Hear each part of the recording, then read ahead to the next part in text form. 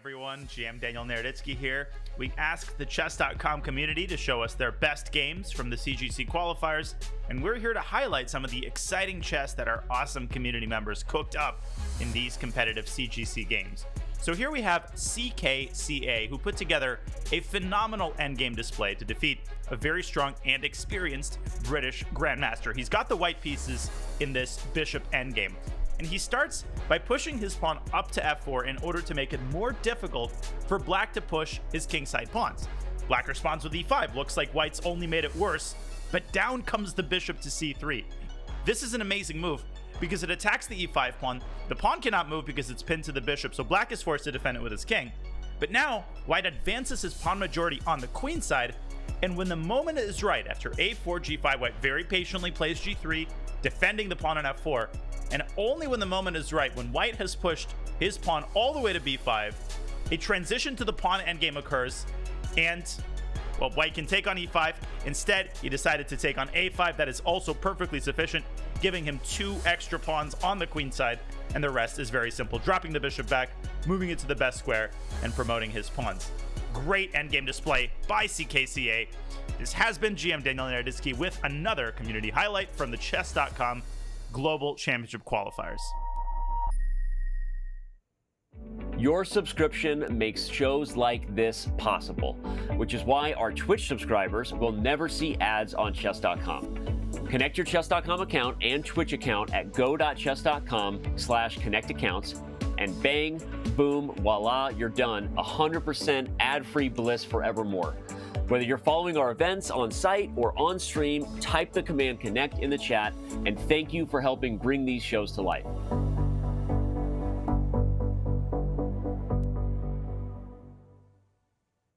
You guys play chess? You want to talk about it? Yes, we do. Let's do. Oh yeah. Where do you play chess at? In our room. Okay, when I say chess, the first word that pops into your mind. Protect my queen. Hikaru. Intelligence. Strategy. Tactics. Toby Maguire. Oh my God, you saw Pawn Sacrifice? Yeah. If you're on Tinder and you're scrolling and someone has a chess player on their profile, is that swipe left or swipe right? Swipe right is good, right? Yeah. Then yeah. Instant swipe right. Okay, super into that. Right, I'm into it. Yeah. You're into chess? Yeah. Okay. Probably whatever the swipe is, not interested. You're not interested in chess players? I'm not interested in chess players who are on Tinder. Oh, I get that. In fact, that checks out. If I ask you to name one chess player in the world, can you name a chess player? Yeah. No, I cannot. Anna Taylor-Joy. Capablanca. Wow, name another one. Oh, Kasparov. If you name 5 other world champions in the next 15 seconds, I'm gonna give you $50. Karpov, Spassky, Holgar, Carlson, and Anand. Holy shit, he did! You get $50, dude! Oh my God, we just lost $50. Whose idea was that?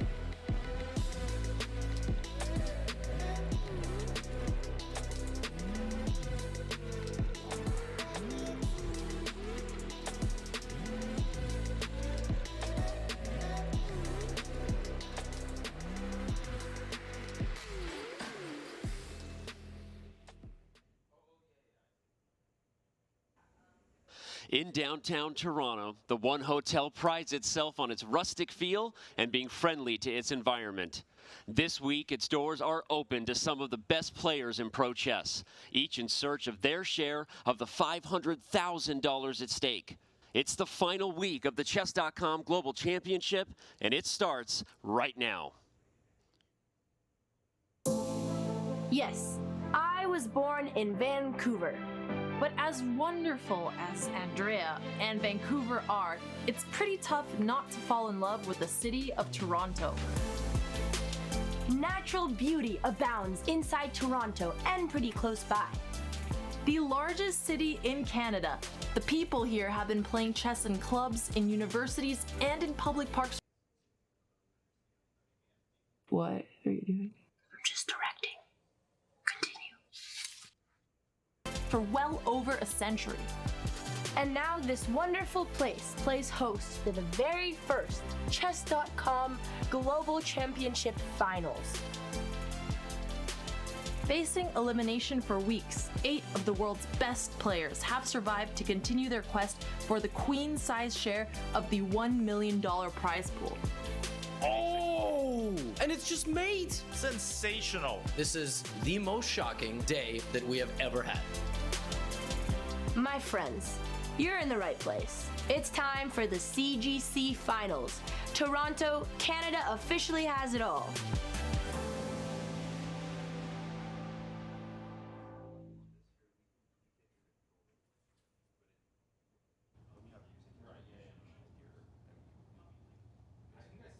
Thanks, Andrea and Alexandra. Yes, Toronto has much to offer, and it's not far from some breathtaking views, but today we're inside the One Hotel in downtown, where the stage is set and the players are ready to begin the quarterfinals of the Chess.com Global Championship. Welcome inside the gameplay hall at One Hotel Toronto. We're super excited to have you with us and hearing from you in chat all day. I'm Danny Wrench alongside Grandmaster Dania Naroditsky. We have James Canty here and International Master Levy Rosman. These gentlemen are amongst the small army we have brought to Toronto here for the CGC Finals. And fellas, your opening thoughts now as we get settled in Toronto for some great chess ahead. Danny, where do I begin? I'm in a beautiful city. I'm covering an amazing tournament, and I'm doing it with the best company imaginable. All of you guys are awesome. I'm super, super happy to be here. It's an honor to be part of this small village, and I can't wait to jump in. Danny said it best. Can't wait to jump in. We're in Toronto. Lots of good food, good people, a lot of money on the line here. Big trophies, big chess, man. I'm excited. Yeah, I don't think people realize just how much has gone into this. Like, you guys look fantastic. The production looks fantastic. This whole set looks just absolutely incredible. There is $500,000 being given away in the next 6 days in this event. I can't be more excited. Minus me almost losing my suitcase at the airport. But we got past that. Now we're here. I'm ready for chess. Let's go. You look fantastic. Candy's chain looks fantastic. For those new to the CGC, we are playing rapid chess, and we began this tournament months ago with thousands of players. We are now down to 8, and you will soon notice we have 3 players not with us in Toronto and a new one that's been added to the mix. More on that in a moment. But right now, let's take a look at our bracket, guys. Here's our final 8. They will be competing in 8-game matches over the next 2 days. Let's move to the top half of the bracket and zone in on Hikaru Nakamura, now the reigning Fischer Random World Champion. He'll be taking on Jan Krzysztof Duda. Wesley So will take on Dmitry Andreikin. Moving to the bottom half of the bracket, you see Anish Giri taking on his good friend Timur Radjabov. And then Nihal Sarin will take on the last-minute fill-in, Sam Sevian. Friday and Saturday, we will move, of course, to the semifinals. Ultimately, we're moving to Sunday and Monday, where the championship and ultimately a global chess champion will be crowned. I am so excited. Danya, let's start with you. Your initial thoughts on the field, how strong these 8 players are, what they had to go through to get here, and what pops out to you about the bracket? Well, what pops out to me is the fact that my favorite types of tournaments are ones where you cannot predict a single result. Every result is up in the air, and why does that happen? That happens because the players are so evenly matched and are so known for upsets. And that's exactly what we see here in the finals of the CGC. We're going to try to predict some of the matches, but I think we're all going to look like fools. And I think that's a great thing, and that is the reason everybody should be on the edge of their seats no matter what match we're watching. Absolutely. Of course, the matches being 8 games, at least 2 or 8-game matches here are absolutely like unpredictable, to say the least. Somebody can go 4-0, and then the next day it turn around and we have an Armageddon. So it's actually really crazy to see, even in the format standpoint. Yeah, this is the culmination of months of work, right? We made this event 64 players, 32 invited, 32 went through essentially the Hunger Games to get here, and now there's 8 guys left, right? We have a fast time control, so we don't have to sit here talking about hypotheticals for 6 or 7 hours, and we have a mix of the mainstays at the top of the game and a couple of young stars as well. So what more can you ask for? Right. You said it well. Hunger Games of chess, I like that. Knockouts, people love them. And I can't wait as well. I mean, you said we can pick favorites, but really every one of these matches could go a direction that no one sees coming. So as we mentioned, due to some logistics, 5 of the players will be here in Toronto. They are here in Toronto. The other 3 will be playing from Belgrade, Serbia. Let's actually check in on that and give the fans a view of where the players will be sitting. Here are where the 5 players in Toronto will be joining us from. We see that a couple of them are already at their chairs. Wesley So, not here yet. Anish Giri is there. Sam Sevian, yet to be here. Hikaru Nakamura just took off his headphones. And Jan Shistov Duda, they will all be in Toronto. Let's take a look at where the 3 players in Serbia will be. We see Dmitry Andreikin, the only one not arrived yet. Timur Radjabov getting dialed in, dialed up. And Nihal Sarin getting ready to play. It's, wow, it's going to be wild. So, guys, as we look at the players, 5 in Toronto, 3 in Belgrade, we have some cases in which the players will be in the same room, obviously, with one another, and some where they're going to be playing online, as if it was still the online qualifying portions. Danya, as a player, which would you prefer? Well, that depends entirely on my form in the tournament. If I'm in good form, then I want to see my opponent sitting across from me. As Bobby Fischer said, I want to see my opponent's ego crack. When I make the good moves, I want to see the impact that it has on my opponent's facial expression and the way they're behaving. But if I'm in bad form, I don't want to have anything to do with whoever I'm playing. I want them away in Belgrade. I don't want to see them, and I don't want to see them crushing me. So depends fully on whether I'm in good form, whether I'm in bad form. It's always in front of them for me. Like, you just want to see what's going on, see their face when you make that move, or like your face when they make that move on you, of course. So at the same time, I'd have to be in front of them just to see everything go down to body language as well. That's how we grow up, street chess, and also playing in front in the parks, and et cetera, right? You want to see that and everything from there. So I'm in front of you guys. I'm going to take a different angle. So we've all played over-the-board chess, but chess absolutely exploded over the last couple of years. And for the viewers at home, you might have gotten into chess online. But for those that have played over the board, it's a totally different experience for your nervous system. So you guys have nailed that component. My question here is, we have 5 people right behind us in the venue where you're kind of supposed to be technically, right? This is Toronto and everything like that. But you have 3 people in one location in Belgrade. So can they get in that same headspace? Chess is this odd game you can play in a hybrid format from a remote location, but are they in the same headspace as seeing all of us here surrounded? Like, will there still be that intensity? I don't know. I'd argue when you have 200 grand on the line for first place, you better get in the best headspace, whether you like it or not. No matter where you're playing from, there's a ton on the line. So, all right, well, as you saw in the bracket, everyone's been talking about it. Sam Sevian has indeed replaced Levon Aronian. Levon unfortunately had to withdraw due to personal reasons. But yesterday, Nemo caught up with Sam to talk about the fact that he's now finding himself back in the CGC here in Toronto.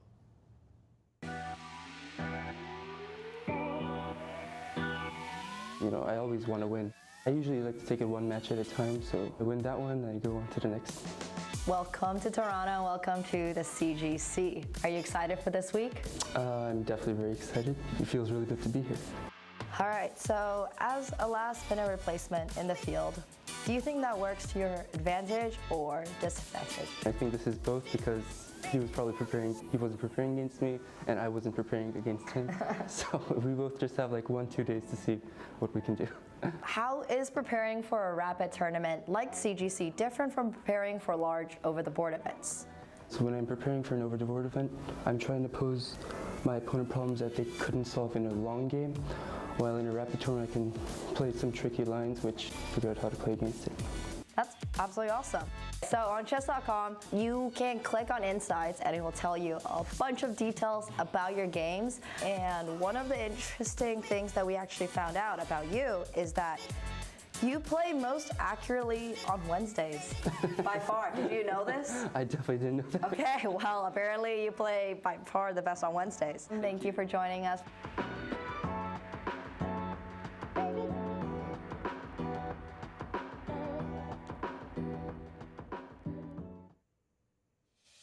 Great stuff there from Nemo. Here are some other things, of course, to know about Sam Sevian. He's 21 years of age. We see his path getting here to the CGC finals with that unique result there in the round of 16 that he lost, yet here he stands.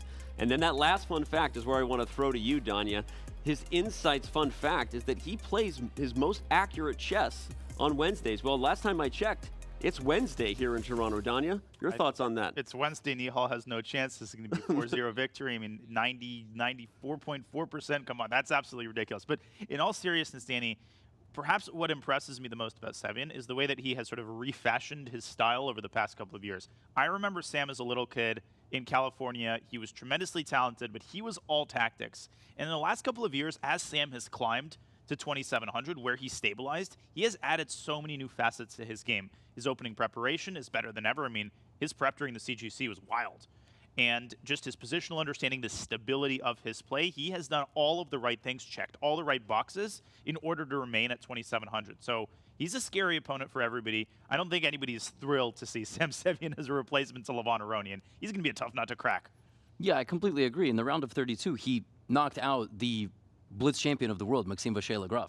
I mean, he beat the guy, right, to get to the round of 16. He didn't have a great match against Levon, but when was the last time, this is a question really for the audience, when was the last time there was a quarterfinals and one of the participants just lost in the round of 16 and they said, no, actually you didn't just lose, come right back, all right, you get a second chance. It's a very unique situation.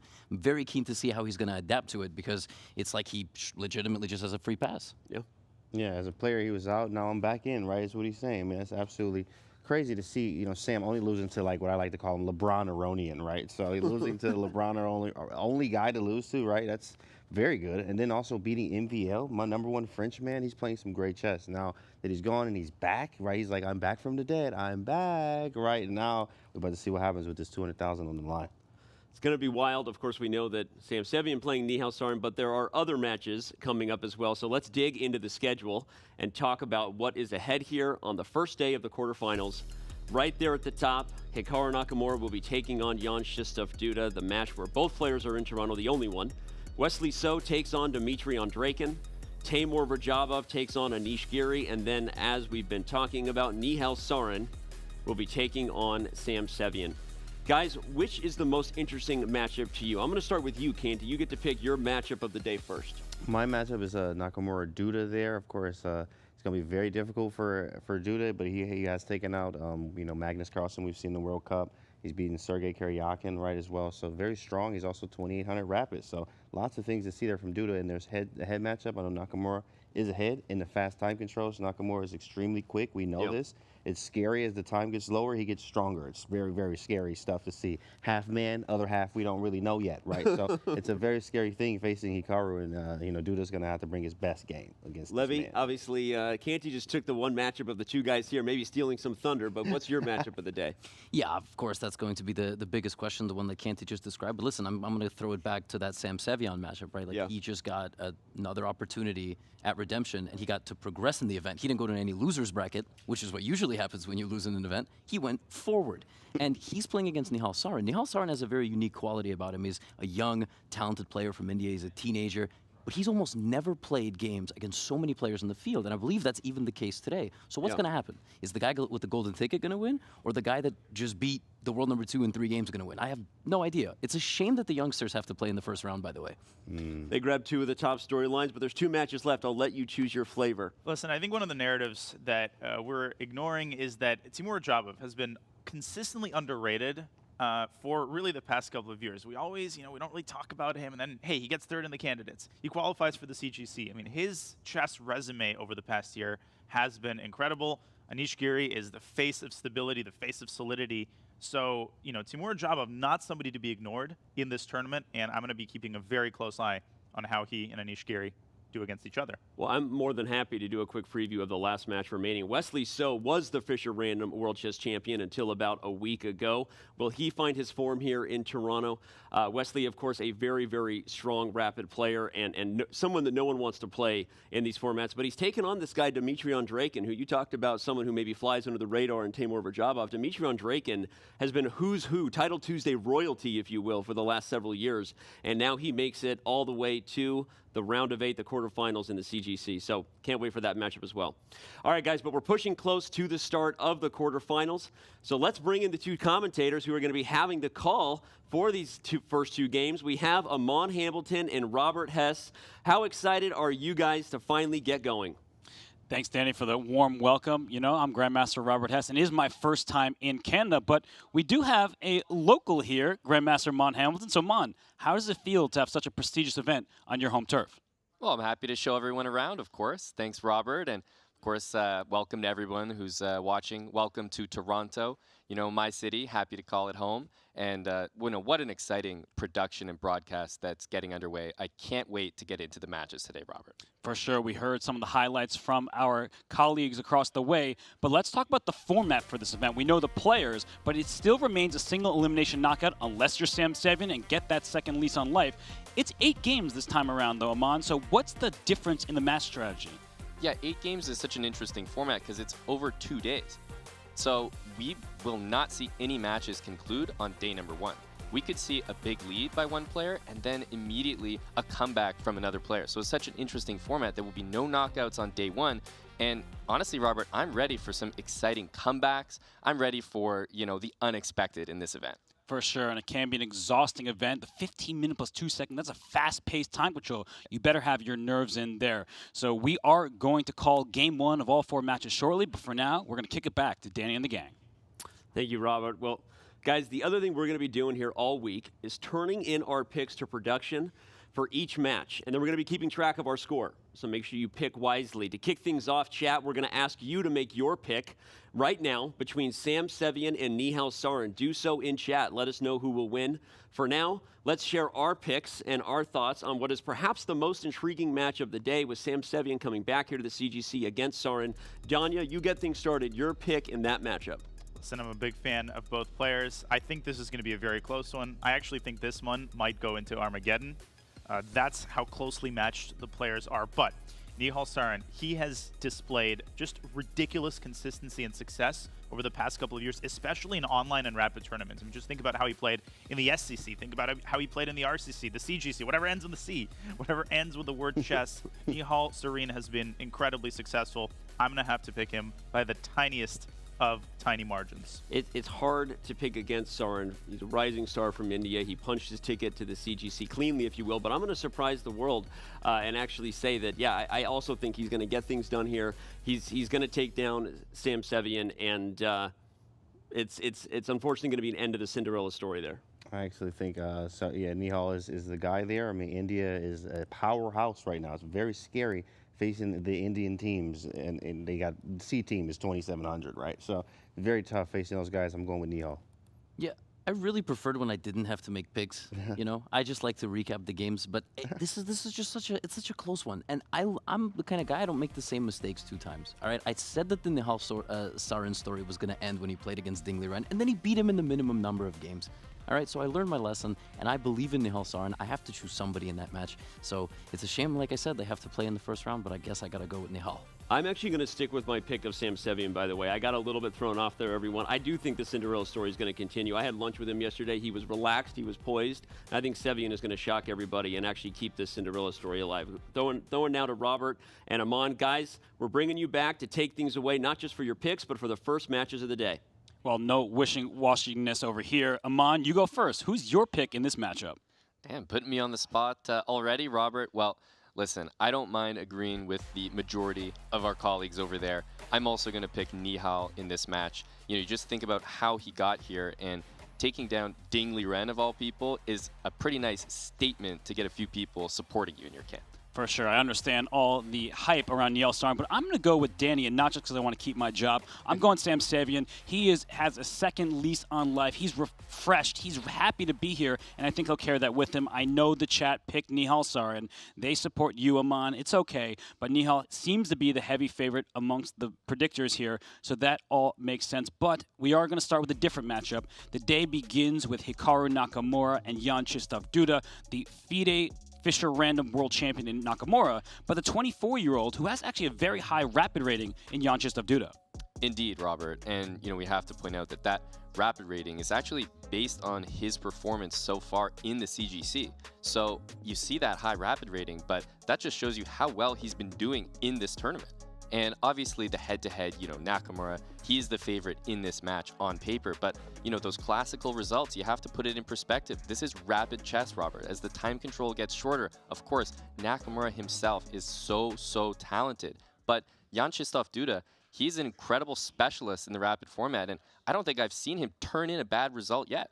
No, and he knocked Magnus Carlsen out of the World Cup. He's beaten him in the Champions Chess Tour. So why not beat another world champion, Hikaru Nakamura? And you see the players, they are sitting across from one another. That's the only matchup, Aman, where we have the players here in Toronto in these quarterfinals. So what do you think? The Polish fighter, is he going to land some punches?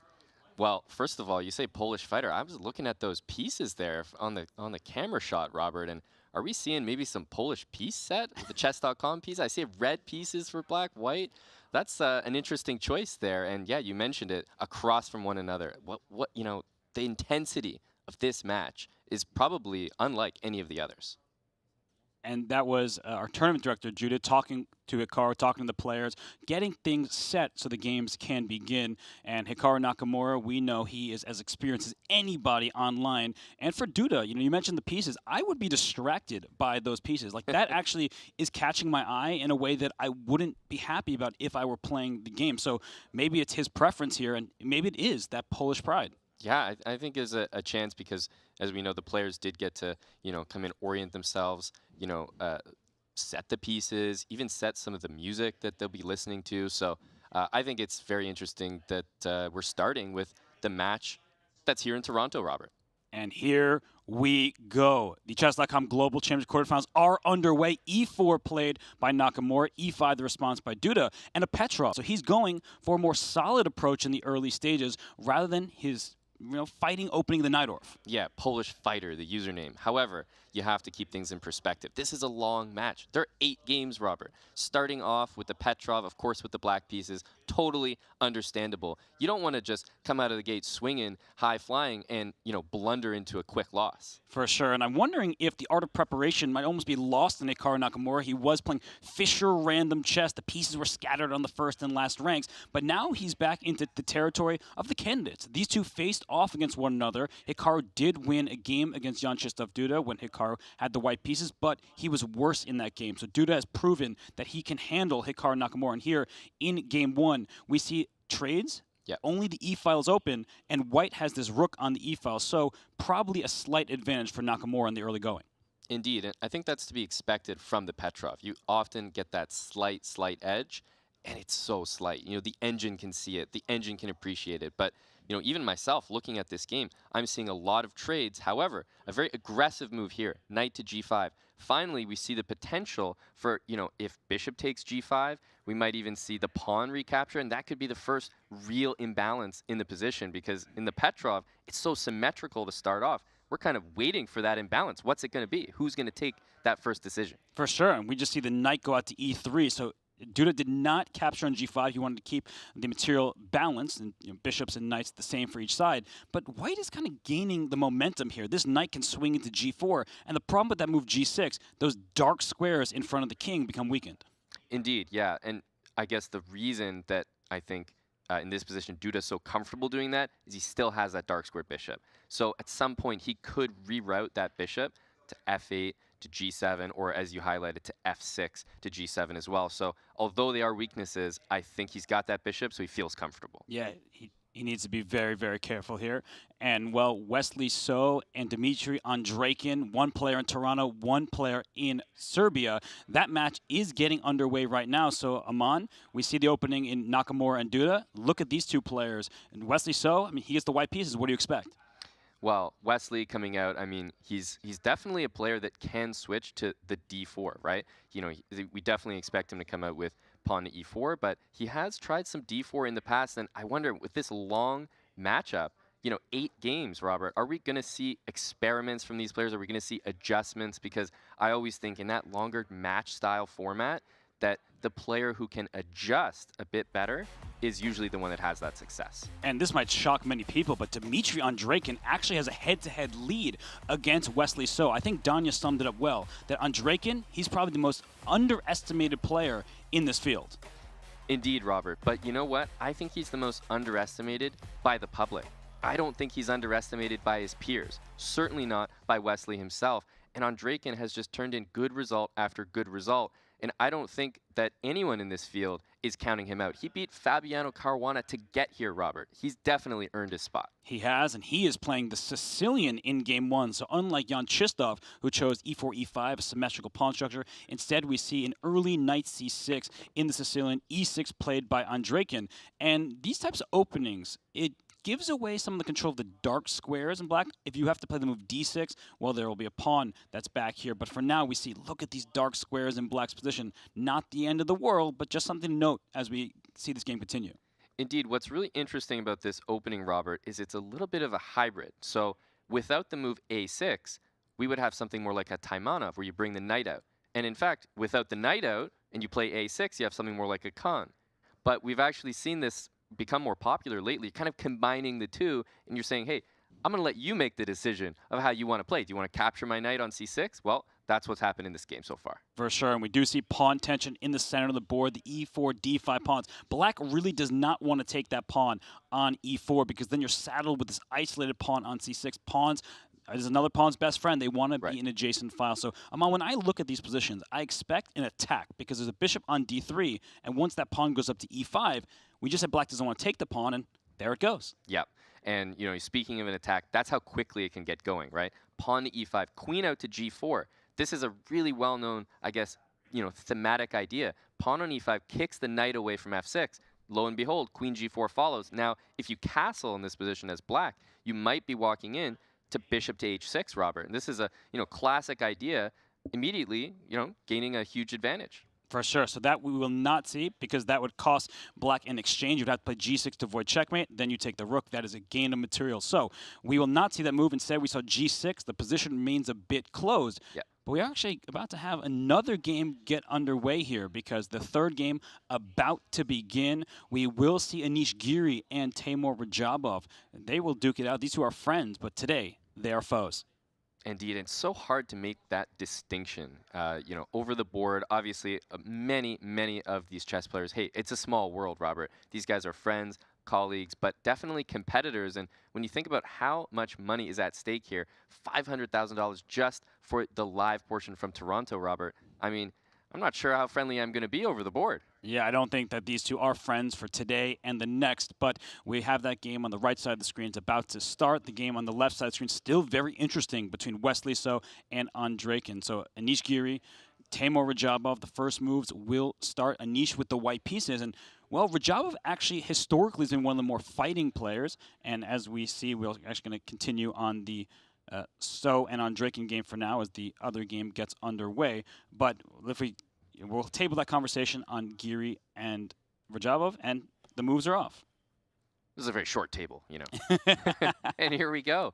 You know, I love to see all the games getting underway. We're able to catch the beginning of them. This is awesome. Giri starts with e4 as well. And, you know, already having a think there, it's like, was he not expecting the move e4? Or was he maybe planning something against that? Because he's gone with a Sicilian, Robert. Right, and I actually have experienced losing to Anish Giri on the black side of d4 lines, the Catalan. So he might have been surprised by e4 move 1, and he chose the Sicilian line, this Rosalimo.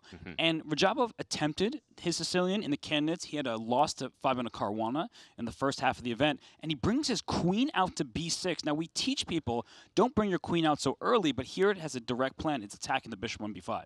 Indeed, and, you know, just so many ways that this can be dealt with. Pawn to a4, knight to a3, and maybe intending to bring it to c4 in the future. Or, Robert, we could do the absolutely crazy bishop back to f1. Now, that's actually a serious suggestion. It might surprise some people, but the bishop often goes back to this square in this opening, leaving the rook able to, you know, shine on the e-file. That's right, because the bishop would have been on the square where the rook went after a castling. The rook has already moved to the middle, and the queen on b6.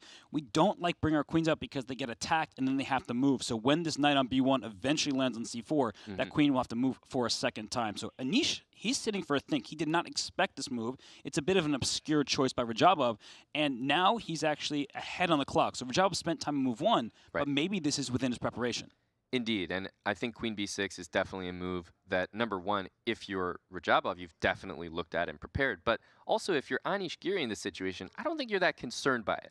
You know that it's off the beaten path, but you also get this feeling looking at queen b6 like, this isn't that dangerous. I just have to find the right way to go. And, you know, I think he'll be pretty comfortable once he establishes his plan. Is he going to bring that bishop back, you know, and basically, is he going to start attacking the queen and harassing it? That's right, because he could take the knight on c6 as well, but I don't think he wants to do that. But our fourth and final match of the day is about to begin as well. That's the newcomer, the second least on the tournament in Sam Sevian. He might be praying. He doesn't need to pray. He's already been receiving the gifts, and he plays against Nihal Sarin. Aman, these two players, very young, have not actually played against one another. Indeed, yeah, and you just look at the age, the youngsters, as you know, our panel has indicated, playing against each other right now, and 18 years old, 21 years old, you can see there on the screen, the rapid rating so similar, and look at the most important statistic. They have not played at all, Robert. That is what is drawing my attention right now, is that we're seeing a matchup between two young superstars that they've never done this before. No, they have not, and it's funny because they have so many successes to their names. You would think that they were much older, but they are very strong despite those early years. And we see liftoff d4 played by Sam Sevian, who gets the white pieces. And we have a Queen's Gambit decline with an early h6, a la Magnus Carlsen, delaying the development and just taking away the g5 square. Yeah, h6 is a really cool move to see, and you know, just shows that these players and many modern players, Robert, they take inspiration from others, especially, of course, the world chess champion himself. h6 tried, and that stops bishop g5, which is the main idea. You don't want to deal with that move, and instead that lets black play bishop to d6, because you don't have to worry about dealing with a pin from the bishop on g5. That's right, so the bishop could go on a more useful diagonal rather than staring into its own knight. And the queen comes up to d3. We were just kind of chastising Timur Radjabov for bringing his queen up very early in the game. Right. But here it's a bit different because the queen on d3 supports the move e2 to e4. You want to open up the position. The knight on c6, not so strong here because you would like a pawn on c5 as well, putting pressure on the center. So I'm on that bishop on g2, that Catalan bishop, it would love to have open diagonal. 100%. If that diagonal gets open, you really start to see the difference between the bishop on g2 and the bishop on c8 for black, which is locked in and not doing anything. So love the idea with queen to d3, and it's actually put Nihal in a think tank early on. Well, speaking of player in the think tank, look at Wesley So's face, and look at that position on the right side of the screen here. There's a pawn on g5, a rook on b4, Dmitry Andreikin locked in, and that bishop on h6 for Wesley So also in danger of being locked in. Yeah, you talk about being locked in. How do you let this happen this early on? I mean, when he played bishop to h6, it actually made so much sense to me, Robert, because look, you're actually stopping black from castling seemingly permanently. But speaking of permanent, I'm not sure how that bishop is getting out. Pawn's on g5, and you know what's the most interesting? You're highlighting it. The rook from b4 stops white from playing the move pawn to h4. That's my first instinct, Robert, to try to save my bishop, but we can't even do it because the rook on b4 can capture it. No, it cannot. And actually, black can play the move rook h4 right now. The bishop is under attack. It would have to slide into g7. And after rook g8, black loses the right to castle, but white will lose a pawn. The only safe square is f6. And after we just capture on f6 with either piece, you just take twice, and black is a pawn ahead. Aman, this looks really bad for Wesley So. And it's such an obscure maneuver. Like, you know, when you were learning chess as a kid, Robert, did they teach you about the rook a8 to b8 to b4 to h4 maneuver? I think I skipped that lesson. You must have skipped it. Well, I think there's another guy who might have skipped it as well, and I think that's Wesley So. Completely unexpected, and honestly, Dmitry Andreikin is getting off to the start that a lot of people might have predicted based on his run in this tournament thus far. And it just happened, right? We saw queen g4. It's where we left off. g6 makes sense. Bishop h6, you cannot castle. But with rook b8 and rook b4, after queen g3, this move g5 was a shot in the dark. So already in this position, it looks like it was trouble for Wesley. And he brings his queen 2 moves in a row. Queen f3 was his second queen move in a row. He's not in the right position for his pieces, and rook h4 is kind of an obvious move from Dmitry Andreikin. But Aman, are you surprised that he's not played that move already? Yeah, I think in this moment, he's taking his time because, look, Robert, he probably feels that g5 has been a success. Anytime you see a player play queen g3 and then shuffle to f3, you know you've got him where you want him. You know, plus, you see Wesley's body language here. It's not looking good. He doesn't look happy. So I think Andreikin's taking his time because he knows I'm ahead here. Let's just, you know, calm down, find the best continuation, and go from there. So not looking to mess things up when he's got it in the palm of his hand. And Wesley, if he had a free move, he would have put his pawn on g3 to take away the square. That just indicates that queen g3 was another mistake. He should have went queen f3, because then g5 could be met by this move pawn to g3, taking away the trapping square, and white would actually have an advantage. So it's very interesting to note that the queen choosing a natural square, but the wrong one, and now Wesley is going to pay. But Dmitry still has not moved. It's starting to become a little bit worrisome for him. His clock goes under 9 minutes, plenty of time for a player his caliber. Right. But why don't we let him continue to think while we see Hikaru and Jan Chistov, and whoa, what a position we have there on the right side of the screen. Yeah, we're dropping into this game at a great time because, you know, these Petrovs, they start out a little slow, Robert, and, you know, as a fan, a chess fan, people watching right now, they're probably thinking, oh, Petrov, you know, I don't care about that game. Let's show some of the others. But have a look at it now. After knight f7, first of all, we got a hanging knight in the position. We've got a loose e-file, so basically that knight on e6, bishop e7. I'm looking for tactics around those pieces, and of course the e5 square, Robert. White's pieces are ready to jump in, and we've got this sort of patented Hikaru Nakamura think where he's like, you know, I kind of feel like something's there. Yeah, he must be feeling that because Black's king side is in shambles. And it just goes to show that in the move ago, if you took what was a hanging knight, it would not have been a good decision. Pawn takes knight, looks free, but not all pieces should be captured. This rook, this queen, and likely heading towards a checkmate, because after king to h8, I simply take this on e6. You're running out of defenders as my queen and my rook join the party. So that would have resulted in just to show how this could have concluded. Check. The king goes to g-file. Give another check. The king only has f7. Right. And then once I move my rook away, your king is being hunted. Only squares, and that's checkmate. Wow, and best believe he didn't want that to be how game one goes, especially using the Petrov. I feel like, you know, when you essay the Petrov, this is not the kind of position that you want to be in. So even psychologically, he's probably not comfortable here. No, not at all. I mean, knight d6 to f7, you're retreating with your moves. But that said, right, we have enjoyed the look of White's potential attack. Black's base is somewhat solid here with these pawns. It's hard to break through. The knight eventually will be under attack. And if we trade too many pieces, you won't have enough pieces to checkmate me with. Yeah, that's a good point. I think knight to e5 looks like an incredibly logical move. That's like the first thing I would think of, right? Jumping into that great square. But the move knight f7 is played directly against that.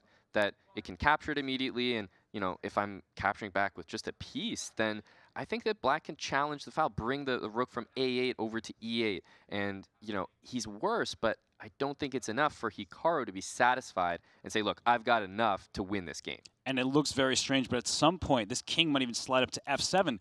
There are not enough pieces for White to deliver that checkmate. G5 is under Black's control, so we'll see how this one goes here. But for now, it's looking quite precarious for the king, but a few accurate moves from Jan Chistov Duda, and he may withstand the pressure and be even able to level up this position. Yeah, indeed. I think you said it best. It's a critical moment in this game, Robert, and also we want to focus on the time, right? Jan Chistov Duda has only 5 minutes. You're saying he only needs to play a couple more good moves. Hey, you're right, but does he have the time to find them? That's the big question, but we are going to check in on the game between Sam Sevian and Nihal Sarin. Nihal, you know, he's got the forehead cam going on. He is diving into his computer in front of him, and right now it is Nihal's turn. And there's a tactical opportunity for Nihal, but that will backfire. I think a lot of people see a knight fork, they play a knight fork. And knight c2 in this game hits queen, hits rook in the corner. That would not be the right decision because this knight on a1 will get trapped. It's not actually queen takes d6. Right. That looks like, oh, give me a bishop. It's hanging. But you'll see the evaluation bar shift in Black's favor after that move. Instead, the retreating move, queen to d2, giving up this piece in the corner, the rook there, and then taking on d6. The knight is not getting out of here. It's currently just one piece for the rook, but it's about to be two. Incredible. That's incredible. Yeah, and if you just go back a couple moves, Robert, was it Nihal that actually underestimated this? Because I feel like he might have thought knight c2, queen takes d6. You calculate that line, and he's expecting to then, you know, excavate his knight from a1. he might not have seen this move queen d2 that you just proposed. That's a tough move to spot. There's a hanging piece on the board, and you're like, no, I'll actually take that later on my own terms. Right, but that goes to the strength of Sam Sevian. He's saying, well, looks can be deceiving. It looked like I was out of this tournament, but no, I'm right back in here. So Sam Sevian, he's putting up a big test to Nihal right now. And so this bishop is actually hanging, and it goes back to e7, just as I was to ask you, Mon. Should it retreat? But it doesn't feel good to retreat in this position, and this bishop on g2 is very happy. Yeah, you can just see the difference in the pieces. You have the bishop on g2 and the bishop on c8, Robert, and you just quick look at those two, and you can tell who is happier. Plus, when you have that knight on b4, the whole intention was to play knight c2. So if Sam came up with a well-calculated variation where that wasn't possible, that's sort of like, he's won the battle, but the war is still ongoing. For sure, and it's going to be a long-term advantage with this bishop on g2 compared to its counterpart on c8. The little things add up in a position like this, but we do have a big thing going on here with the Chess.com Global Championship. It is the quarterfinals, 4 matches at once. So why don't we bring all 4 games on screen for you to look at? Look at this view, Aman. We have all 8 players. The 4-head cam, right? I always like that. Yep. Sometimes the 5-head cam if they're making exceptionally good moves. But of these positions here, I mean, the one between Wesley So and Dmitry Andreikin that continues to catch my attention, because look at the eval bar. Wesley So looks like he's going down in game 1. He does. That game has been such a shock, and it's incredible. We have this rook on h5 in that game. I mean, every game so far, I feel like there's been tactical opportunities. So it's been really, really exciting to check these games, Robert. And honestly, I think the one you pointed out might be the first one done for today. I mean, if we just look at the position, white is now down a pawn. Yeah. There is an attack going. This rook that was on a8 went to b8, b4, h4, h5. That's a journey, but it's not stopped believing in this attack. And I already like to move knight f3 check. Why not go for more? Yeah, I mean, this could pivot from, oh, I'm just going to win this bishop or maybe win a pawn to, actually, I'm going to checkmate you because, if Wesley goes all out to try to save this piece or save his pawn, sorry, that's not going to work. There could be sacrifices on the king side here, Robert, and this game could really end with a bang. Yeah, I'm looking at this queen. I'm trying to go to h3. I know that diagonal doesn't work, but I will play the move e5. And the big point is this bishop is loose on h6, so you can't just go queen e3 and take. Right. Because after the move queen e3, you're not threatening queen takes f3. The bishop on h6 is hanging, so black can play e5. Take my pawn, I take your bishop. Thank you so much for the material. Yeah, no, that's a really convincing position. He's actually gone for something that I guess is a little more tempered, shall we say. You and me, Robert, we get to throw the pieces around here in the analysis booth, but bishop d6, great move. Look at that knight on c3. It has nowhere to go. b5, d5, e4, all covered. Bishop is on e2. There's so much domination going on. If you look at the black pawns, they're covering every square that white might want to put a piece. It's true. And now the sacrifice on g3 are a thing to look at. That's where the bishop came in line with the queen. But let's leave Wesley So to his struggles, unfortunately for him in this game. We're going to take a look at Giri and Radjabov. We have that board on the right side of the screen right now. And Aman, that position remains a bit closed, but that could be bad news for the bishops. When you have bishops, you like an open board, and that bishop on g4, well, that bishop could get trapped if you're not careful. Yeah, and hang on a sec. How the heck did that bishop get there, Robert? That really caught me off guard. I mean, I'm used to the bishop on h4, and maybe I'm used to a bishop on g4, but not with a knight on f3. It's kind of like, I got somewhere and then I sealed off the exit, so I can't get back. So I am concerned about that. We can just immediately look at the move h5, pawn to h5. That traps the piece. So obviously, that's what's going through these players' minds right now. And that's why knight d2 is played. Let's clear space for this bishop to retreat. Yeah. And the eval bar says white is better. And I'm sure the players are looking at this saying, well, black's piece is a bit cramped in there. a4 to a5 at some point. Maybe a knight will come to c4, things like that. But it's not that clear. There's no exact plan that the players are about to execute. So I feel like Radjabov can't be too unhappy with what's unfolding. Agreed. No, this is what the engine might look at and say clear advantage for white, but the players are definitely not feeling that way. I'm sure that Giri likes his position, and to be fair, I like it as well, but black's got just as much counterplay options. You mentioned a5 for white. Well, hang on, if black can orchestrate maybe an f5 or a g5 expansion, those pawns can be just as dangerous on the king side. That's right. And I think a move that Radjabov should consider at some point is bishop f6. You typically don't like giving up your fianchetto piece, but I always say this, when you have less space, you want fewer pieces, because that way your other pieces can breathe. So rook b8 is clearly a way to stop the move a5, or at least make it less tempting. But I do like Anish Giri's position. He is going to continue to squeeze. So this one, a little bit more close, a little bit more just strategic in nature. Let's see if we have anything more tactical as we bring up all 4 games that are going on. Maybe one of these will catch our eye a little bit more. Yeah, I mean, we know, Robert, got to be honest, the people love their tactics. They love their fighting positions, and that one might get more exciting in the future. We remember Hikaru's game started off as a Petrov, and then it got exciting. That can happen in so many of these positions. Right. And, well, speaking of Hikaru and Duda, let's go back there. That was our game that started first. It kicked off the CGC Finals here in Toronto, and as we look at the position, nothing really looks unexpected based on how the game is developed, but you must like White's position here. Look at this bishop on d8, not really doing much. This e5 square is called a transit square. It's a turnstile. It's White's for the taking. You grab my bishop, well, thank you very much. In comes my knight. So, Aman, how can Duda save this position? The interesting thing about this position, Robert, is before the move rook h7, I was almost going to make a comment that I can't see Black's pieces being better than they are.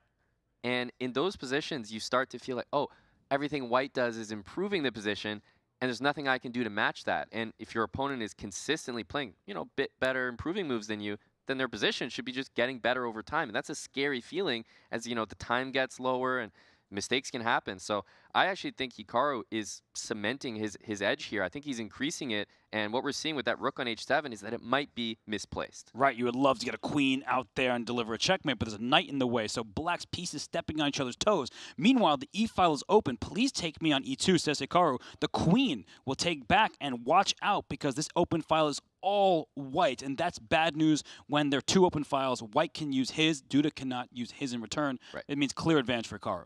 Indeed, yeah. This is what we call operational open file, and exactly what you're describing has happened. Now, suddenly, you want to take that rook and say, oh, no, I was kidding about the attack. Bring it back to the middle of the board, but it's not that easy to reroute the pieces. It takes time, and everything about Hikaru's position seems to be getting better and better. I think this might be a win right off the bat, Robert. It looks like it, and things seem to be getting better for Dmitry Andreikin as well. We were highlighting how Wesley So's bishop looked trapped earlier, and things got from bad to worse in that game. So we're going to see it here on screen. There were sacrifices on g3. You called that, Aman. And it's just a matter of time before Wesley So has to resign, capitulate, and lose game 1. Yeah, I mean, in this position, I think it's more a formality of choice, because the rook can take on h2, but so can the bishop. And in cases like this, sometimes it's the bishop that's the more dangerous one, because you take with the bishop and then you want to just remove it. And guess what? If you take on h2 and remove that bishop, that's going to be a checkmate, Robert. Right. Not just check, but checkmate. And we should point out that in the current position, Black has 1 rook and White has 2. So your sacrifice idea did come to fruition, and the way it happened was with a rook leading the way. Wow. Because he wants to go for h2. It's not about the material here. He wants to go for checkmate. The king safety is paramount, and as we see, rook g1 just trying to get pieces away. Doesn't even really carry a threat to it. And Andreikin, he's been doing this the whole game. When he has an obvious move, he still is sitting and thinking, trying to find the knockout. I think that's it just shows maturity, class. Like, that's when you spend your time. You don't wait till you have that losing position and then try to invest your time trying to, find a remedy. It's not going to be there. You want to find the remedy when you know it is there, and that's where he's spending his time. I think that's a great decision. It's worked out for him so far, and guess what, Robert? I think he's made the best move in the position. Bishop takes on h2, setting up bishop to, well, it's a pick'em, any square for checkmate. And the big problem for White is you need to get this rook on h5 off the board. So you may think, let me try to trade it, bring my rook to g5, and then Black plays a game of keep away. You play rook g5, please, please, please let me take you, let's trade, let's do something like that. And the rook simply slides away. I think you can just go up to h3 and say, wait, how are you going to touch this? Exactly. No, my pawn covers g2, your queen can't attack it. Yep. And, the aftermath is that Black has so much material that's just sitting in reserve. Queen on c7, bishop on c8. So there are a lot of lines where, White might be able to survive this checkmate, but you're going to have to give up so much material that the game's just unplayable after that. No, and we may see a resignation soon, but other games heating up as well. So Dmitry Andreikin looking to take his first game. Look at Anish Giri versus Timur Radjabov. The eval bar swinging in Radjabov's favor, so it was a closed position. Things have opened up, and that seems to be bad news for Anish Giri on the board and also on the clock. He's down quite a bit of time. And you know what? This position actually looks pretty normal, except guess what? That e-pawn feels like it just got plucked off the board. Like, where did it go? Because now the f-pawn for black has an easy path to f5. And there's a scary idea of black playing pawn to f5, and then maybe pawn to g5, pawn to f4, and slowly just kicking all those pieces back to, I don't know where, h2. I mean, it's going to get really cramped for white. So Anish just dropped his e-pawn here, and suddenly it's Timur Radjabov for choice. And it feels like we're playing Space Invaders, right? Just pieces going forward. So let's just dial it back a few moves to see where that e4 pawn went, because that was his first move of the game. It's an important pawn. We left off, the knight came back, the black rook slid over, and then at this moment, that's what happened. The b5 pawn was captured, and that seems to be an inexplicable choice by Anish Giri. The response was incredibly obvious when bishop takes e4. So he took a flank pawn for giving up a central pawn, and not just that, Aman, he had to give up b2 as well. So I'm very surprised by the sequence of moves. Indeed, because I think it might have been more of a emotional reaction. Like, he played the move a5. I don't think he saw b5 was working as well as it does. And after it was played, he didn't want to let it just sit there as like a, haha, I got to play b5, so he snapped it off. But that was the wrong decision. And now, we mentioned it, Radjabov's got that extra pawn, but the queen on c7 is still in a pin, so that c-pawn right now is pinned. d4 is an aggressive move. I don't think that Radjabov feels like he's totally winning or anything of the sort, but we know when we play with the black pieces, it's about equalizing, then going from there.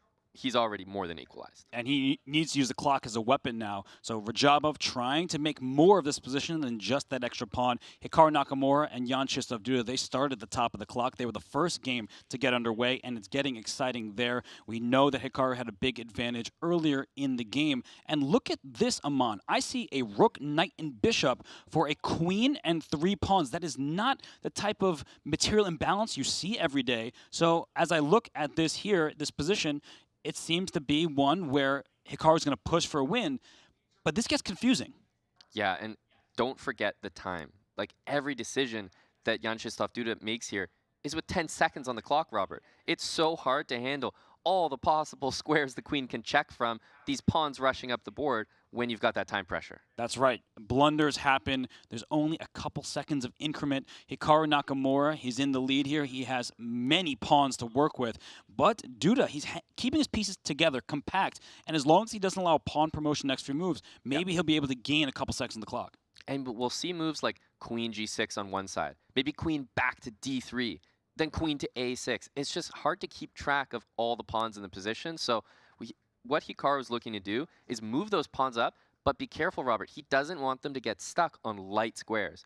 The dark squares are where Duda is going to look to blockade those pawns. It's a really good point, and look at Hikaru's pawns on those dark squares, limiting the scope of the bishop. He does not want those pawns to be stuck in their tracks. He can play f5.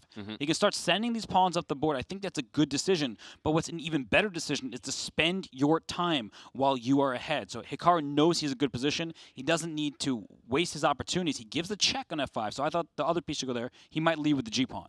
And that's exactly how, everyone, pay attention. That's how you advance those pawns. When you're advancing 2 passed pawns against a bishop, look at the color of the bishop. Here, it's on a dark square, so you want your pawns to advance on dark squares. So after g4, side by side, the next move would be g5. Whoa, when he played c4, giving away a pawn, then d5, trading off pieces, but blacks are coming to life. And this king on f2, it's not going to get checkmated, but there could be a series of checks that allows black to stay in the game. Indeed, and I think the simplification is kind of what Duda wants. The more pawns on the board, the more targets for that queen to hit. And there goes the knight to d4. This pawn may eventually go to a5 to be protected by the bishop. And for now, Duda, he's keeping pace in the clock. Still at about 10 seconds. Very impressive display of speed. Yeah, and at some point, Hikaru's going to have to make that decision. When is it time to play pawn to g4? As soon as that happens, it's like the floodgates open. Black's going to target these pawns with knight back to e6, looking to get into all these, checking squares. So that king and queen have to be careful, Robert. We're all on the lookout for that deadly knight fork. For sure, and now the bishop switches diagonals, and there goes the a-pawn. So there are pawns on both sides of the board here. What white does not want is to allow those pawns to get stuck in place. Knight c6 can come back to stop the a-pawn, but that loses sight of the f and g pawn. So the knight has to make a decision. It is a short-range piece, not an easy choice for Jan Krzysztof. Yeah, the bishop is making its intention clear. It's blockading, but the bishop is now committed to the queen side. The knight on d4, as you mentioned, has to pick a side. As soon as you go knight to c6 and drop back and hit the queen, well, the queen is so mobile, it can go from side to side, and the g-pawn will suddenly run up the board. And there's knight c6 going after the pawn. a6, watch out for queen b7, and Duda doesn't care because his knight and bishop cover the a7 square. So, Aman, I would be very nervous about this position. He has no time. He needs to make these choices, and this king seems to be able to dart away to g4. Yeah, and that's why you advance your pawns on dark squares, Robert. You can use the light squares for your king, and it's got this amazing shelter that you're building. Right, and here goes the king, and there goes the evaluation bar. It is completely winning now for Hikaru Nakamura, and I think he's on the verge of winning. I think Duda might resign in just a few seconds. In fact, this moment could be nearing the last because the g-pawn, the a-pawn, how do you stop them all? There's too many, simply. The g-pawn, the a-pawn, the queen supports g7 and a7, and Duda says no more, resigns in game one, and Hikaru Nakamura finishes with his king in the center of the board triumphantly. Wow, and what a victory in game one for Hikaru Nakamura. The winning does not stop for the Fischer Random world champion. He steals game one, and as we see here, Nakamura takes a lead. It's an 8-game match, so today will just be the first 4 of the 8, but Hikaru Nakamura, he's all smiles, as you see in that picture. Yeah, and you can see the score there, just to keep everyone updated. Nakamura winning game one, of course, taking that early lead against Duda. I mean, it's got to feel good to start an event like this, Robert. For sure, and I'm looking at the chat here in the game between Wesley So and Dmitry Andreikin as we head right back into the action. There was a draw offered by Wesley, declined by Andreikin, and what in the world? How is this game still going? What is the material count? It looks like white with 2 rooks, black still with 1, and how many extra pawns? 4 for black, so 4 pawns for a rook here, Amon. I didn't realize this was math class, Robert.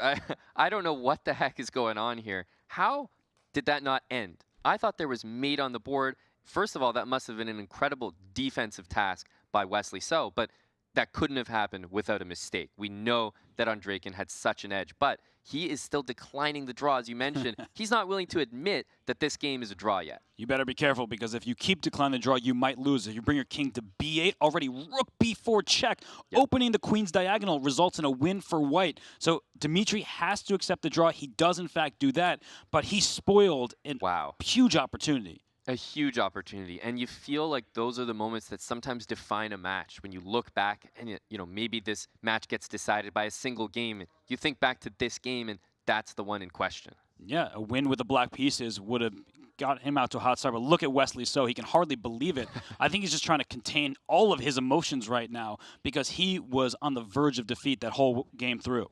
Yeah, I was going to say there might be a wry smile behind that hand, Robert, but Wesley is definitely breathing a sigh of relief in that game. Although he had the white pieces, he got off to a terrible start, and Andreikin has got to be kicking himself for missing that opportunity. And at the end of the day, scoreboard says it all. Half-half. Doesn't matter how it happened. The draw was secured by Wesley So. He is tied with Dmitry Andreikin. And now Anish Giri and Timur Radjabov, they still are slugging it out in game one. And Aman, I feel like every time we tune into that matchup between those friends, the position is completely different. Exactly. Yeah. Earlier we tuned in and it was like, where is the pawn, right? And then, we're obviously want to jump into that game here because I think with all the games starting to wrap up, this one looks like it might be the next one, Robert. Yeah, and Anish Giri here, we see, he's on camera. He's playing this. He's very intense. And the game ended in a draw. So I think the players, they're just looking, wait a second, is that the repetition I think it is? It was a 3-time repetition, but despite that pawn down, Anish actually had the advantage according to the evaluation bar, but that's neither here nor there because the game finished with a split point. Wow. Yeah, that's such a, and that is definitely a result that I can tell you, Robert, I did not expect.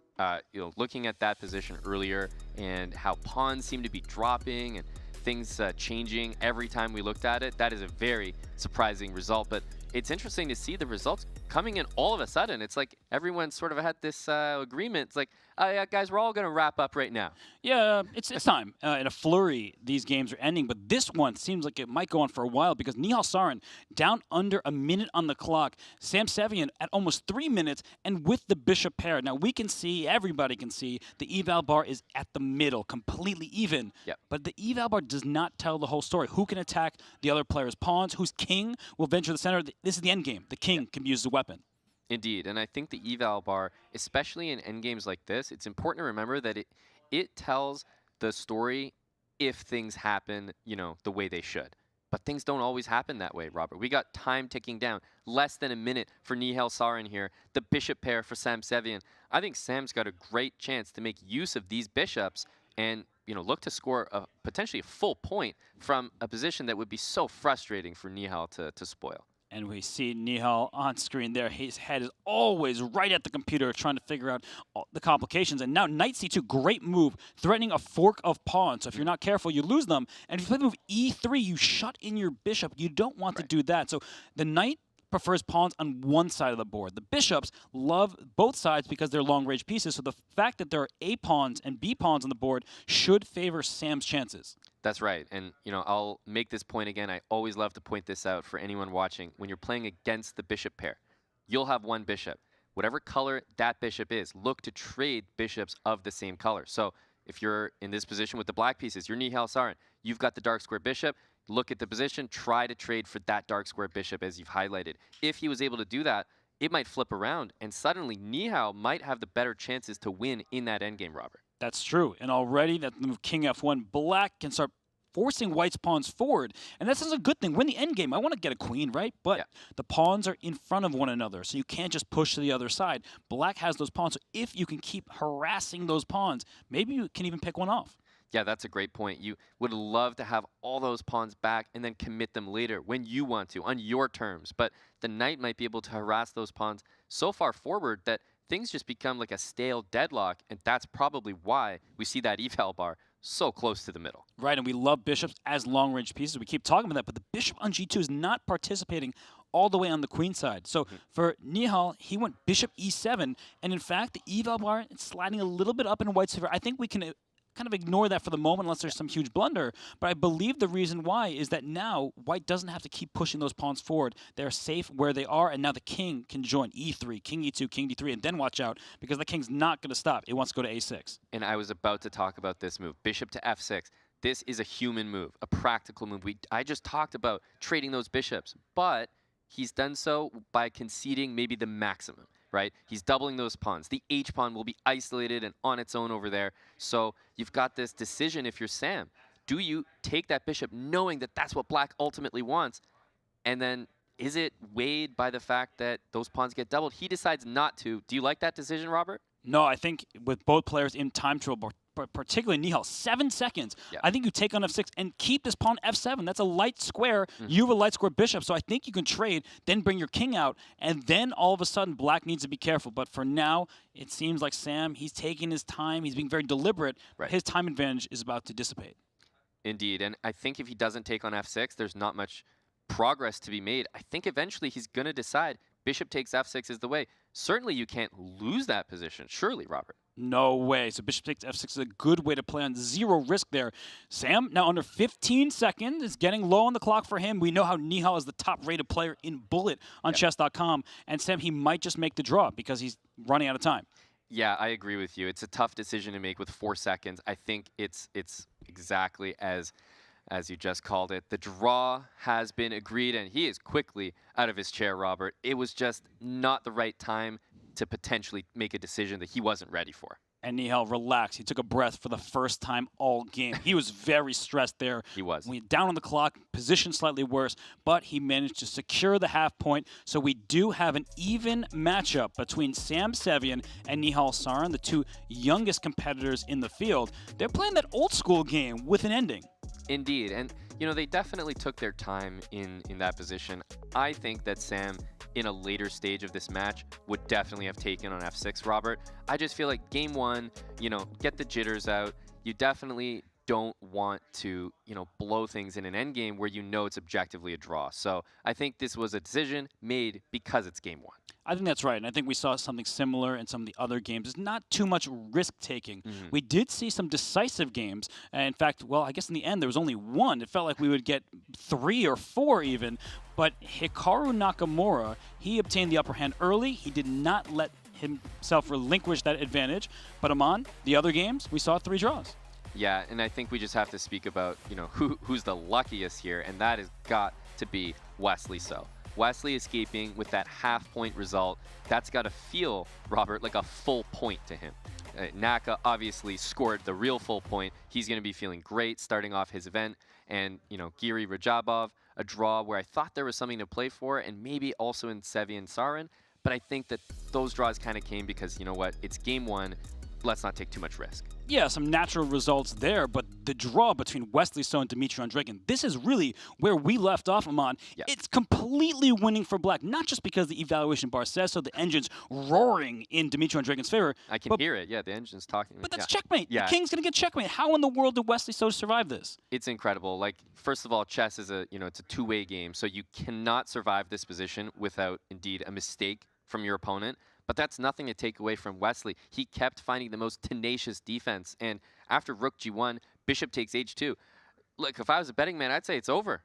It looks over. The king goes out to d7, and here after bishop e3, there's a discovered check, and this is what happened. He went a5 on the other side of the board, a move that gives away the entire advantage. Instead, queen to e5, bringing the queen towards the center and over towards the king. That will help lead to defeat. I can't really blame him. It's a hard move to play, but a5 was a step in the wrong direction, and after knight e4, bring a piece not just to the defense, but maybe to the attack.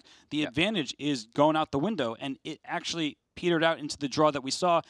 Completely logical given that mistake. Yeah, incredible. And, I'm even looking at that eval bar as you're playing the moves here, Wait a Robert, second. And I'm thinking, wait a minute, wasn't there an opportunity missed the other way? He just wasn't even thinking about it. He was so happy to even be playing this game. He didn't realize there could have been a win on the board. Oh my goodness, I thought there was a repetition was forced. Yeah. But queen a7 check leads to checkmate. This king cannot go forward because of the knight. It cannot step back because of the rook. That leaves bishop b7. That's checkmate. That was checkmate too. Isn't that basic, Robert? I mean, look, we're not supposed to be too harsh on the players here, but you have to when queen a7 is there. Robert, that's a simple checkmate in 2 moves. Oh my gosh, nerves got the best of Wesley. He was just about to lose the game. Yeah. He could have flipped the script completely, but this is where we saw the still winning if he played rook takes d5 check and then queen a7. So that checkmate idea was there. It just didn't come to mind. Can't really blame him because he spent the whole game defending. But for Wesley So, he'll need to prove better in the next couple games because Dmitry Andreikin won't let advantage like that slip. No, I think both of these players, have the game 1 jitters, so to speak, because opportunities missed from both sides. Now that I see the full game along with the chat, I think we can all agree at some point both players deserve to win. What an amazing hour of games we just had. It's just the first game of the matches, so it's just exceptional stuff. And Brave means private browsing and so much more. By default, Brave blocks ads and trackers on every page and video you visit, even on YouTube. No ads means up to 3 times faster page loads, faster streaming, and faster playback. It means 35% longer battery life while saving on mobile data and internet bandwidth. For Android, iOS, and desktop, get the best browser for gamers, streamers, and creators. Switch in 60 seconds at brave.com/chess. We're going to take a quick break. When we come back, we'll play the Game 2s in all 4 matches at the Chess.com Global Championship. Twitch subscribers, we have some new exclusive content for you from Toronto. During the break, do not miss it.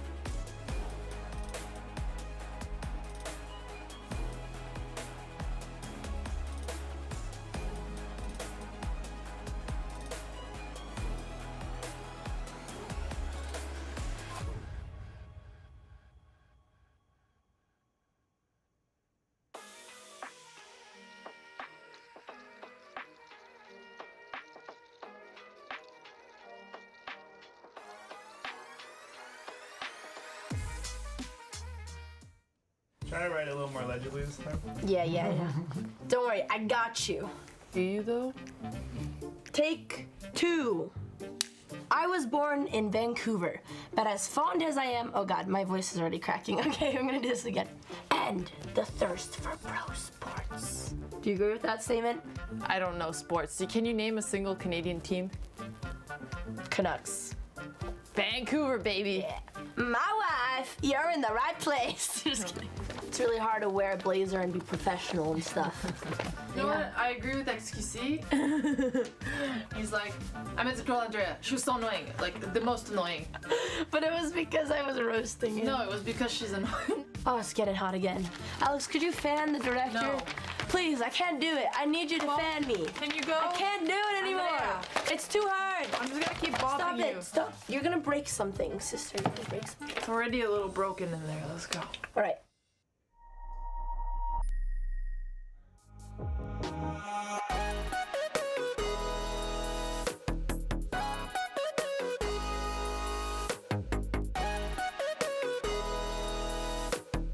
My name is Ethan Curry. You know, we all have nicknames. Chicago is naturally where I'm born and raised, so that's how I got the name. I guess they call me the muscle. I'm the one with the passion. I'm always looking for a good fight, you know. Evidently, it don't make a difference, man. That's checkmate coming up. It don't matter. What we're trying to do is to let them know, hey, we playing down here in Houston, Texas. And if you come down here half-stepping, trust me, we're gonna beat you. You better bring your game.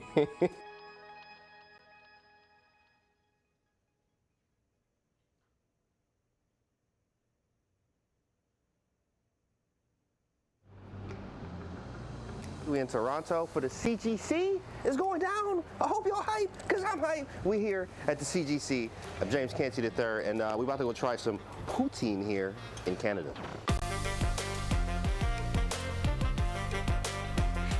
Let's try it. Let's try it. Hold up. Yep.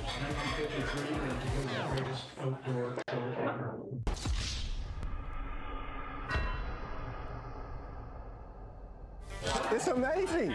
It's amazing. I love it. Toronto poutine was absolutely amazing. First time trying it. Definitely recommend it. 3 minute. All right, let's do it. Okay, little London system. All right, yo move. There it is, GG. He actually played. No, you played good though. You played much better than I thought. Right? Great game, brother. Thanks, Ethan. Thank you, man. Make sure you out here at the CGC watching the film. The content's gonna be amazing. The team is amazing. We'll see you guys later.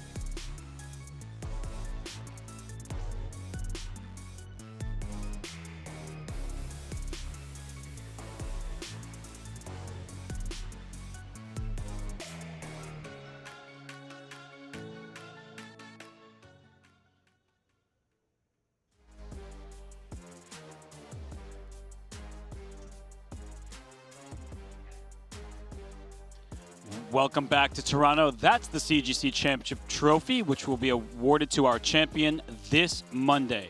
That's certainly pretty nice, but also rewarding is the prize pool, which starts with a first prize of $200,000.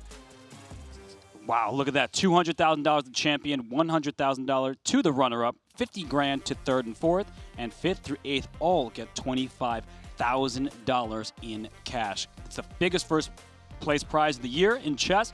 It is a great prize fund indeed. And while I'm Grandmaster Robert Hess, again, with Grandmaster Mount Hamilton Amon, that was a fun first set of games. It certainly was, Robert. I think we got a little bit of everything. We witnessed firsthand that the players are nervous. We saw that, the human element. But we also saw some great chess, some fighting chess, and we got a decisive result in Hikaru Nakamura taking out Jan Krzysztof Duda in game number 1.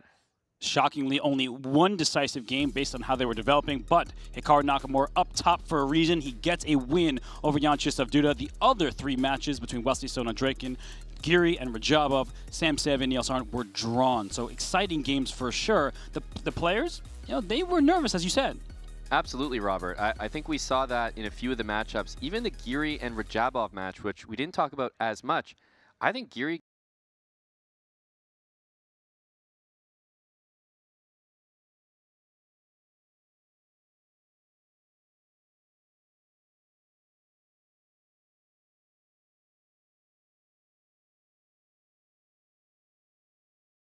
For sure, and game 2 of Hikaru Nakamura and Jan Krzysztof Duda is going to get underway shortly. And this, we see here, the insights between the players. Only 40 games in Rapid for Jan Krzysztof Duda, but the accuracy is there for the Polish fighter. Absolutely. Yeah, the accuracy is such an interesting statistic because that is what I think of when I think of Jan Krzysztof Duda. Even that game that he just played, Robert, I don't feel like it was that inaccurate. That just looked like a slow grind from Nakamura. So you see those wild games, those end games from the players. Are we going to see more of those two things? Because that last game, although it started a little slow, Robert, it did get extremely exciting. And no surprise there that Hikaru Nakamura thrives in wild games. That position started calm, and then it got open, and Hikaru Nakamura was able to maximize. So he is jumped out to a 1-0 lead, but we have Jan Krzysztof Duda with the white pieces. So he gets white in game 1. What do you think he's going to do? Yeah, the thing is, this is such a long match. And, have to keep reminding everybody watching because the 8-game format, Robert, is not too common. These players might be more used to 4 games where if you lose a game, the onus is on you to almost bounce back immediately. But I think we're in a different situation right now. I don't think that Jan Krzysztof Duda needs to, fight back in game number 2, immediately go all out for a win. That's not the case at all. In fact, I think stability, just getting a good game out, maybe a solid opening advantage is what he needs to do. And he started with d4. Okay, and Hikaru Nakamura plays e6 rather than his vintage King's Indians. He has a lead. Why should he take any risk in the opening either? And it's becoming a Catalan Queen's Gambit accepted type of position. The pawn on c4 is gone. The bishop on g2 is very happy, but that's slicing across the position. But sometimes players try to cling on to this pawn on c4. So Amon, in the early stage here, we see the contours of the position, the light squares under control from Hikaru's pawns, but the center under Duda's control. Indeed, and I think in this situation, we've got Nakamura with the black pieces playing what is a solid opening, but also one with a lot of poison. You mentioned you can try to hang on to that pawn, and although it's theoretically based, it's still pretty scary when you realize, hang on, I'm actually not getting that pawn back, and a lot of times that's what happens in this opening. You don't get it back. In fact, you play for the imbalance, you play for the compensation, and you spend the majority of the game potentially down a pawn. It's not for everyone. And the compensation is the center. Because d takes c4 took a pawn away from the center, white actually has 2 pawns to 1. That sounds like white's up a pawn, but only at that part of the board. Black has 4 on 2 from the A to the C files, and the b4 square now under black's control because there's a pawn on a4. So white has given up control of some important squares, but it is quite likely, if Duda wants it, he can make moves like queen c2, bring the knight to d2, and scoop this pawn right back up. That's right, and in all likelihood, that pawn will be recaptured. And what we have is this structure that black's developed, b7 and c6 pawns against the bishop on g2. One of the best pawn structures that you can have against that bishop. So Naka going for a very solid opening here, but if you're Duda, I feel like you've got the imbalance you want, you've got the center for yourself to control. I think this is the imbalanced game where I give a slight edge to the white pieces. This is the game that he wants in game 2. And I just saw chat telling Duda he has to move, and I was just about to say, Hikaru at exactly the amount of time he started with, and Duda has spent a minute and a half and counting trying to figure out this position. So he's caught by surprise by something that Hikaru has done, but his position does look good. It's very natural. Indeed, very natural, but the moves are not coming out very naturally for Duda in this case. So he's spending his time, and if we think back to that last game, yes, Hikaru had that advantage the whole game, but the time also played an important role. it was not clear to me that those 3 pieces versus a queen were going to lose, but the time. The time was definitely a factor. Knight c3. So Duda says, I don't even want that pawn back. He's trying to protect the e4 pawn push. But that b4 square we're highlighting is under black's control. Why not develop and take away the e4 pawn push because we'll remove the guard? And it just doesn't really feel like that natural square. I was thinking knight a3, knight b to d2. Like, don't we want to take that pawn back on c4? Knight c3 feels funny, but at the same time, maybe he's just not caring about that pawn. He's saying, look, pawn to e4 and potentially pawn to d5. We could see a really early central break. Well, he may not literally care about that pawn, but he may find himself regretting this decision. Wesley So and Dmitry Andreikin are about to get their second game underway, and they had the most hectic game of all, topsy-turvy one. And if we look into the insights between these two players, no surprise to me here, Dmitry Andreikin prefers the endgames down the bottom of the screen, but Wesley So, one of the most accurate players in chess history. And it's so interesting to look at these statistics because you look at the wild games, and you say, okay, Dmitry Andreikin, has more wild games. And then you look at the end games, and he's got more of those as well. It's like, wait a minute, the guy just plays the whole package. And when you think about it, that's almost what happened in the first game. It was insanely wild, but it was liquidating near the end. So he didn't complete that attack. Will we see another crazy one like that? I have to say no, Robert. I think these players are going to reel it in game number 2 because that was just too crazy to start things off. And no, when you think of clash of styles, these two have similar styles. They prefer quieter positions, not tactical melees. And yet, when two endgame aficionados go at it, they get the wildest game of the event thus far. And we see that Dmitry Andreikin, he goes for his little setup here. The bishop on c1, not very happy. It's kind of like a French offense for white, and I feel offended by the look of this bishop on c1. But in all seriousness, Aman, this kind of opening, it might be a strategic play from Andreikin saying Wesley is in more practice than him. He plays much more over-the-board classical chess. Right. Let's avoid theory altogether. Yeah, avoiding it altogether. And, it almost looks like a London where he just kind of forgot to bring that bishop out to f4. But the move c3 definitely indicates his plan for the rest of the opening. That bishop is no longer going to go in the b2 square, which looked likely a couple moves ago. Now it's going to get out to f4 or to g5. The white bishop certainly looks like it's going to d3, one of the best squares, but we've actually got an opportunity for black to take that option away with bishop to f5. So I'm looking at that move right now, Robert, as a clear candidate. And this is a transposition. We've gone from Kali system into a Caro-Kann. This exact position can stem from the Caro-Kann where white captures on d5 and black c-pawn captures back on the square. So this is familiar territory for players. And Wesley So, not really a Caro-Kann player. So I think this is a good strategy employed by Dmitry Andreikin. Indeed. That's why you'll see some players that always start with a specific move. They might try something else, but it's against what they know their opponent is bringing to the table. And transpositions in chess are how you can trick and get your opponent out of what they want to do and into what you want to do. Well, a slow start to this game with Dmitry Andreikin on the clock, and while he thinks the matchup between Anish Giri and Timur Radjabov is about to start, these two friends drew. It was not a friendly game one. The result was split. No. But here, as we look into game 2, Radjabov not very active in rapid chess on Chess.com, but look at that accuracy, Aman, completely knotted up. That's pretty accurate. Yep, right there. You can see obviously the total games to me. That is what I'm focusing on here, Robert. I see that, Timur Radjabov just simply not as active, but it feels like whenever he is active, he's performing well. He certainly is, and he beat Jan Nepomniachtchi to get here, while Anish Giri, he might have had the match of the entire event. The opponent, not over 2,700, but when he clean swept Raunak Sadwani in the second round, that was a sight to behold. So Anish Giri, the #1 player from Holland, he is locked in this matchup. I think it was a jittery start. Both players made some mistakes, but as Radjabov gets the white pieces here in game 2, Aman, I feel like Anish, he's going to have to find his footing real fast because Radjabov does not let people go twice. He doesn't, and the thing about Timur Radjabov that's maybe underappreciated is he really capitalizes on his chances.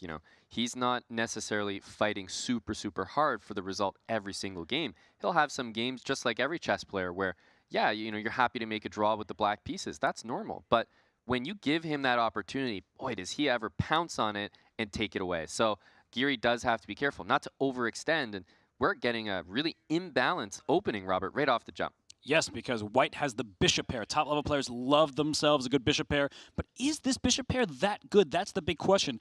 Only white has a dark square bishop. Sure, it can go out to g5. You think, let me pin that knight. But notice the pin was just blocked on this other diagonal here. So black already threatens the move knight takes d4, getting rid of the piece in between the bishop and queen. The queen usually loses that showdown. Indeed, and I think that's why pawn takes d5 was played, because if you bring the queen back to c2, which was just played before capturing, well, black might get ambitious and take on c4. We just talked about that in the other game, the Hikaru game. You can take that pawn on c4 and just hang on for dear life. I think he was ready to do that there, so pawn takes in the center, and now white has played bishop g5, Robert, before playing e3, so that both bishops can develop harmoniously. And I'm going to steal one from the Amon Hamilton playbook here. You mentioned when one side is a bishop pair, the other side has a couple knights. Why don't we trade these light square bishops? That is what Anish Giri wants. Yep. Because if these bishops come off the board, look at c4, look at b3, the light squares are vulnerable. So I wouldn't even be that shocked to see eventually like a bishop b5 type of maneuver. Yep. That said, if you make it that obvious, after bishop b5, the g-pawn could have gone up and the bishop would have escaped. Exactly. So, that's just chess right there. You described it. One side has a plan, the other one can play against it. So you can't make it that obvious with what you want to do. c5 was played, e3, obviously bishop to b5, a little bit harder to achieve now. White wants to just develop nice and easy. Bishop d3, bishop e2, kingside castle, and the bishops, I always say they're like that long-term investment. Just holding it is sometimes worth a lot. Yes. Are you just pulling a GameStop on me here? Wow, good reference to include in the show. But a rook coming to c8. We see the play for black with the castle, but we'll leave these players to it. It's still a locked-up position, and we have our fourth and final matchup about to begin their game two. We have Nihal Sarin versus Sam Sevian. We know they have not played each other, but they have played plenty online, and this should come as no surprise to Nihal Sarin fans. 77% of his games are endgames, and look at that accuracy. That's actually probably the scariest combination of two statistics that you could have. To be that accurate and to go to the endgame most of the time, it just means that, if Nihal wants to get an endgame, he can do it. And if we remember game one, that's exactly what happened. He had the black pieces. I think he was happy with that draw to start things off. Now he's got the white pieces, and he'll look to make a statement. Yeah, he is phenomenal when the pieces are off the board. In fact, in the Olympiad, where he led his team to a medal finish, the India 2 team, which really performed admirably, he played some great endgames throughout that one. So we see early bishop d2. So unlike in that game between Radjabov and Giri, if black ever takes on c3, the bishop can take back, so you don't have to compromise your pawn structure. Indeed, and you know what, Robert? I think this bishop d2 move is resurging lately. It's a move that if I saw one of my chess students would play, or a young kid, I'd say, hey, you know what? You actually want to develop that bishop to f4 or g5 outside the pawns, and then develop your other bishop. Then both bishops are happy. But we see bishop d2, and this is a great illustration, knight to b5. That's the idea. Not only do you want to just unpin, but you actually want to trade dark square bishops. That helps your structure out a lot. And a fascinating decision, because now the bishops are staring at each other. The obvious choice is just to trade, and then push your pawn to c6, because white is attacking this pawn. This is an open c-file for the rook. And so actually makes me question the move, but this is a structural decision rather than a tactical one. So if we see the bishops trade on d2, just to put this on the board for everybody, that c6 forces the knight back to c3 and say, well, your bishop on b7, not exactly the happiest camper.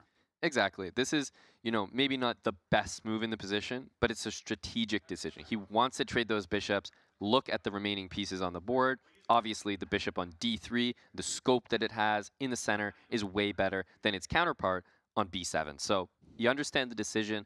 Also because this is a rapid game, Rob. You don't need to play the absolute best move in every single position. You want to get a position that you're comfortable with, that you know where the pieces go, and you know what your plan is. That's worth a lot in rapid. And we heard Sam Sevian talk to Nemo, and he said, well, it's rapid. I might play for tricks. Tricks are for kids. These two are barely outside of being kids themselves. Nihal Sarin's still a teenager, so tricks abound. Knight a6, defending the c7 pawn, but it may look, wait, isn't this a huge blunder? Like, what if I take on b4, distracting this knight away, and knight takes c7? That is a fork of these rooks, and you see the evaluation go all the way down, because this rook on c1 at the end of the file is going to be loose after the simple trade, and rook c8. That's a pin and a win for black.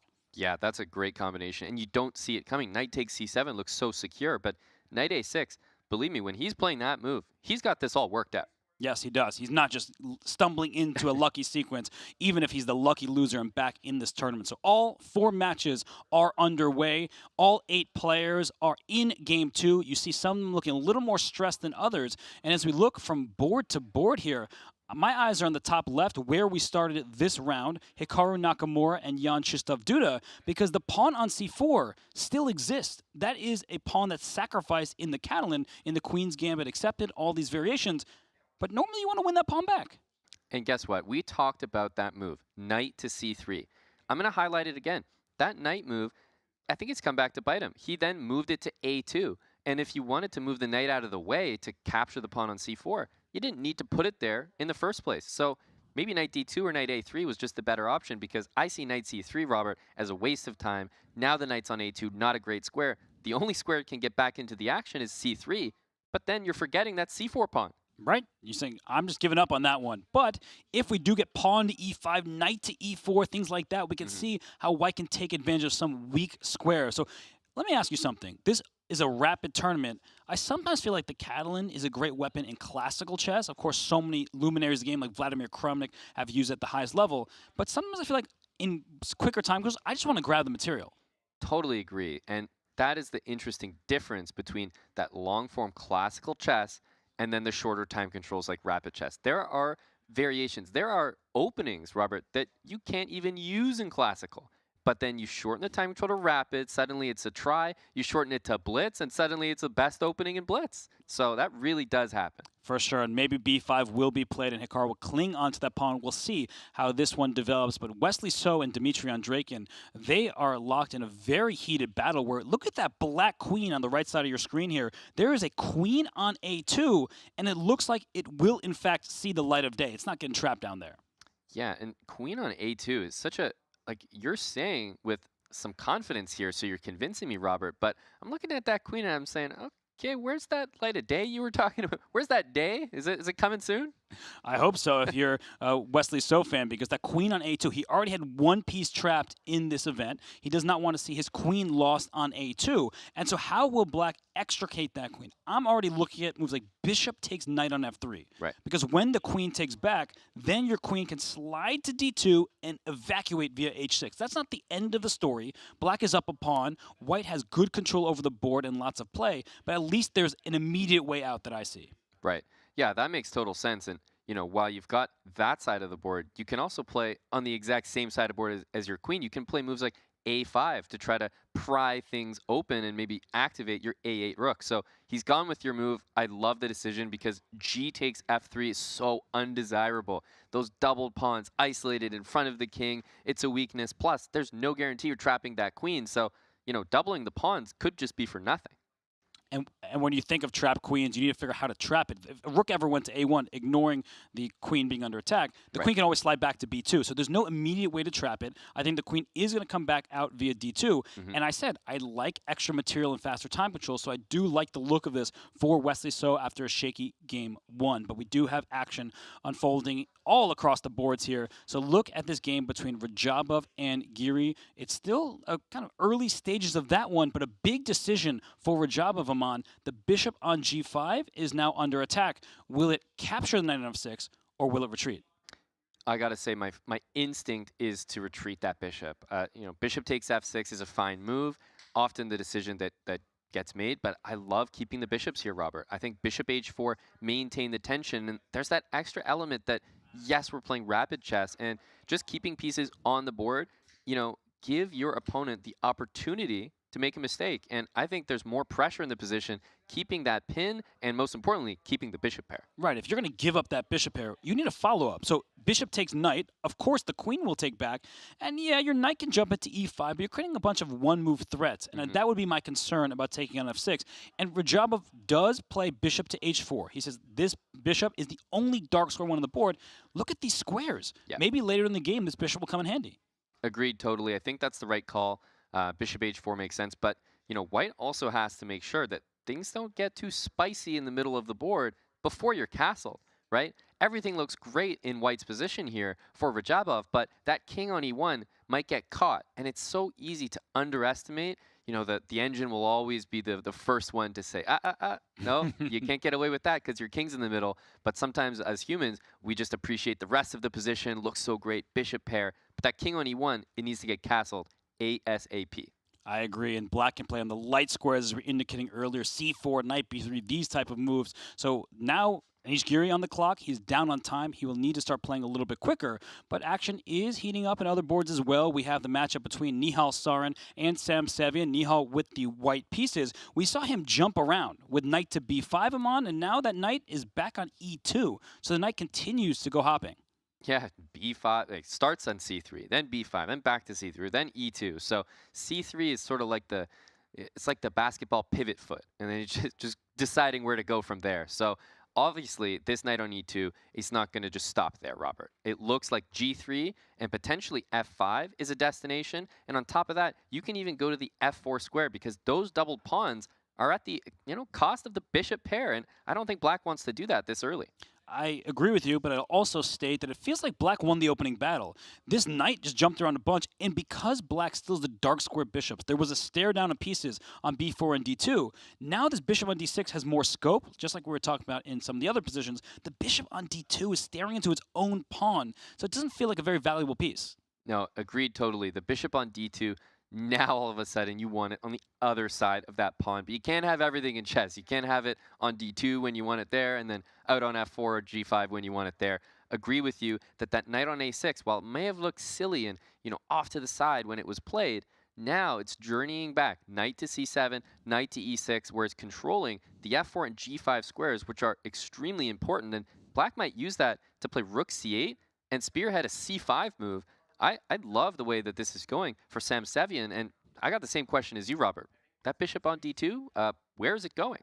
The answer is nowhere, most likely, and black will strike when he is ready with that move c5. Hanging pawn structures are very complicated, so Sam does not want to commit himself to that. So I think in the early stages here, Sevian should be very happy. Played a good game 1. Here in game 2, looks like he has no issues out of the opening. And knight g3 played, this is what I like to say. A pawn 3 squares away from a knight dominates a knight. Sam didn't even let me finish my thought. He plays g6, taking away f5, taking away h5, e4 out of white's control as well. Just complete domination of some of these minor pieces. So this one, b4, some expansion on the queen side. It will get a little bit more interesting with the next bunch of moves. But Hikaru Nakamura, Jan Krzysztof Duda, they started this round here. And Amon, that c4 pawn still exists, but look at the pawn mass in the center. d4, e4, and f4 for Jan Krzysztof Duda. Wow, yeah, I mean, this type of pawn formation here is really scary. And the knight on g6 is also placed in a way that it seems to be walking into everything. Pawn on f5, even pawn to h4 to h5. That knight is going to get kicked around, Robert, and if you're looking at the way the pieces are starting to get placed, I'm seeing a lot of opportunity for Jan Krzysztof Duda to bring the pieces to the king side, and I'm not sure Hikaru can match that defensively. Right, and sometimes you defend against an attack by being a turtle, getting in your shell, and making sure that the attack isn't too vicious. And he does play the move f5 on the king side. The evaluation bar not sold on that move. I was going to say sometimes you defend in the center with the move c5. Try to explode the middle of the board, maybe play bishop b7 to trade off the light square pieces. But f5 is Hikaru's choice, and this is a big moment of mine. En passant is available for 1 turn. Exactly. Will Duda take that, or will he leave it? Well, in this position, I think if you look what happens after pawn takes on f6, it looks like the knight will recapture. And that d5 square is just so juicy for the black pieces. Plus, the rook slides over to f8 for black. And as good as that, f-pawn looks, maybe f5 is coming.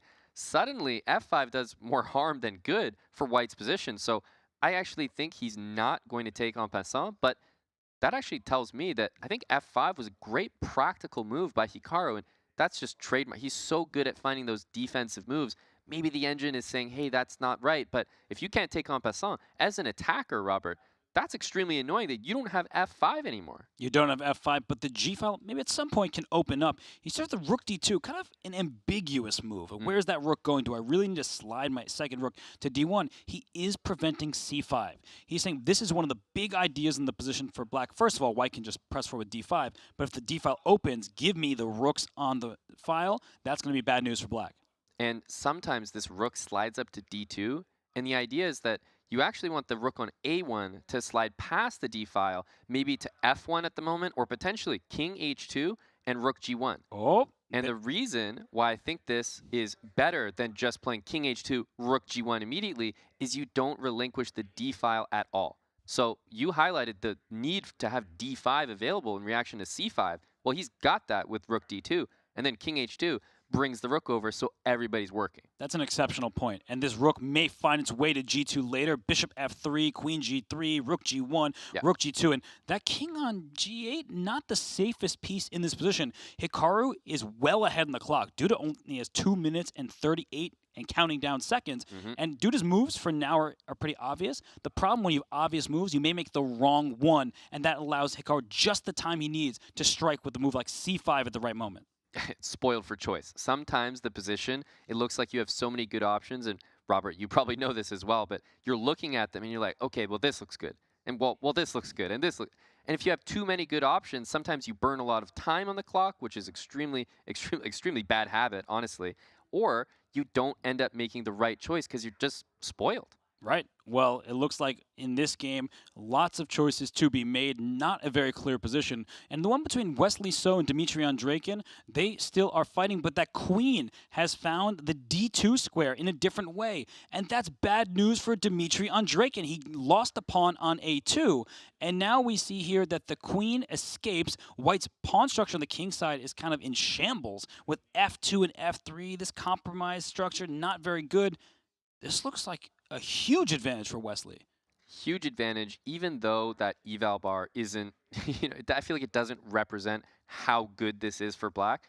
I mentioned earlier, Robert, and I think you were echoing it, that those double pawns, if you take them without any guarantee to trap that queen, that's a long-term weakness. And, well, he's paying for it right now because, look, that queen is clearly not trapped. It's getting out from d2. And honestly, if you don't trade, Robert, I'm even concerned maybe that black turns this into an attack by getting the queen back to f4 or h6 after sliding the bishop out. Oh, that could be very dangerous for the exposed king. That's the problem with double pawns or open files. Good for rooks, but bad for kings. And actually, the c3 pawn is loose. Black is ahead by a pawn. So it looks like, oh, and the move queen b3 was by keeping the queens on the board, and here's a huge tactical shot. Yeah, unbelievable. I mean, the fact that we were just highlighting how you could turn this into an attack, Robert, this is the perfect example. I think he may have overlooked bishop takes on h2, and we're just talking about the h6 square. Well, hello, king takes h2, queen all the way to h6, and look at that journey. What was it? Queen d8, to a5, to a2, to d2, to h6, and winning a piece on h4, Robert? That's insane.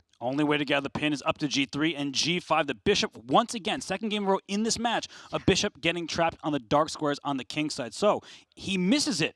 Wesley, with rook to c8, he still has a big advantage he could take back on c6 with his rook, and the king will never be safe. But there are 3 other matches with real battles on the board right now. That one was in our top right, and I love this scene here with all 4 boards going on. Yeah. How about we go on over to the game between Radjabov and Giri? We haven't looked at it in a while, and I see some expansion on the king side for both players, and that probably should be good news for the side with the safer king. So I will pull this game up right here. Anish, exactly, and yeah. Radjabov, you see Radjabov's forehead cam, full display? Yeah, I mean, I was thinking, Robert, now that we got, Chess.com here, we got the cameras, we're gonna, we're done with the forehead cam, but somehow, these top guys, they always find a way to show the forehead. They do, and this position, I mean, the rook seems to be thriving the most after h takes g5, and yet the evaluation bar is saying it's in black's favor. So if we do a quick material count, after a capture on g5, it will be even, opposite colored bishops. When you have opposite colored bishops, drawish endgames, but aggressive middle or early stage games because you can attack. I see an open h file, I see an attack, but the engine says, whatever. And I don't agree. That's just where looking at the engine can just paint the wrong picture. That's why we have guys like you and me here, Robert, to make sure that people know what's going on. This is real danger for Anish Giri. Look at that queen. It can shuffle over e2, h5. Look how quickly it could be checkmate in 1 on the board, Robert. I see that as Anish. I'm honestly pretty scared. Yeah, but the bad news for white is you have some bad pawns, c3 in line with his rook. So if you don't checkmate the black king, you'll probably drop your pawn. So it's one of these situations where, do you go all in? Do you go for that king? And if you don't, is it going to be too late? Because if black plays f6, I know we're never supposed to play that move, Ben. If you're watching, we're sorry. But f6 not just kicks the knight out of there. Right. How many safe squares does that knight have to go to?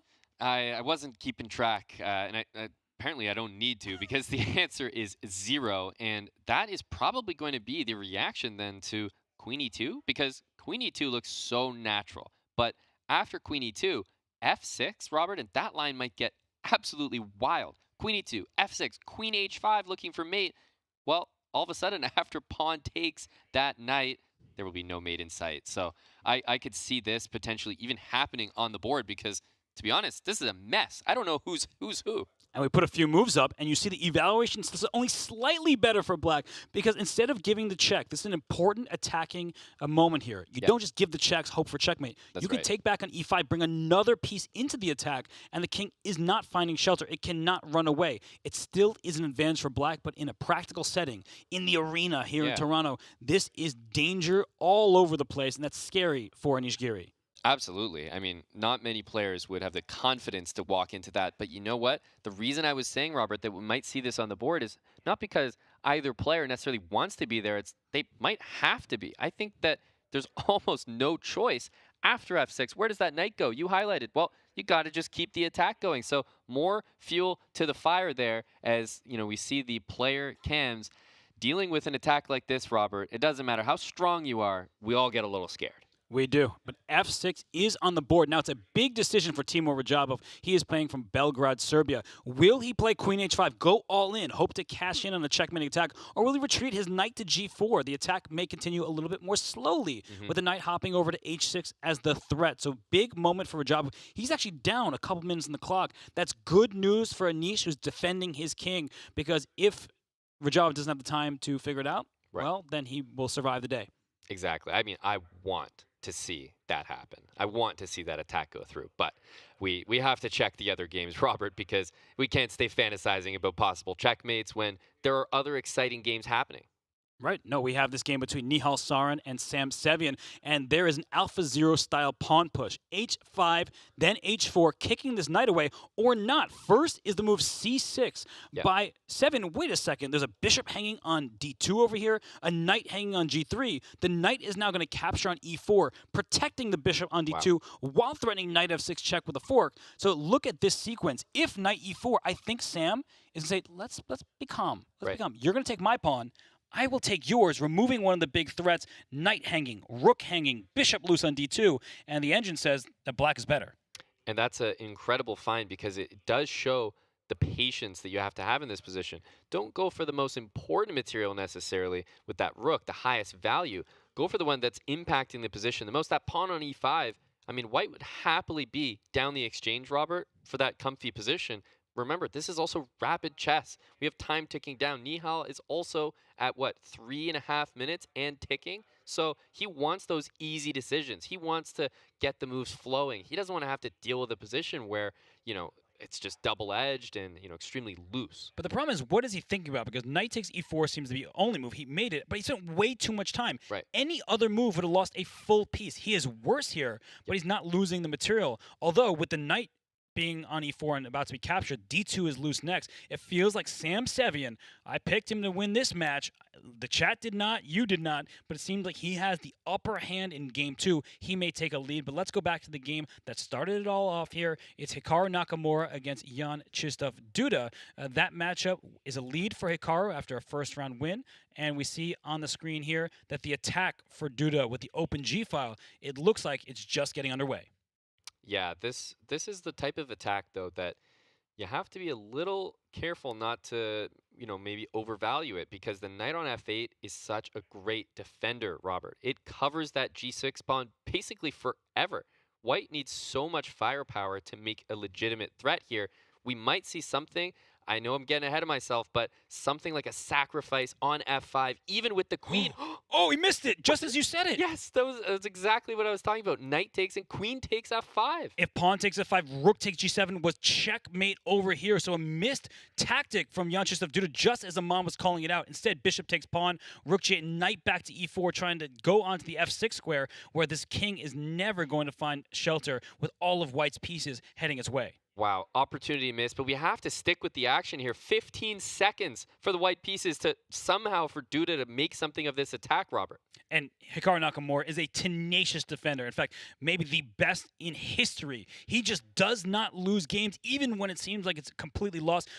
Right now, e6 is hanging. How do you defend that pawn? You can bring your queen over to e8, defend e6, and bring another defender to g6. But there's a passed pawn on the other side of the board, which can be served as a decoy. And he might go queen b7.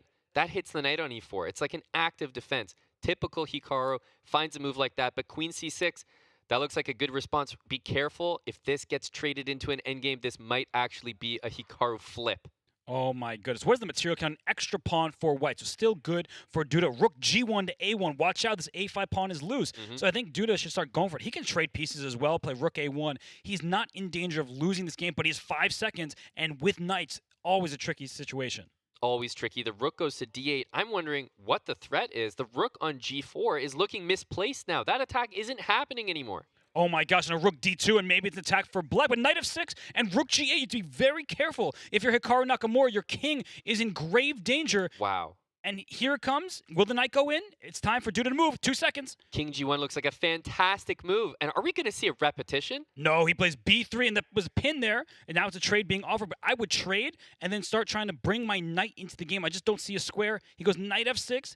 Oh my gosh, it's even him on. Yeah, and the rook on g4 is such a problem here. The knight on e3 blocks the communication for the bishop and the pawn. And b6 is captured, and b3 will defend this knight. So you want to pile up pressure on a pin piece, and suddenly Hikaru may seize the upper hand. Rook c1. Is there rook c7? There might be a checkmate threat here too. And there might be a repetition. Although it looks close to mate, I think this might even be a repetition with the knight and the rook. g5, Hikaru's king is running for the hills. Oh my gosh, there's no check on g7. There's no check. The knight covers it, and Hikaru might have the upper hand. The king is escaping. Yeah, this is exactly what black wants in this endgame. The king coming to the middle of the board. I don't see anything here for white. And the king will keep on running. King to d5. It is safe. The e5 pawn is now loose. Oh my gosh, Hikaru is up a pawn, and he's trying to win this game. Yeah, there's knight anywhere you want. Of course, the f4 pawn can be taken. Probably takes on f4, knight g2 check, and the e5 pawn. And e5 just falls. Will there be enough checks? I think that a5 dropping does not give him enough. And there was a winning move. There was a winning move missed, and it was h5 check to drag the king up to h5 and give this check on b5. That is a hard move to see in time trouble. But we're still in this game right now. The knight on a5 desperately wants to get back into the action, but it just can't reach where it wants to go. And here the knight finally is coming back towards the center of the board. Rook e3, covering the square. We just saw Wesley So behind the players. Wesley So won his game. He's still there behind Hikaru, just watching the action unfold. But Hikaru, he has the advantage. He's an extra pawn. Duda is now putting up a good fight. But the emotions, you were almost winning for Duda. Now you have to defend to the end of the game. Yeah, and the end of the game might not be close by because Nakamura with one extra pawn is going to push and push and push. And we are on move 82, and this game is still going to go on for a while unless the white king gets checkmated. Watch out. Here comes rook e2 check. That's king right. being pushed to the first rank. Yep, rook e2 definitely looks like a great place to start. Maybe knight f3 first. Oh, gosh, protecting and attacking. E5 will be covered. He wants to bring the h-pawn forward. Maybe rook g3 check. And don't go to h2. Get mated immediately.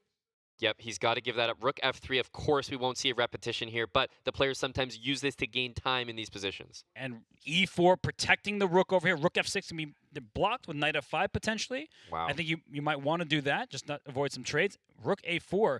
Uh-oh. Here come the pieces. King f3, knight e3 check and mate. Yep. Oh, and the knight It's on mate. d8. It's That's mate. too far. Way too far away. And rook g1, e3 check. And if king d3 is rook d1 winning the knight, this is over. This is over. That pawn is going all the way. Rook d1, keep it simple, take the knight.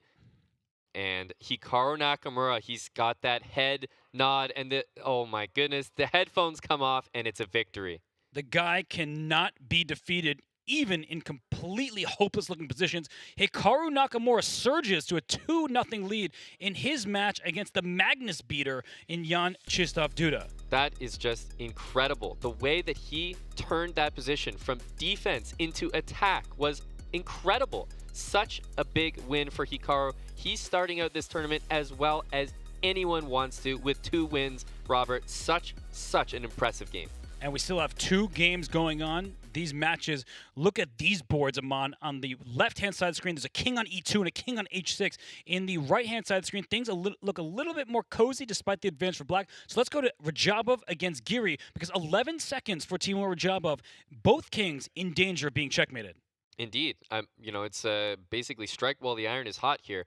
There's a rook hanging in this position, Robert. There's checks on the board, but if you grab that rook, suddenly you sort of hand it over to the other guy to go and start his attack, and these guys say, you know what? I'm not sure what the evaluation is. Let's call it even. Yeah, because taking the rook would have led to an immediate draw. Anish Giri runs away, and he might have escaped with one as he leaves the room because, I mean, that game was just on the verge of defeat for either player, but a draw in Game 1, then also a draw in Game 2. It seems like these players, they just can't break apart from one another.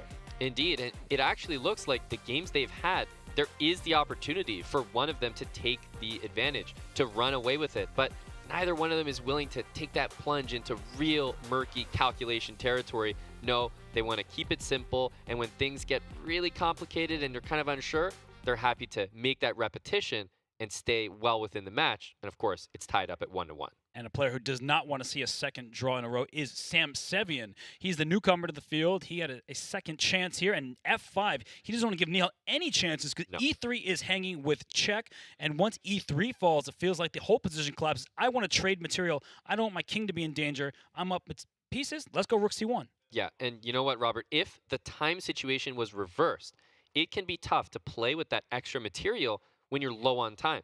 But the opposite is the case. He's got 3 minutes and change to put all the pressure on Nihal. He's picking off pawns. He's playing accurately. And he has the time to make sure that he's playing the right move here. So if Nihal survives this, that would be incredible. You mean 3.8 seconds isn't a lot of time to survive a position when you're down in exchange? That is shocking news to me. That was coming to my mind, Robert. Yeah, I was thinking exactly that. Well, Nihal actually is a bit fortunate to be here because in the opening match in the round of 64 against Rauf Mamedov, it went to Armageddon, and he barely got his final moves off, delivering a checkmate. Yep. And so he is happy to be at this stage, but he's not happy to be in this position because look at this, Amon. No attack for white. Black has a rook compared to a knight for white, and the king's on G3. That's not helping matters.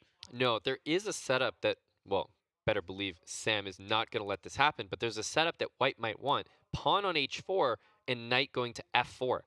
Queen D6 check, pretty much playing exactly against that, but wow, what a move. Knight to E5, offering the rook here, and, I mean, don't we just go back to D6 here? I think you can definitely go back there and make sure your king is safe. So what Nihal's hoping for is by trading down, which sounds bad when you're down material, is there fewer defenders. And this king on G8 is also wide open. I think that this knight E7 check threat will be seen by Sam. So that is a fork that you have to watch out for. But queen D6 check, the knight has to go back to E5, and you're lucky you don't lose the knight on the spot. That's right. Yeah, rook to C5 in that moment would allow queen to E8 check. That's probably what's really keeping him in the game here. But Nihal, you know, resourceful as ever.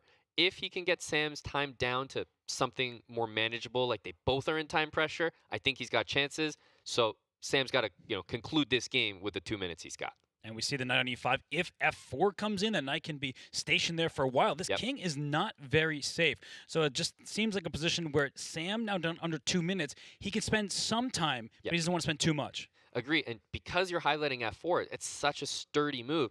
I'm looking at G5, Robert. G5 stops that move. You've still got the knight in a pin, and if you can't play F4 to, you know, solidify the knight there, hang on, I'm threatening to win your knight in a couple moves. That's true. It's a really good move. The king on G3 out in the open, and if you play F4 then, well, good luck to that king. So I like the look of G5. Sam might like it as well, but it does expose his king even more. That's right. So there are clear drawbacks. Yeah, indeed. It's, you know, give and take. You got to give something to get something. And in this position, he's spending his time exactly how I would. I think you do take your time here because you don't just look for the next move, Robert. You look for a plan. You look for a tricky move where you anticipate a reply and you've got to reply to that move because the guy's got 7 seconds. You don't want to give him a chance to think move by move.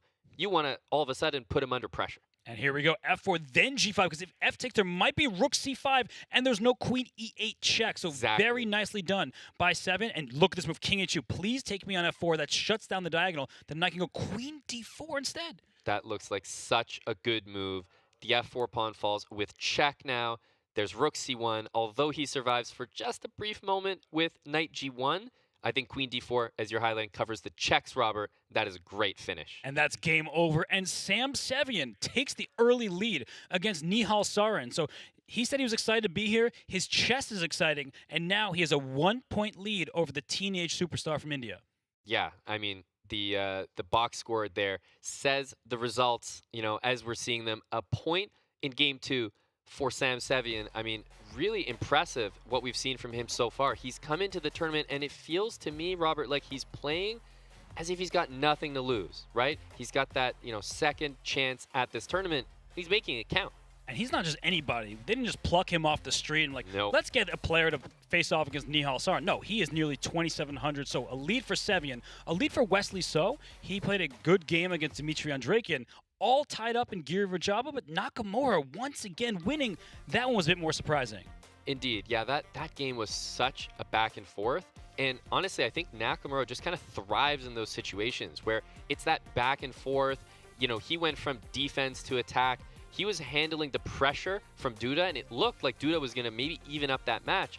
But as soon as it got into a time pressure, I think Canty alluded to it the best early on when he said, you know what, there's nothing scarier than Hikaru Nakamura when the time gets low. It's true, because he is the bullet chess champion and has been numerous times. The guy is just a wizard. And when he doesn't actually lose the game, the chances that he does lose are not very high. You better knock him out before giving him a second chance. And while we didn't catch the end of the game between Wesley So and Dmitry Andreikin, we're going to bring that up and analyze it for you, because there were some great tactics that, Aman, you had spotted during our analysis.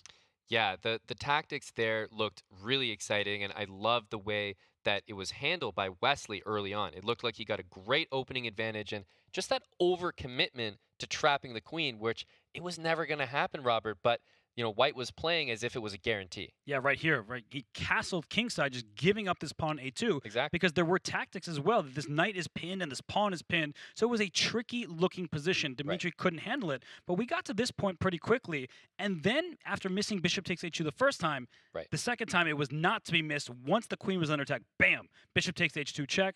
Once the king took queen f4. And the difference here is while the dark square bishop survived, the light square one didn't. That's right. And, he actually got to do it in an even better situation. He got the rook to attack his queen. So he basically got what we were looking at with an extra rook c8 for himself. So not too bad at all. I think just great tactics early on. And, you just look at the position. It's so easy to convert, especially for someone as strong as Wesley. So the knight against the bishop, it just runs wild on the light squares. Yeah, look at the knight going from c6 over to the king side towards the action. Then the h5 pawn goes up to h4. This bishop on g3, not very happy. The king on h3, even less happy. And look at this. Knight takes d4, giving away a piece, and queen f5 check. How many times was this bishop the victim of a tactic? Yeah, and, it almost felt like previously the bishop was actually the victim of the tactic, but then it wasn't actually captured. So it was like the problem. It's like, finally, you're paying for your sins. Yeah, and then it could not stay on the board anymore after queen takes f4. Some trades happen. But check this out. Rook h3, queen g5 check, and after rook c2, he tries to defend with queen g3 because this is a pin on the h4 pawn. So style points to Dmitry Andreikin. He's a comedian. You got to give it to him. Queen g3 is a great resource, but even that great resource, it's just not enough to save the position. Look at that beautiful pawn structure for black, all connected, and white's pawns, at some point, they were b4, d4, the f file, and the h file. So you just have the worst possible pawns all disconnected from one another. Well, a very nice win there for Wesley So, and Sam Sevian also had a great win. So, as we see 3 players win in the second round, how did you see that round unfold? Robert, I think in the second round, we saw the players sort of fall into their form a little bit more. Sam Sevian definitely displaying from those first 2 games that he feels a little more comfortable. Game 1, he wasn't ready to take that jump right at the end of the game and, commit to that decision. Game 2, he was all about commitments, and he committed to a great, great win. Obviously, Hikaru keeping it rolling. We know he's that, counter puncher. He's getting attacked. All of a sudden, he turns it in to a win. So Hikaru Nakamura, just more of the same. Well, the players may take their lunch, get a quick break. We're going to do much of the same. And when we return, we'll have more live chess, plus the high and low lights from Canty and Nemo's Copter Tour above Niagara Falls. Twitch subscribers, hang tight for some more exclusive content from Toronto. We'll be right back.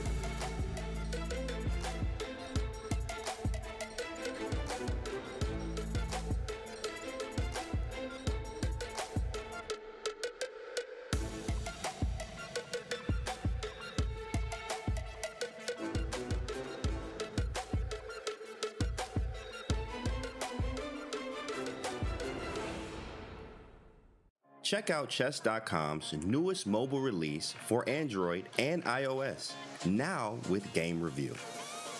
Game Review is a fast, fun, and instructive guided review of your games. See your accuracy and your opponent's accuracy. Check out the eval graph for an instant overview and scroll down to see how many great moves, best moves, blunders, and yes, brilliancies you have played.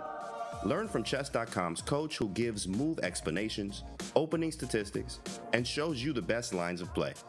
Use retry mistakes to get another shot at finding missed opportunities. Game Review is available today on both Android and iOS. Download our app and try it yourself. What's up, Nemo? Hello. How are you? I'm really excited to go on this road trip. I'm excited to drive to Niagara, too. We're playing chess on a helicopter. Yeah, we're playing chess on a helicopter. I know. You already know what it is, chat. CGC, we here. It's about to go down. Y'all turn up. Let's go. All right. Let's do this. Rolling. Yo, buddy. Watch the out.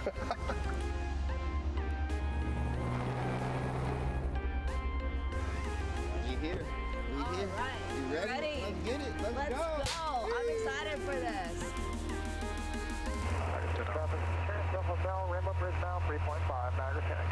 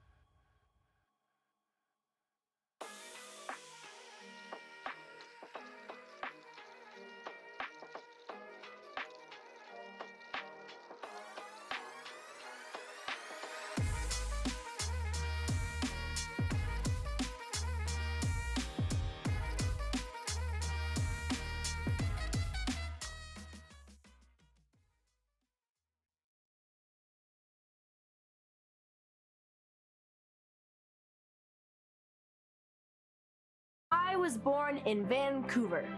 But as wonderful as Andrea and Vancouver are, it's pretty tough not to fall in love with the city of Toronto. Natural beauty abounds inside Toronto and pretty close by. The largest city in Canada, the people here have been playing chess in clubs, in universities, and in public parks. What are you doing? I'm just directing. Continue. For well over a century. And now this wonderful place plays host to the very first Chess.com Global Championship Finals. Facing elimination for weeks, 8 of the world's best players have survived to continue their quest for the queen-size share of the $1 million prize pool. Oh! And it's just mate! Sensational. This is the most shocking day that we have ever had. My friends, you're in the right place. It's time for the CGC Finals. Toronto, Canada officially has it all.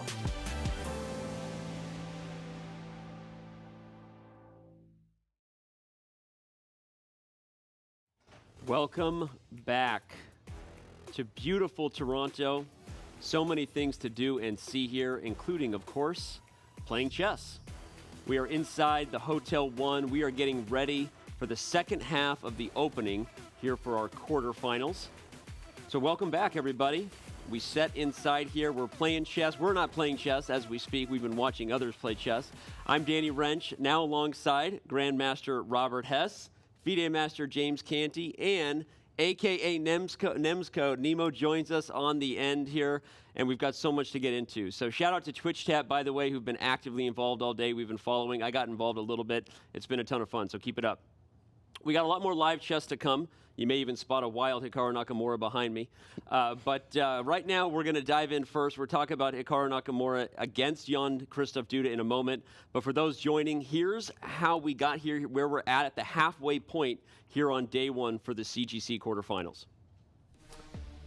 Hikaru, as we said, the guy up 2-0 is just doing Hikaru Nakamura things over Jan-Christoph Duda. Wesley So rebounded from missing mate in 2 in game 1 to win the second game. He's got a 1.5 lead.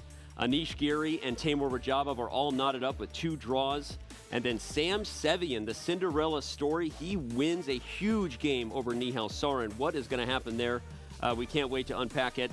Robert, let's get some thoughts here for our first 2 hours of live chess. I want to start with you. You had the call with him on Hamilton. Your biggest takeaway on what we saw there in the first set of games? Yeah, we definitely saw some nerves from the players. There were some swings, topsy-turvy matchups. Some players with winning advantages, then almost losing those games. So it's day one. The first couple of games, they're just getting set here. But I think the chess has been quite shaky at the outset. Nemo, your thoughts. You're going to be interviewing these players. Your thoughts on the games you've seen, maybe the biggest moments so far. I mean, I was in Twitch chat actually when we saw Wesley So miss mating 2. And obviously that's just one of the things that can happen in professional chess. No matter how good you are, no matter, you know, what's happening, somebody can miss mating 2 for sure. So I think there's a lot riding on these games. Obviously the prize pool is huge. A lot of things are happening in each and every game, and it's been so fun to watch so far. Yep. As Hess said, a lot of nerves on the line. A lot of nerves. A lot of money up there. And then Sam, you know, Sam I am, want all the green eggs and ham. That man came and won the game, right? So it's looking like I really had Sarin for winning. But now seeing Sam bounce back like this after, like, losing, so we don't know what's going to happen. There's lots of games left, lots of chess, so it's exciting to see. I'm with you. I mean, I think you guys hit it. Everyone hit the nerves are very real. Not every day you see miss mate in 2. And then Andreikin was winning, by the way. We should call that out too. That game was all over the place. Right. I don't know what my biggest takeaway was. Besides, I would say that in the end we saw Hikaru Nakamura doing Hikaru things. We called it. We were all standing around the monitor out there like, here goes Hikaru. He's going to turn around and win this game. And sure enough, he did it. So, all right, it was a lot of fun. We got so much more chess ahead. But in addition to the chess, we've also been talking quite a bit about how beautiful Toronto and the surrounding area is. We had some fun. This weekend, Canty and Nemo, they took a special trip just across the border to Niagara Falls. And, of course, they squeezed in some chess while in the helicopter. And, well, let's take a look. What's up, Nemo? Hello. How are you? I'm really excited to go on this road trip. I'm Yeah. excited to drive to Niagara, too. We're playing chess on a helicopter. Yeah, we're playing chess on a helicopter. I know. You already know what it is, chat. CGC, we here. It's about to go down. Y'all turn up. Let's go. We here. We here. Right. You ready? Ready. Let's get it. Let's go. I'm excited for this. Here it is. Y'all see it?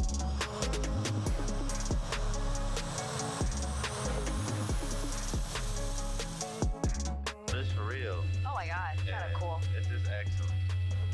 Wow. That is so gorgeous. Yeah, you're right. That water don't look friendly. Yeah. I ain't trying to get in there, bro. Wow, look at the view here. I am way off the ground right now. Look at that. It's just so peaceful right here. Yeah. I mean, it's so That beautiful, doesn't even look too. like water. Right, come on now. Come on. Yeah. We're gonna play chess in a helicopter. All right, let's get it. Let's go. Okay. Who won? I did. Nemo won. Can we watch the falls? Yeah. Sure. Yes. Yay. Wow. That is so gorgeous. Oh, man. Wow. We over Niagara Falls. We're on a helicopter. What are you doing? Huge shout out to Chess.com. Come on, Thank you so much for having us. All right, we're landing. Wow. That was incredible. That was super cool. That was incredible. Got the fan favorites, me and Nemo. It's awesome. Well, I don't know if we're the fan favorites. Just go with it. I think, you know, okay, it's fine. Yeah, fan favorites. Yeah. Yeah, let's go with that.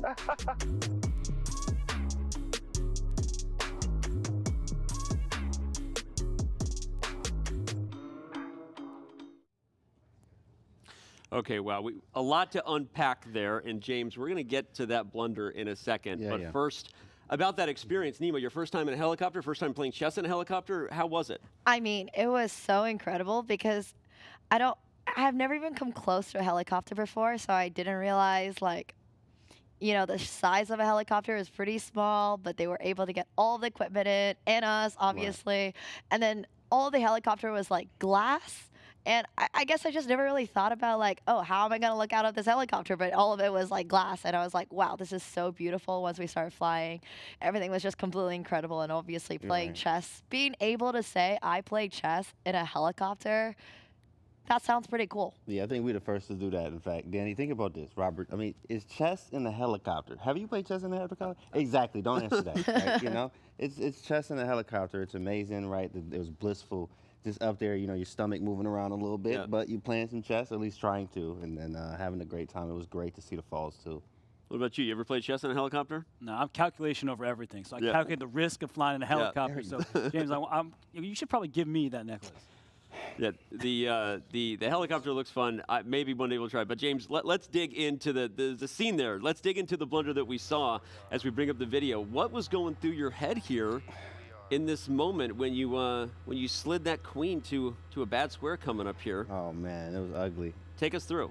So I remember I was looking at, you know, I was looking outside. Everything was all nice and pretty, and then I'm playing. I'm kind of just moving. I want to trade some pieces off. I'm like, oh, this is a good French. Things are fine. I don't really play this like this. Then I slid the rook over to D8, and it wasn't great. It wasn't great. It was not great. Rook to D8, and it was not great. Right. So then she doubled up on me there and said, oh, you got a little blunder there, with a little smile. Thought it was all cute and stuff. And then it hurt. Definitely hurt. Nemo, you spotted it pretty quickly there. Queen D2, nice little battery. Yeah, I mean, honestly, I was gearing up to take control of that open file to start with. So honestly, I think Canty kind of just, like, I wasn't thinking, oh yeah, I'm gonna win this bishop because it's pinned, you know. So he kind of like walked into it himself, and I was just gonna play it anyways. I was like, oh, actually, you know what? It's pinned. I'm gonna win this piece now. We give Canty the excuse that he was distracted by the beautiful Niagara Falls. You give him that for the movie. That felt like I was watching the scene from some kind of action movie. Yes, so right. Yeah. I wanted to see the full thing. Yeah. I would replay that game. We can dive into deep analysis of that later. Maybe a video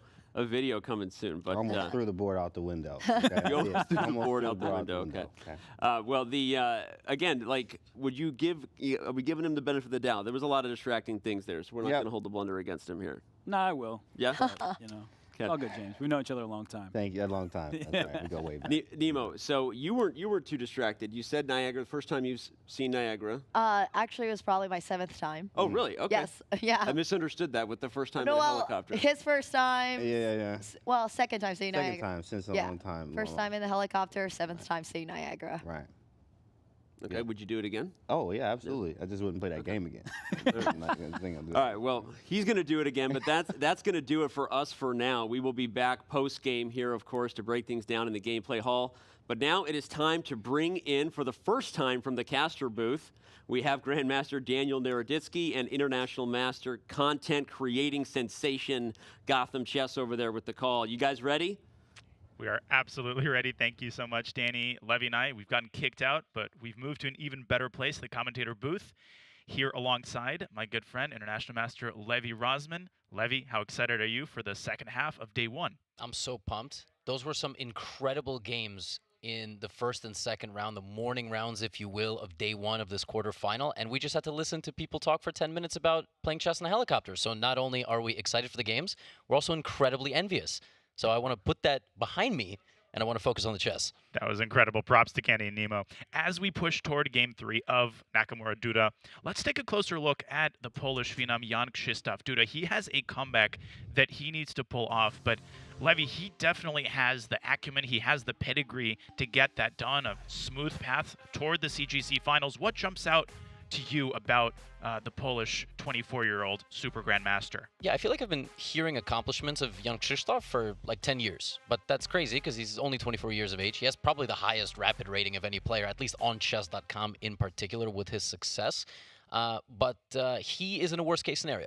He could not have had a 2-0 deficit in a worse way. Because in the first game, he was outplayed in his pet opening, and in the second game, he was completely winning. So, well, completely winning might be a tiny bit of a stretch. We've seen mate in 2 already, not exactly seen by the players. So this is a worst nightmare for him. But the good news is he has a little bit of time to bounce back, but his time is quickly running out.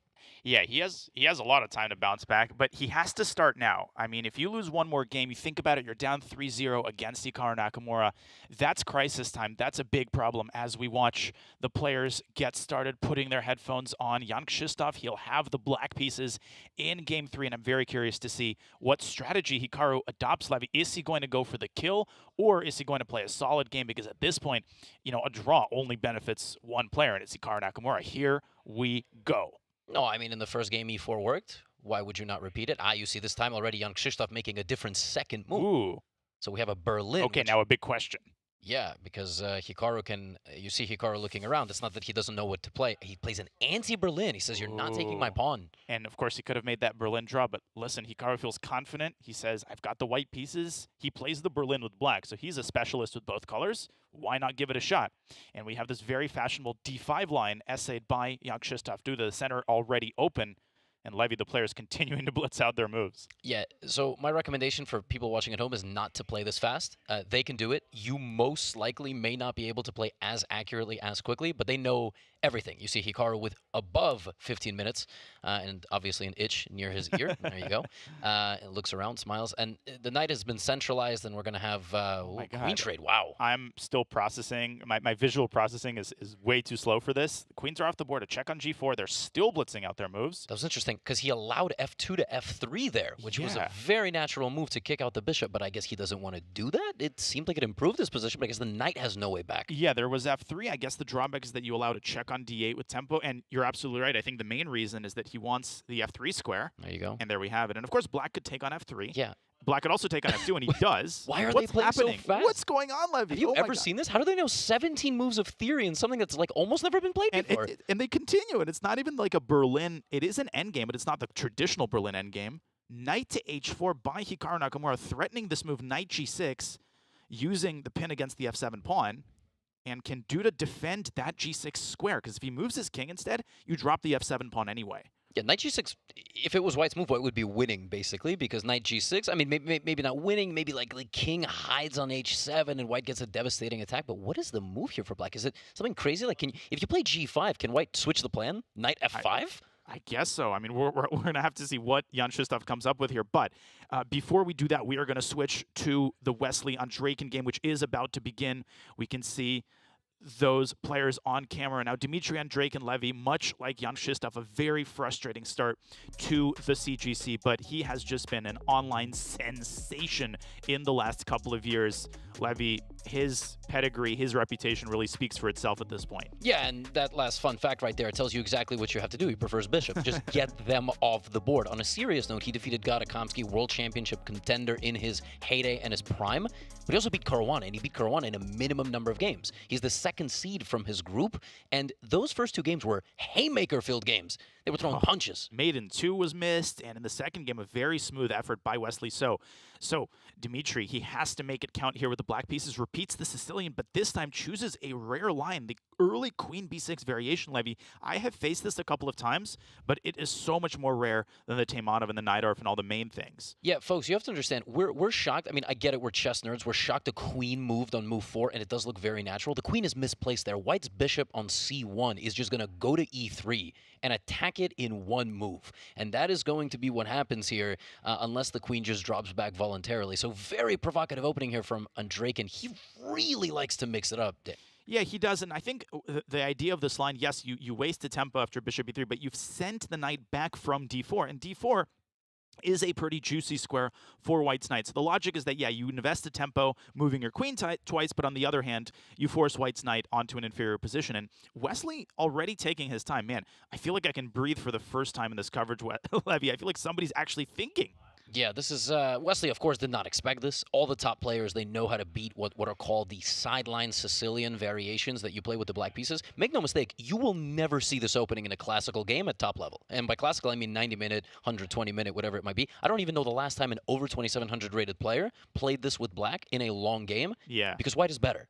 No, White is definitely better. That's not under dispute, but Dmitry trying to get a fresh position, and it's clear that he is trying to come back from this one-point deficit. He wants to equalize this match right here and right now. Wesley approaching this from a classical perspective. This is the third rank setup. I wonder why it's called that way. You know, chess players are known for their originality. Bishop comes out to E3 and D3, and it's pretty clear to me at this point that Wesley is going to castle kingside.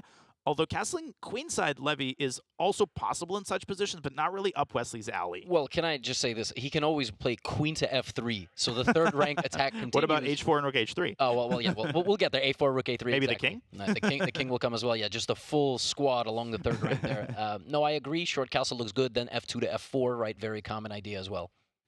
And knight f6 by Dmitry Andreikin continuing his development. We'll keep a close eye as this opening unfolds. But the third game is about to begin, and that is the match between Anish Giri and Timur Radjabov.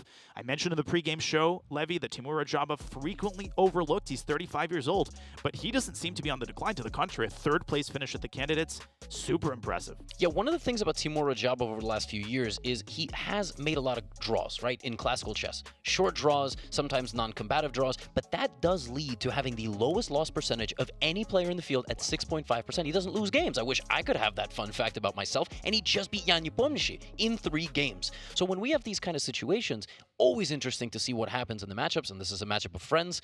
Game 3 about to be underway. Indeed, and Giri will have the white pieces 1e4 by Anish. That's what I like to see. And another Sicilian, but this time Anish playing the Rossolimo, which is incredibly fashionable. And this C3 variation has been featured top and bottom in high-level chess, low-level chess. Everybody's playing it now. And I think they're repeating the same line from game 1. Yeah, and that queen on b6, just for anybody at home, it's not the same queen on b6 that you saw in the game that we just looked at. This is a very closed position. You'll get both sides 8 pawns, nothing traded in the center. Anish walking it down the center of the board. With the move order that Radjabov is playing with black, he's inviting the Rossolimo, and Anish Giri is showing up to the Rossolimo party. He most certainly is, and he is, taking the bull by its horns, pushing the pawn up to e5, and now bishop b5 to c4, forcing black to make a decision. Either move the knight back to c7, and the queen is feeling mighty uncomfortable if a knight appears on c4, or he's saying you can play e6, but then you're creating a massive weakness on d6, and then white's knight is going to be salivating at the prospect of planting itself on d6. I really like this move, bishop c4, and I think this is an improvement by Anish Giri over his play in the first game. You know what idea I just really love in all these positions is black's kingside knight has abandoned post? H4, H5. What are we waiting for? Who is stopping you from just launching an attack? Well, I'll tell you, Timur Radjabov, who has a 6.5% lose rate. The knight has retreated, and he retreats again. That's so Oh, that's so counterintuitive, right? Like for an audience member watching at home, why did the bishop just make 2 retreating moves? Yeah, but knight c4 is such a huge threat. That knight on c7 blocking the queen's escape and forcing the queen onto the path of a very nasty discovered attack. So we'll see how Timur deals with that threat, but we have our 4th game about to get underway. Sam Sevian and Nihal Sarin, the 2 young phenoms, about to duke it out in game 3. Nihal Sarin, Levy, we all predicted basically that Nihal was going to win, but he has a 1-point comeback to make. But if there's somebody who can make it, it's 18-year-old Nihal Sarin, isn't it? Yeah, it absolutely is. Look at the people that he's beaten. If you don't know Rauf Mamedov, one of the best players of Azerbaijan, he beat Vladimir Kramnik, okay? That man, yeah, the multiple-time world champion, probably inspired decades of chess theory, and he just beat the world championship challenger, the world number 2, the only player above 2,800 not named Magnus Carlsen in classical chess, Ding Liren. Yeah, I mean, he's an anti-tilter. He never tilts. I've played him so much online. I've never seen Nihal lose a game and just kind of collapse. He's so objective, but can he bring that objectivity to the table in game 3? Okay, we have a 1d4 by Sam Sevian, which is an opening that he's incorporated into his repertoire pretty recently. And now a big choice for Nihal. He can play the Ragozin levy. He can play a traditional Queen's Gambit declined. Let's see what he chooses. Last game, of course, was an IMSO Indian. This is such an intriguing matchup for so many reasons, like the fact that they have never played a chess game against each other, even though they always play online. They might have played on some random blitz games, and I'm sure they have because they're both rated over 3,000. But knight bd7 chosen by Nihal. This is a very cagey Queen's Gambit decline, very passive, but has a little bit of venom here and there. Interesting approach because he could have just played a main line and killed the game off, as we say. But he's choosing to keep more pieces on the board, keep some tension. Yeah, knight bd7 is quite an ambitious line, actually, and one of the ideas, of course, is to delay the development of the dark-squared bishop, and another idea is that d takes c4 is now very much on the table, because let's make a random move by white. g3, after d takes c4, the knight from d7 can swing over to b6, and it can be surprisingly hard for white to win this pawn back, and I'm not entirely sure that Sam Sevian is in the mood to gambit away a pawn, you know, when he's a point up in the match. My guess is that he wants to play a little bit more solidly, and so I think we're going to see the development of the dark-squared bishop, maybe even c takes d5. Yeah, c takes d5 kills all the fun, clarifies the pawn structure right away. It's kind of weird, probably to the uninitiated, to see so much tension among pawns in the center of the board and neither side capturing, but also another way to kill the fun here is just to play e2 to e3. I'm not sure there's a stronger way to kill the fun, defending the pawn with the bishop and then looking to develop it and castle. This must be weird for Sevian, because he's up 1.5 to half. Does he take the risk? Does he play the more aggressive way? There's a reason he's already below 14 minutes, unlike some other guys who played 20 moves of theory in 10 seconds. I know. And c takes d5 and bishop f4 is on the board, and that's exactly what he was thinking about. You nailed it, Levy. It's not that he is seeing this for the first time. He was just choosing the approach. You know, do I want to play more solidly? Do I want to gambit the c4 pawn? There's our answer. No, I do not want to gambit it. And this is what's called the Carlsbad structure, where the asymmetry is contained in the fact that white has an e pawn and black has a c pawn. Otherwise, the structure is symmetrical. We're probably going to see e3, bishop d3. Black is going to develop his, no, not the bishop to d7, but the bishop to e7. And I think we're going to see pretty normal development, or not. Knight f6 to h5. What an interesting move by Nihal as he hunts for Sam Sevian's dark-squared bishop, Levy. Yeah, don't make multiple moves in the opening with pieces that you've already developed, unless you're these guys, right? So Nihal has voluntarily moved his knight out to h5 to clarify what's going on with white's dark-squared bishop. Now white will finish off with the light-squared bishop and then short castle. Can black play f7 to f5 at some moment and use the knight's offside position to then go back and control white's center? Yeah, I think that's a really interesting idea, clamping down on the c4 square. And Sam is going to have to find a role for his light-squared bishop. But let's take a look at our beautiful 4-game view. We're going to update you on all 4 games at the same time. Top left is that lightning-fast Berlin game between Hikaru and Jan Krzysztof, where you can see Hikaru is still down a pawn. Levy, I mean, this is just a feast for the eyes, isn't it? Yeah, it's a complex battle. I'm trying to count the pawns. He's still trying to get his pawn back, but he's better. He's down a pawn, but he's better. And I think it's because black's pieces are scattered all over the board, and it's very difficult for black to conjure up some connectivity between them, which is why he's down 4 minutes. Let's go to that game. Let's take a closer look at that endgame. I think everybody's curious, has Hikaru Nakamura's game has his opening experiment resulted in success? So we have Hikaru with the white pieces down a pawn in a Berlin. The first 18 moves are blitzed out, but bishop takes h6, collects the pawn back, and e takes f5 is pre-moved, attacking the knight on e6. Whoa. We just showed is this up. a 30-second game? We show up, and 7 moves are busted out. Okay, by both guys. we need to rewind. Yeah, we need to rewind. So let's go 2 moves before bishop takes h6. First, Hikaru plays knight f5. Do you think Jan Shistov missed the move bishop takes h6? Of course, the idea is that this reforks the black bishop, and then white is the one up a pawn. Instead, he took on f5. But Levy, I mean, fast forwarding to the current position, black is worse here, clearly worse. And it's not just a draw because there are still rooks on the board. Yeah, but the scary thing here is that the only reason this is apparently +1 according to the machine is to trade the rooks by black. And if you just pull that up on the board, if we trade the rooks, right? Okay. And rook f8. Yes, and rook f8, king f8, and so on.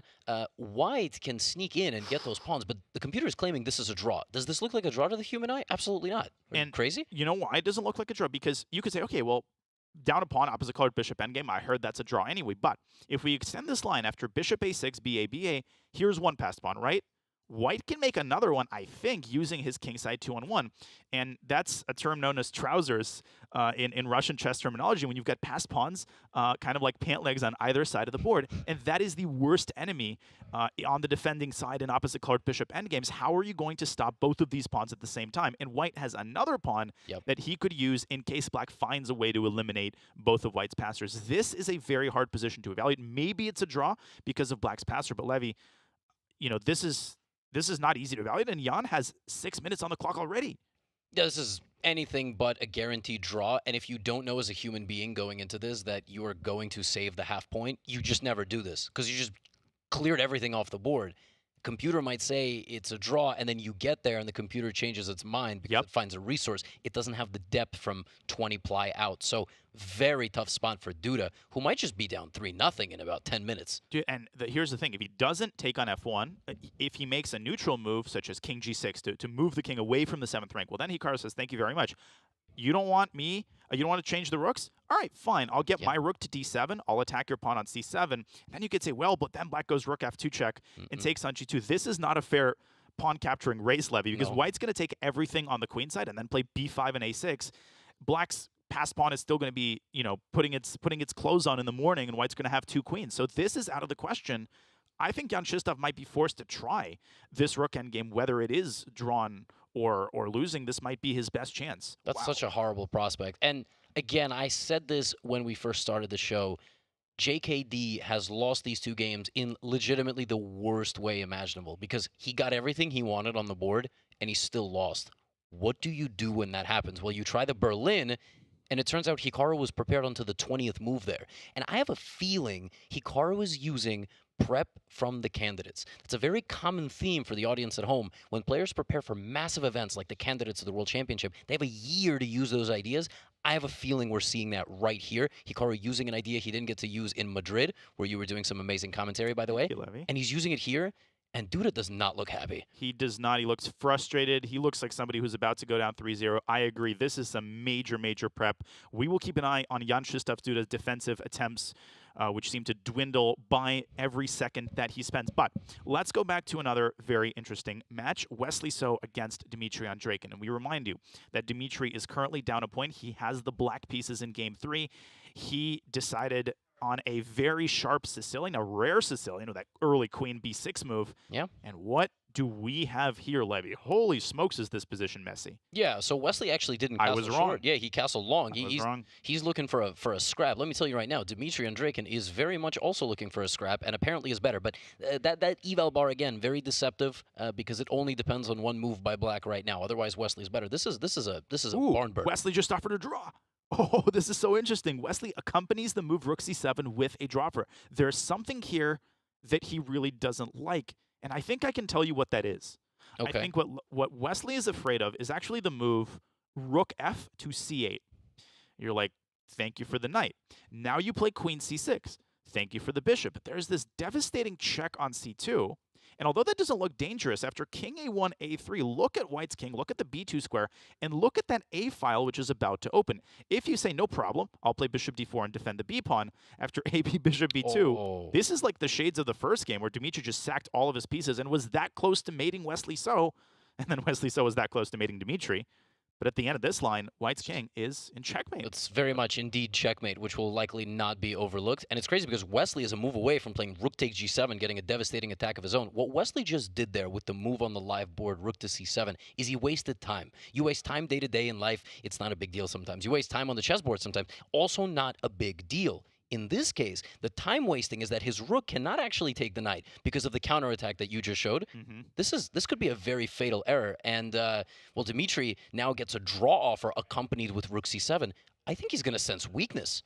Yeah, that's what worries me about that draw offer, right? When a high-rated player with the white pieces offers you a draw, that probably means there's something they're afraid of. So I think that you're absolutely right. The chances of Dmitry spotting rook fc8 have just gone up by a lot. And what makes matters even worse is that he could start with the move a3. He could say, let me exploit the placement of my pieces and try to open up the a file. And then if white plays b3, rook fc8 looks even stronger. So interested to see what he's about to do. This is really suspenseful. That he's smiling like the Joker. He's down 1.5 to half. It's been a completely insane. What is he smiling at? Yeah, what? Like, is he incredulous that, oh, Wesley just offered me a draw? Haha. Yeah, what is he? He's got like a Joker expression. You offered me a draw. Yeah, I see. I see. He's laughing. What? And he agrees. He took it. He took it. Wesley patting the chair there because he's like, oh my goodness, Wesley, I got away with one. Wesley is breathing a massive sigh of relief right now. Rook fc8 and queen c6. I don't see a defense to that move. The engine originally was giving an advantage to white, Wesley, but when we actually played those moves on the board, you saw the eval bar dropping precipitously after queen c2. Holy smokes, is that a big decision? Put this line on the I know right now we're looking at Wesley. Wesley's probably analyzing the game. Like, why can I not get a better position against the Sicilian? And twice now, Andreikin's been better with black. That's not supposed to happen. By move like 18. And again, I think this decision to castle queenside, that may have been the culprit for Wesley. But the game is over. The draw has been agreed to, and that means Wesley maintains his 1-point lead with 1 game to play today. Levy, as commentators, we're supposed to cheer on the players. We want long games. But just objectively, I think Dmitry might have wanted to spend a little bit longer. He had 10 minutes on the clock. And there must be a reason Wesley offered a draw. Yeah, well, look at that. Wesley's not leaving. Nope. He's like, job's not done. He's okay now. Now it's done. But now he's going to go done. analyze. He's probably going to go continue to analyze the position, but not in the room itself. Look at this. He's spectating Hikaru. We know they have a great camaraderie. He was helping Hikaru a lot in the Fischer Random World Championship. Hikaru gazing around like, speaking of which, all the pieces are gone. So Duda, cold-blooded, trades everything and goes, this is a draw. You ain't beating me. That's exactly what he's saying. Duda looks pretty confident. He has maintained time on his clock. Well, not a lot of it, 3 minutes. But if he can get the position into a fortress, 3 minutes is going to be more than enough. Okay, so he has b6 and c5 on the board. What the heck is going on the queen side? So, Levy, I'm going to make a statement. You tell me if you agree with it. I think from an objective perspective, white wants to have passed pawns that are as far away from each other as possible. So, and that's actually hard to achieve because if white takes on c5, then black can actually take on a5 and white has a passed c pawn. How does white maintain his passed a pawn? Maybe it's by moving the bishop back, but then the problem is that black eliminates, remember that third pawn that white had on c3? Yep. Without that third pawn, black can give away his, well, he can't give away his king, but he can try to give away his bishop strategically for one of white's pawns and maybe get a wrong color a pawn or wrong color h pawn, actually. Yes, this endgame actually could be decided by something super fascinating as we were just looking at our laptops here. That black bishop on a7 standing in front of that pawn is not going to leave.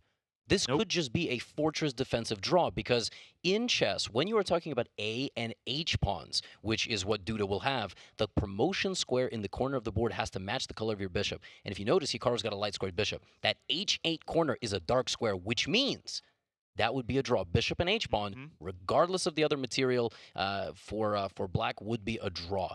And I think that is what Duda recognized. He could sacrifice his bishop. He doesn't have to actually defend his bishop. He could just leave it there to die for the pawn, and it's going to be a draw. I think it is as well. I think there's a high probability of that. Let's see if Duda can put together that Whoa, fortress. whoa! But- Apparently, A6 is winning. Whoa! Oh my God! And he finds it. finds Hikaru it immediately. finds it. He played A6 Because the bishop will die now because it doesn't have the open diagonal. That's absolutely crazy. That bishop on A7 is jammed, it's stuck, and now white can focus all of his energies on promoting that other pawn. We need to go back to this game because this is huge, Levy. What an idea by Hikaru. And here's the thing. This is why he played bishop B5. If he had played bishop D3 and he'd done the same thing, black could have reopened the bishop with a timely B6, B5. Yes. He put the bishop there for a reason. He didn't eeny, miny, moe it, and now he's just pushing his kingside pawns. He doesn't even rush to recapture C3. This is so ridiculous. He's going to get his king to B7. He found the only trick in the position. He literally found it's the only over. trick. It's over. It's over. And let me just show a really quick sample line. You could say, well, black stops the kingside pawn. Yep. That's not where the action is happening. Your king can't contain both fronts at the same time. White's going to use the passed pawn to distract the black king and then get his king to B7. Yes. Oh my God. And he resigns. He resigns. He saw that line immediately. And this is unbelievable. He is. This is devastating for young Krzysztof. Oh my God. Hikaru Nakamura is up 3-0. That was a ridiculous game, ridiculous preparation. And bishop b5 and a6, you could see Duda again taking his headphones off there in disgust, Levy. What a start to the match. Yeah, this is just sickening.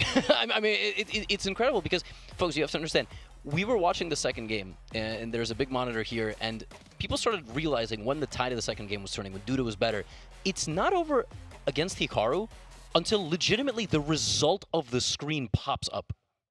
No, it literally isn't. And as Danny said in the pregame show, we were just calling for that comeback. Oh my goodness, what have we seen there? But what are we seeing in front of us here with 2 games remaining? Sam Sevian, Nihal Sarin on the right, and Anish Giri and Radjabov on your left. Levy, I'm going to toss the ball to you.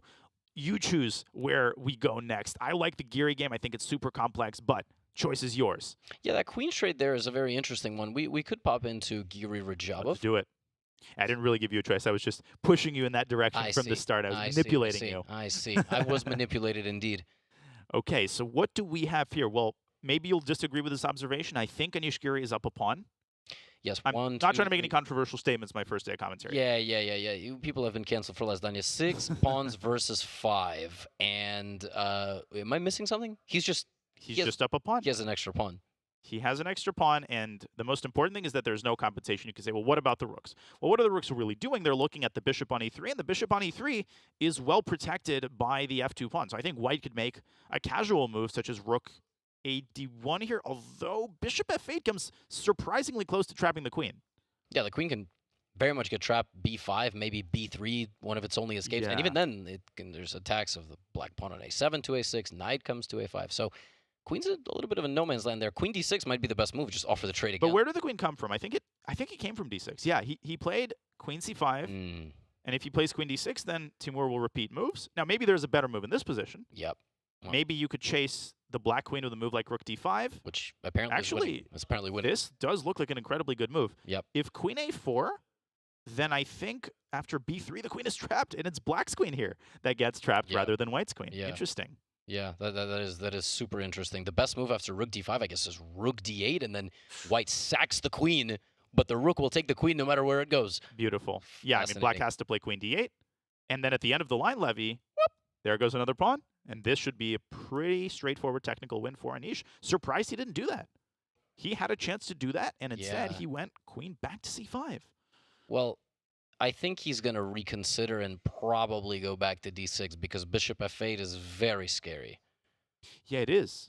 I mean, the queen just doesn't have a lot of squares. And, you know, rook a d1 doesn't even really create a threat. The d7 square is controlled by black's bishop. So I'm honestly kind of shocked that he didn't find rook d5. We're sitting here in our comfortable chairs. Yeah. It's easier from the side, as the expression goes. But, you know, Anish Giri is 2770. I think you're right. I think he is going to go back to d6. This is a very important moment in this early stage of the match because it's been 2 draws, and Giri has to punch the ticket home. He sometimes gets great positions and doesn't bring it home. He was just up 2 minutes. He's now down 30 seconds. That's not good. He's got to make the right decision. Yeah, and Timur is wildly resilient. I mean, we don't really talk about Timur in the same breath as defenders like Hikaru Nakamura, like Magnus Carlsen, of course, but I've seen Timur pull off some pull out some really bad positions. And we do actually see rook a d1 on the board. So Giri misses the opportunity to basically put the game away with rook d5. Instead, he doubles his rooks. And bishop f8 is really asking to be played, dislodging the queen, forcing it onto an awkward spot. And Levy, I'll point out one other idea. The bishop from f5 can jump on down to g4, pinning the knight, threatening to ruin white's kingside structure. Black is not out of ideas here. No, absolutely not. You're not out of colors. I like that. Red, we got blue, we got green. Love these colors. We need a regular yellow-orange or whatever it might be. No, black's... And there you go. You might as well just go play the match. Seriously. By the way, best move... I tried, didn't qualify. Okay, I didn't try. It didn't qualify as so same result. Apparently, queen to d6 is once again the best move. So you just really need that queen trade, or else it's very tough to make progress. Again, very easy to sit here and go, oh, Nisha's up a pawn. It's +1. Very simple. It's very different to be playing there. Your time is ticking. You're like, why am I not winning? I should be winning. Why am I not winning? Yeah, black has no targets. And to make matters worse, after queen d6, queen a5, guess what move isn't possible any longer? Rook d5. This move is no longer effective because the a2 pawn is not protected. The rook on a1 was actually doing something. It was sleeping on a1, but it was also guarding a pawn that becomes important in this line. So Anish Giri now down to 4 minutes. I think he's experiencing the exact kind of frustration you just outlined, Levy. He's saying, this should be winning. I'm up a pawn. My pieces are on perfect squares. Why can't I find that oomph, that final move?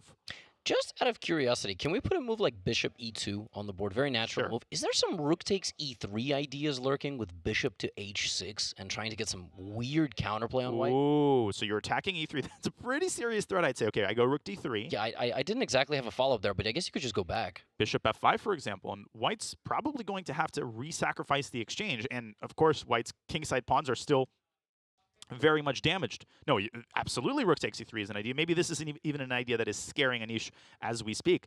3.5 minutes left. We keep talking. He keeps thinking. This time pressure is going to be pretty serious. Yeah, when an unstoppable force meets an immovable object, he's going to run out of time at this rate. And we've been here. He had a 7 there in the first slot of the numbers, and now he's got a 3. And in about 20 seconds, he's going to have a 2. That's where I like how we're just, it's commentary of time. It's just I watching think time it's go down. 65 seconds or so. There's going to be a 1 in front of his time. But yes, again, I'm full of controversial statements today. Okay, we'll leave Anish Giri to think about this position. Not for too long, we hope. Let's check into our last remaining game. And that is, of course, Sam Sevian, who has the white pieces against Nihal Sarin. We probably won't spend too long on this game. This seems incredibly balanced and knotted up. Levy, am I not seeing anything? Is either side really pushing here? To me, it seems like this is almost certainly going to be a draw. It is very likely headed in that direction. It was kind of two forces that came together here, that Nihal played a provocative variation and Sam Sevian said, you're not going to have any fun. You're down a game in the match. You're going to have to prove it with the white pieces. I'm not going to take any risk. Actually, if anybody is playing for anything here, I would argue it's Sam, because a queen and a knight have together unstoppable powers. Yeah, the only way that I could see this game getting interesting is if white, let's say, plays knight e4 and manages to go queen c3 and attack the f6 pawn. The problem is that anytime you go knight e4, let's take a random move by black. Let's queen c6, for example. If white puts the knight on e4, the moment he does that, black's bishop swings over to d5, and it pressures the knight. And then if given the opportunity, black is obviously going to exchange. The knight has to drop back to c3. I actually think we're going to see a repetition of this kind very shortly. Yeah, again, there's only a few ways that white can pose any problems, and it's not at this level of the game, and probably not with this much time on the clock. But if you remove the minutes area, and they just had 25 seconds versus 35 seconds, yeah, queen and a knight are a vicious combination, because there's no way for black to attack white, but the knight definitely can attack the black king. Yeah, and it also doesn't help that white has, this damage on the king side, which always gives black these ideas of perpetual check. Queen d1 and queen d6 if the knight moves away. And there are no targets on the queen side either. Pawns on a3, b2, a7, b6, and h5 by Nihal is a perfectly serviceable move, just grabbing some space, controlling some squares, and one way or the other, we're going to see repetition here. I'm fairly confident that this game is going to end peacefully, and Sam is going to maintain a 1-point lead with 1 game remaining. A really, really successful start, I would say, Levy. That's a dream scenario for him to win his first game with the black pieces. I mean, not even with the white pieces, right? That's spectacular stuff. So I don't think Nihal has trailed in the CGC, by the way. So this is a new spot for him as well, and we'll see how he adapts. We will indeed. He'll have the white pieces in game 4, but it's clear that our most interesting remaining game is indeed Giri against Radjabov. Let's see if Anish has made a move, and he has, and it is queen d6. And the sad thing, as we have highlighted, is that after queen a5, the pawn on a2 is hanging, Another sad thing is that he's got 90 seconds on his clock. Timur has built up a 3-minute time advantage. This is going to be a barn burner. Fasten your seatbelts, folks. Although queen c8, not queen a5 has been played. Yeah, what is the idea there? Because I was going to say White's next move could be queen g3. So what is queen c8 stopping exactly? That's a good question. Yeah, I wonder why he didn't play queen a5. Maybe he's trying to involve the queen through f5 in some lines, although queen f5, of course, runs into bishop d3 a lot of times. But now Anish down to almost a minute on his clock. I wonder if he should just play h3 and accept the ruined structure to clarify the position. No, he goes bishop e2. Levy, your idea. Oh, your idea takes in bishop h6. Looks really darn good here. Yeah, I think Anish's idea after that is just to play king h1, and so he won't get forked. But then apparently Radjabov has sufficient counterplay. Yeah, if we go through this line really quickly, and then we'll dial it back and watch Timur make his moves. After bishop h6, king h1, Black plays bishop takes e3. Let's say the rook moves. Black can keep harassing the rook with bishop f5. Black can even drop the dark squared bishop back and say, hey, your light squared bishop is weak. My rook is on a good spot. This just looks like the kind of position you want in your opponent's time pressure. Yeah, this is like a vintage King's Indian defense with the bishop on g7. There's so many of these motifs to sacrifice one of the rooks on the e-file. Great point. Guess who's one of the best King's Indian players of all time? I forgot the name. I think it starts with Daniel Naroditsky. Oh yeah. Timur Radjabov. It's as a list. Flattered as I am. Hikaru, Ding, Kasparov, and then Radjabov, and then Naroditsky. Right. He might very well play rook takes e3 at this point. And he's definitely thinking about it. Timur has now spent over a minute. Let's go back to the live board and let's watch to see if indeed the Azeri Grandmaster snaps off that bishop on e3. What helps him, Levy, is that there aren't too many enticing alternatives. I guess you can attack the queen, but you nailed it. The queen has this nice square on g3, and if Anish plays that, and then he plays h3, he consolidates his extra pawn. So the ship is about to sail, and Radjabov lets it sail. h5 is such an obscure move. I guess he wants h3, bishop takes h3. Could he be wanting to sack this bishop? But then takes queen h3, knight g5, just wins on the spot? Exactly, that's a great point. And the bishop on e2 guards the g4 square. I'm so confused. A couple of moves ago, the best move for White was to play h3. Wait. Yeah, why not h3 there? It's like this move is forbidden for reasons that we don't know. It's like it's been banned. He goes king h1. I mean, h3 is still very much in the cards. And guess what, Levy? Rook takes c3 has lost a lot of its luster. Yes. Because bishop h6 no longer threatens bishop takes e3 check. It gives White a critical tempo that he could use for a move like knight d4. Yeah. Knight d4, because again, the king is safe now. I'm so perplexed. Like, sometimes the best players in the world play moves, and I go, oh, yes, of course, how could I have overlooked that? Yes, of course. And now I'm just like, what's going on? Why is nobody acknowledging the move h2 to h3, removing the light squared bishop from its post? That was even the best move before Anish played bishop e2, but that was a tough move to play because the king would be open. Well, now it's strange for sure, but the only thing I could suggest is that with the move h5, I think Timur has signaled that he's really not sure how to further improve his position. For whatever reason, he rejected rook takes e3. And I think Anish is saying, hey, I'm going to milk your clock down. I'm going to toss the ball right back to you because clearly you don't know what to do with that ball. And the strategy is kind of working. Now Timur is the one down under 2 minutes. The clock is beginning to equalize. We are headed down the path to a time scramble. Yep. This is going to be crazy because all of the pieces are virtually still on the board. This is going to be amazing. Just, by the way, I saw a result pop up. Nihal Sarin and Sevian they have in fact agreed to a draw, neither side choosing to play in the sandbox with knight versus horsey. Knight versus bishop. They did not both have knights on the board. So, yeah, relatively peaceful game there. It all comes down to this. You can't ask for anything better. Each guy has a minute on the clock with a full board of pieces. This is a bullet game. This is a flat-out bullet game. Timur continues to ponder his next move. The issue is that if you just blindly chase White's queen, if you play rook 8 to e6, the queen can slide up to d7. It can slide back down to g3. In a way, you want to keep this queen on d6. That might be the most vulnerable square on the whole board. But it's a catch-22. If you attack the queen, you force it onto a safer square. Now Timur is down to a minute. Here we go. Oh, yeah. This is going down from a minute now. This is like going down a giant water slide at the water park. It's just like, here we go. You know, all of the distractions that you got to deal with, and maybe you're high up, you're about to fly through the water, jump in the pool. A6. After all that thought, he has moved a random pawn because you know why? Because he doesn't know what to do. He doesn't know what to do. And A3 by Giri. This is hilarious. This is the last remaining game of Game 3, folks. As Levy just pointed out, Sevian and Nihal have drawn their game. Sam Sevian keeps his 1-point lead. But can Anish and Timur, will one of them jump out to a 1-point lead? 30 seconds now for Timur. This is crazy. This is they're on a standoff. Yeah, they're in a stalemate. Yeah, they're a stalemate. Okay, retreating. Back to E7. They're passing the hot potato back and forth. Is he trying to go rook D7? I think that's exactly what it is. Okay, queen c5. There we go, preemptively. Oh, bishop h6 is actually a move here because the rooks are trained at this e2 bishop. Yes, so is rook e3 because bishop h6 after that doesn't hit the king on g1, but it hits the queen on c5. So Our old friend. Yeah. Our old friend, and Timur is investing virtually his remaining time. He can play a move like queen c7 if he wants to pass the move.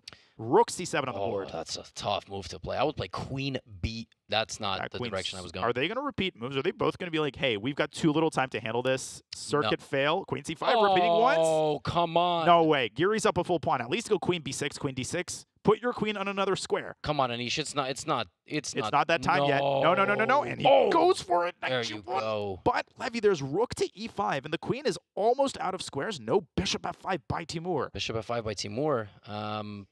Gosh, I don't know. h3 maybe by white again? Okay, queen g3 back. The queen has made a lot of moves. Rook to e4, threatening to push that h-pawn further forward, maybe even to h3 and do serious weaknesses. Okay, he brings rook. The rook g4 there? Oh, there was queen d6, only move. Just kick the bishop up. So play h3. Finally play h3. Play h3. It's begging to be played. It's been begging to be played for 10 minutes. He's still in. He finally does it. Finds it. Oh, h4. Oh my gosh, I'm so glad I'm not playing the game. game. Oh my god, Levy. If knight takes h4, bishop takes e2, and I think bishop e5 in the end disattaches the queen from the knight. So he goes queen d6. Queen d6. And there's the sack on h3. We talked about this. What? Just take it and block with the knight. Queen h2. Oh, bishop e5, slicing off the queen. Oh, queen d7. He missed it. He missed queen d7. That's it. Oh my god, he missed queen d7. Cutting off the knight g5. Knight g5 game over. Knight g5 hits queen f7, rook 9 and knight e4. Or bishop d3, trapping the rook. Either move wins. Bishop f1. Anish! Still winning, but bishop f4 reignites the counterplay for black. Oh my goodness, queen g4. Still winning. Oh, bishop g2. Still up a piece. Just queen g4, trade the queens, breathe. Don't forget to breathe. Okay, rook e7, queen. Okay, that's very good. But Timur, I think, cannot avoid the queen trade. Well, he's trying. Yeah, king g1. King g1's such a nervous move. Yeah, he's just trying to gain time. Yeah, like b4. Like what? I mean, there's no gameplay here right now. Anish. No, I like b4 though. Yeah. He's trying to go a4 and b5 and then get the d4 square for himself. I would play a4 right now. And b5, queen d4, exactly. b5, chase the knight away. Timur desperately trying to whip up that last counterplay, but he has nothing. Nothing on the king side. Yeah, knight e5, queen d4 anyway, probably. This is crazy. Still not over. Yeah, there it is. It's heading in that direction. Oh, just snap take that knight. Get that off knight the board. Bishop f1 has stopped various checks on the first rank. Nice, classy move there for Anish. Yes, now there's various ideas of unpinning your queen and playing rook to e4. But how? Queen g4 I would play right now. Yep. Very nice. And rook coming to d6. Another pair of rooks is going to be traded. And with every material that disappears this F6? game. Yeah, F6. Yeah, but bishop d3. No, I'm telling you, he's playing nervous moves. He's like, it feels like Anish has Timur's time. You know what I mean? He's got 20 seconds, actually. He can take a little time, but he doesn't want this coming down to, like, a last chance for Timur. G4? Oh, rook d4 is a clutch move. Classy, clutch, you name the adjective, forcing black stroke off the board, and now it's over. That's it. Timur, rook takes h4. Rook h4, that's it. And He's going to resign. He's going to resign. Anish Giri storms the castle and gets the first win in his match with Timur Radjabov. That was an incredible finale. You called it. It was nervous chess for a while, but Giri just outlasting Timur. Bishop takes h3. Let's give Anish some credit for how he reacted to that sacrifice. And as a result, he is up by a point. We have our first lead of the match. Yeah, that was such an odd game because it was just a pawn down for a while, but seemingly a mutual stalemate. Anish Giri breaking through against this good friend in a very tense game 3. Wow, I mean, I'm still processing this match. I'm still processing just how many nervous moves were made. We had like a 30-move time scramble, Levy. Yep. I mean, we joined this game. The time scramble really started around move 27. And imperceptibly, this game lasted 61 moves, more than half of the game. They played 2 separate games. They played a game where they just sort of moved their pieces around and Anish was up a pawn, and then they played an entirely new game where they just had less than 1 minute and were pushing pawns so that they didn't lose on time, and then Timur sacrificed the bishop. Incredible. What an incredible game. Anish Giri jumps ahead by a point. Let's take a look at the scores after Game 3. All of the games have concluded, starting with Hikaru, who jumps out to a 3-0 lead. We might revisit that game in just a second. Anish Giri, we just talked about him. Levy, Wesley, he's up by a point, keeps his lead. Very anticlimactic. Really interesting matches all around. Yeah, I think obviously the only game of the round that was a bit slow was Sevian Sarin, but Wesley So, Dmitry Andreikin were a bit all over the place and then agreeing to a draw out of nowhere. Giri Radjabov, obviously just spectacular, and I believe we're going to look at the Nakamura versus Duda game, if I'm not mistaken. Hikaru has been firing on all cylinders, winning games in every way imaginable, which is horrible news, not just for Duda, but for everybody else in the tournament. No, you're exactly exactly right. Every like game narrative, right? Comeback win because of opening preparation, win through good middle gameplay, tactical positional. He's just winning every type of game archetype, and the confidence is unbelievable. I mean, he is just riding the wave of success, and he is riding it all the way to tournament after tournament victory. We need to talk about the game that he just played. This was some incredible opening preparation in a Berlin levy. Can you talk us through what your immediate thoughts were after we saw this opening getting blitzed out? Yeah, let me just quickly even back up to this moment. The move D3 in and of itself, he's up 2-0 in the match, and he still doesn't play an endgame. He can kill the game right here, essentially, and he says, no, I'm going to play the anti-Berlin, inviting this bishop to C5, not letting Duda clarify the center. And then Duda fires off this move. Now, Hikaru likes this move, right? Duda's not... With black. Yes, exactly, with black. And, well, evidently with white. with every color. You don't slow play with D6 or anything like that, or bishop takes C6. White chooses not to play. And Danya, I mean, they played... How many moves in a row did they play without even thinking? 17. 17 I have moves. an answer for you. They played exactly 17 moves before one side started to think. Yeah, and the queens were traded. White lost a pawn. But you know what White got for that pawn?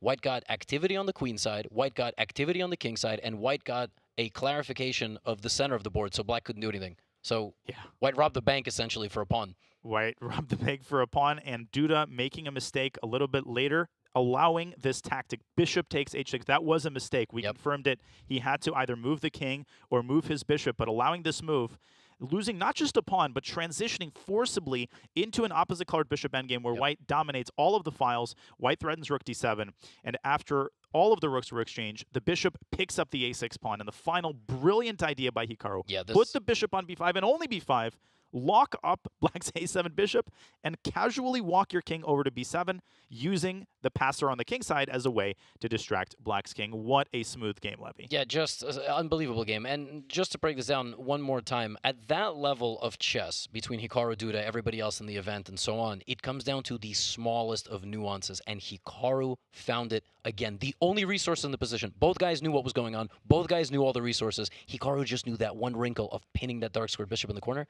He's up 3-0. What are you going to do? What are you going to do? That's the question Duda is asking himself. What an hour it has been, Levy. This has been incredible. Brave means private browsing and so much more. By default, Brave blocks ads and trackers on every page and video you visit, even on YouTube.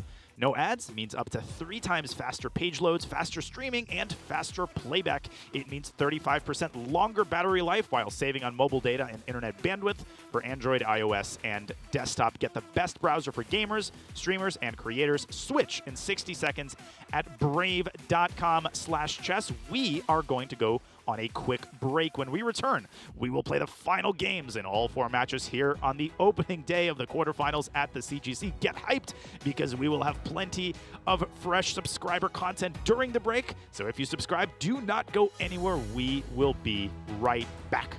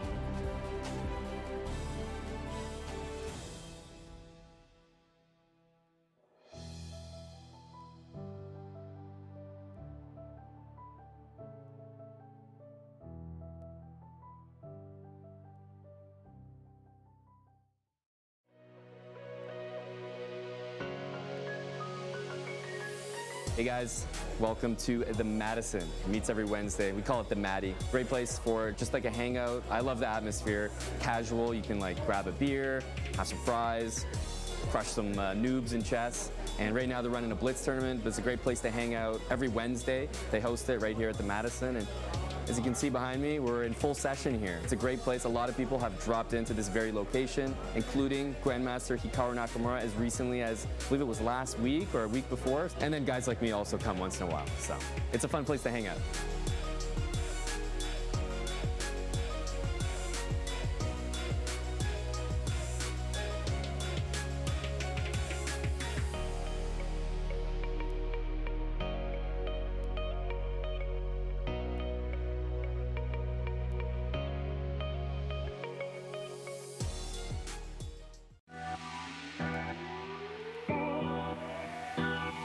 You know, I always want to win. I usually like to take it one match at a time, so I win that one, I go on to the next. Welcome to Toronto, welcome to the CGC. Are you excited for this week? I'm definitely very excited. It feels really good to be here. All right, so as a last-minute replacement in the field, do you think that works to your advantage or disadvantage? I think this is both because he wasn't preparing against me, and I wasn't preparing against him. So we both just have like 1-2 days to see what we can do. How is preparing for a rapid tournament like CGC different from preparing for large over-the-board events? So when I'm preparing for an over-the-board event, I'm trying to pose my opponent problems that they couldn't solve in a long game, while in a rapid tournament I can play some tricky lines which figure out how to play against it. That's absolutely awesome. So on Chess.com, you can click on Insights and it will tell you a bunch of details about your games. And one of the interesting things that we actually found out about you is that you play most accurately on Wednesdays, by far. Did you know this? I definitely didn't know that. Okay, well, apparently you play by far the best on Wednesdays. Thank you for joining us.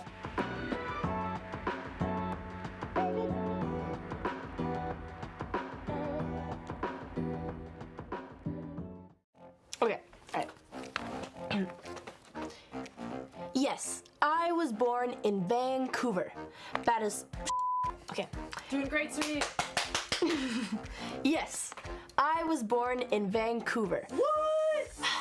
But as fond as I am of that place, it's pretty tough not to fall in love with the city of Toronto. You're not allowed to say that, Andrea. Isn't that where the chess bras are from? No, they're from. Oh, never mind. They're not even from there.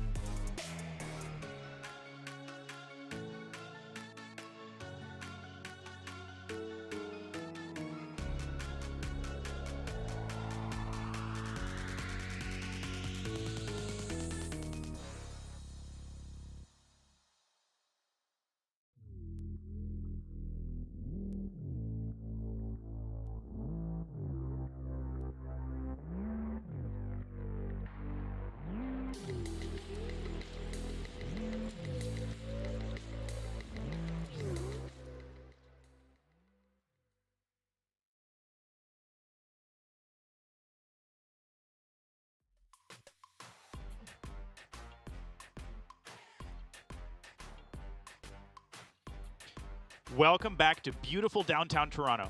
This is just day one of our stay in this wonderful city. Coming up, we have our fourth and final games of the day. First up will be Krzysztof Duda, who finds himself down to Hikaru Nakamura 3-0 as we head into our final games of the day. Let's take a look at insights for the entire field. This is a beautiful graphic. Levy, I want to involve you on this. Just a feast for the eyes as we see the overall accuracy and the experience level, the average game style. What catches your eye here? I think it's the fact that everybody plays around the same level of accuracy, but when you compare the styles of Nakamura and Duda, smooth for Duda, by the way, the only player who has smooth games, when it runs into intensity and time gets low, Hikaru's style will win. And that is why they have played 3 games, and Hikaru has won every single one of them. It's been an unbelievable display by Hikaru Nakamura and an intense game style. Not a surprise there. As Hikaru leads 3-0. Well, welcome back, everybody, to the Chess.com Global Championship Finals here alongside International Master Levy Rosman, the one and only. Levy, what an amazing previous round it's been. This is going to be an epic final game of day one. Yeah, I think every match has had its moment in the spotlight, but I think one player who has had the entire day in the spotlight is Hikaru Nakamura. He's just coming off of becoming a world chess champion in Fischer Random, his first world championship ever. He's been ranked world #1 in Rapid and Blitz, sure, but let's add an official title to that. Everybody was wondering, is he going to come in? Is he going to have any adrenaline dump? But no, he's crushing it. No, Reykjavik to Toronto, very smooth transition. Let's look at all of the other scores. Of course, Hikaru leads 3-0 as we were discussing, but Wesley leads by a point against Dmitry Andreikin. Anish Giri leads Timur Radjabov 2-1 as well, and yet another 2-1 score with Sam Sevian up a point against Nihal Sarin. Just close matches, all of them, except, of course, the topmost one, Levy. Yeah. Nakamura has been spectacular. Wesley So getting an early lead. I feel like that score in that match could be anything in So and Andreikin. Could have been 3-0, could have been 2.5, but it's 2-1 for Wesley after that draw. Giri with a big win, and Sevian with an early lead in his match. So some underdogs, some people who we predicted, some people who we didn't predict, but that's why we're here. That is indeed why we're here, and part of the reason we're here is to look at Hikaru Nakamura as he gets settled there in his comfortable chair, puts his headphones on. I mean, we can talk about Hikaru Nakamura forever. I mean, his biography at only age 34, that's pretty young by most people's standards. I mean, he has climbed the mountain and climbed it many times, Levy. What an incredible player. What just a recent string of performances this has been. Yeah, absolutely. Listen, when you talk about a field of players, you look at Hikaru Nakamura, is Magnus there, right? Those are the top 2 that you are looking for, and now that he's the world champion of Fischer Random as well. He has played all his games today in the afternoon, by the way, so that fun fact is it's a bit shocking. He's still winning every single game he's playing, but he's had a great run thus far, and he doesn't seem to be stopping anytime soon. He is in peak form. He is just, it's unbelievable. Krzysztof, well, he has a psychological battle to fight right now. Yes, he has a 3-0 lead to overcome, but he just seemed broken in that last game. I think, Levy, you called it during the break. Can he get it together? Yeah. Am I seeing what you're seeing? Yes, E3. So Hikaru... E3. And Hikaru, look at Hikaru's face. Hikaru's like, really? Really, Riley? Oh my goodness. Hikaru looks disgusted at the opening. And I don't think he thinks it's a mouse slip, does he? No, I mean, if it was a mouse slip, we'd see it reflected on Duda's face. What? Wait. What is going on? Is he playing a bomb cloud? I'm speechless. I'm usually not speechless. I always know what to say. I don't know what I'm supposed to say right now. Yeah. What are we supposed to say right now? We don't see the chat. Chat is being nuts right now. Absolutely nuts. Oh my goodness. I'm so used to having a chat on the screen somewhere when I'm live casting. Levy, I knew something was up when he played E3. I could sense it because if you want to play an offbeat opening, you go 1 B3, you go 1 knight F3. If you go on E3 at this level, that means you're up to something. Yeah, but this is so shocking. I mean, did Duda go on the break and buy a plane ticket home already? I mean, this is right. But Donnie and I were discussing this. He lost the first 2 games. He was down 2-0 in a worst way possible, right? In game 1, outplayed, fair. Game 2, gets everything he wants, is unable to win. Game 3, there's nothing he can do. That's it. And so we were talking with Donnie, like, he's his own worst enemy right now. Will he be able to pull it together, at least to score some points? Oh, there's our answer. There's our answer. There's our answer. Just play the Pawn Cloud. He played the bonk cloud. Now, the game isn't over. He hasn't followed it up by resigning or blundering his queen. He's actually trying to get out of the situation. Of course, Hikaru is the worst person to play the bonk clouding. I mean, this position is... We can commentate the position. Obviously, the position is lost objectively with the king on f2. I mean, you have just moved your king from e2 to f2. You have lost castling rights. Your bishop is terrible. I could pick apart the reasons why black is winning out of the opening, but I think most people can kind of arrive at that themselves. Yeah. This is crazy. Yeah, sabotaging your own development, moving the king multiple times, and yet the position is still only minus 1.8. Now, of course, it's probably more like minus 1.2 because white is like completely succumbing to defeat, and black is like, did he just play the bonk cloud? I have to destroy him, right? Also, as you said, Hikaru got to 3,000 online rating, I think, playing the bonk cloud. Is that right? 2,500, 2,600? He's better than everybody in the world, and he played the bonk cloud, damn it. So... He did reach 3,000 or so with a bonk cloud speedrun. We will see how Hikaru nurtures his advantage. He will not live this down if he loses. But we have another game to get to. We promised we will bring you more Hikaru Duda coverage. But Wesley So and Dmitry Andreikin are about to start their game. Let's have another look at Wesley So's biography. Aged 29, Wesley So needs no introduction. One of the most solid super GMs around. He rarely loses. He is just a rock, Levy. I still can't believe that. I know. It's so hard to talk about anything else. I'm sorry, production. I am absolutely shocked. Yeah, Wesley had a crazy run here. He almost lost to Jeffrey Zhang. He was 3 moves away from losing to Jeffrey Zhang in the round of 16, but he's got an early lead here against Andreikin. We'll see what happens in game 4. Yeah, this match has so many twists and turns already. I mean, I stopped watching, round 1 because I was sure Dmitry was going to win. Then Wesley missed mate in 2. But somehow Wesley stabilized in that second game. And then in the last game, Wesley with a worse position, almost getting mated, but offering a draw, and Dmitry takes it. So Dmitry, he pins his hopes on having the white pieces here. Let's see what he can create. And he starts off with a pretty offbeat English. E3, is that it? Yeah. E2? I don't like to see this E3. Yeah. I'm closing my eyes. Yeah, no, I don't think we're going to get that. Dmitry playing a very specific move order, looking to avoid a couple of theoretical bumps, road bumps, if you will, that black could play. You put a piece on E2. Oh my It's not the king. This is so unique. This is such a weird line, because can't black just go c6, d5 here? Yeah, that's sort of the typical way the black meets this. Wesley drops his bishop back to e7. I think that he is going to go c6, d5. Maybe Dmitry will try to beat him to the punch and play d4 in this position.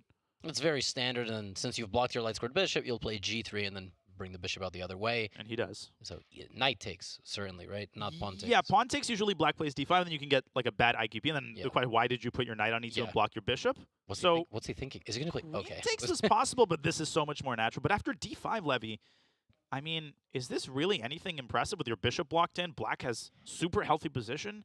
What am I missing here about Dmitry's opening strategy? He forgot to play king to e2. That's what it was. Now it's, yes. How could I have forgotten? Now it's anything but. I guess he'll take on d5 and then finish his development somehow and do his best, but yeah, very odd opening. Listen, he doesn't have that many games remaining. He's down a point. Yep. Wesley can basically, well, I thought he could draw on demand with the white pieces. If he really wants to, I think he can. He can play one d4. So Dmitry has to make this game count. He can't just give up a quick draw. That would be a disappointing result. So he's taking his time here, trying to figure out how to. Did I say that in a Canadian accent? Did I just say out? No, I was not. I'm still shocked that we have a bonk. I know. I can barely verbalize my thoughts, but Dmitry Andreikin, he's got to make a decision here. He trades on d5. Yeah, I mean, this is obviously not that impressive, but plenty of pieces still on the board. Exactly. The game is not over. It's equal, but plenty of life left in this position. Yeah, there's already imbalance in the pawn structure. Black has 3-3, white has 4-2, almost like a little battleship situation, and that will lead to various imbalances in the middle and endgame. White has opportunities of attacking on the king side, maybe bishop d3, some various things over there on h7, so there's life left for sure. There most certainly is. Maybe the move c5 can be considered to chase the knight away from d4. We'll keep an eye on this game as they exit the opening and enter the middle game. But another game is about to enter its opening stages, and that is Anish Giri against Timur Radjabov. Let's look at Giri's player card. He leads Timur by a point. He's 28 years old. He is just a walking meme. He's an incredibly strong grandmaster, great guy. I mean, what categories does Anish not fill? Yeah, generally, walking meme has a negative connotation, I thought, but in a positive way. In a positive way. A positive walking meme. Yes, most brilliancies that have been made by Anish. And folks, make no mistake, round 64, 32, 16, he has just demolished, folks. He really has. He's up in this match. I know, and the whole draw meme, Anish Giri wins games. You don't get to 27-70 by drawing, but let's see if Timur Radjabov can make up this 1-point deficit, much like Dmitry Andreikin. Same situation. He's got the white pieces. He has to make it count. Yep. And already a big choice on move 3. Nimzo Indian. Will we see a Rogozin? There's a million ways this could unfold. Wow. He has invited. Okay, A3. Same-ish variation. And Anish cracks a smile.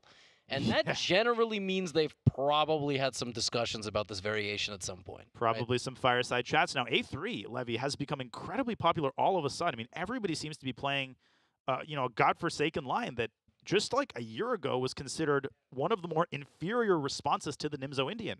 Yeah, that's because in many of these positions, what? Knight F3? That's also rare. That is extremely rare. I was just gonna draw an arrow here. Yeah, go ahead. That generally White's play is associated with expansion in this form, and then the bishop, and then this, and then so on and so forth. But knight to F3, folks, again, we're chess nerds, so this is a very normal move, but the F-pawn was supposed to go there. So he's just taking him totally out of theoretical waters here. He is, and he's making Giri think. And the reason that this line has been considered dubious is obvious, just visually, even if you're not a Nimzo player. Just look at White's queenside pawn structure. You're accepting long-term damage. Black has an easy plan connected with attacking C3. The bishop from C8 can develop to A6. The knight can come to A5. So you're basically harassing White's queenside pawns if you're black here. And so, Levy, that's why you highlighted that White needs to generate play on the king side.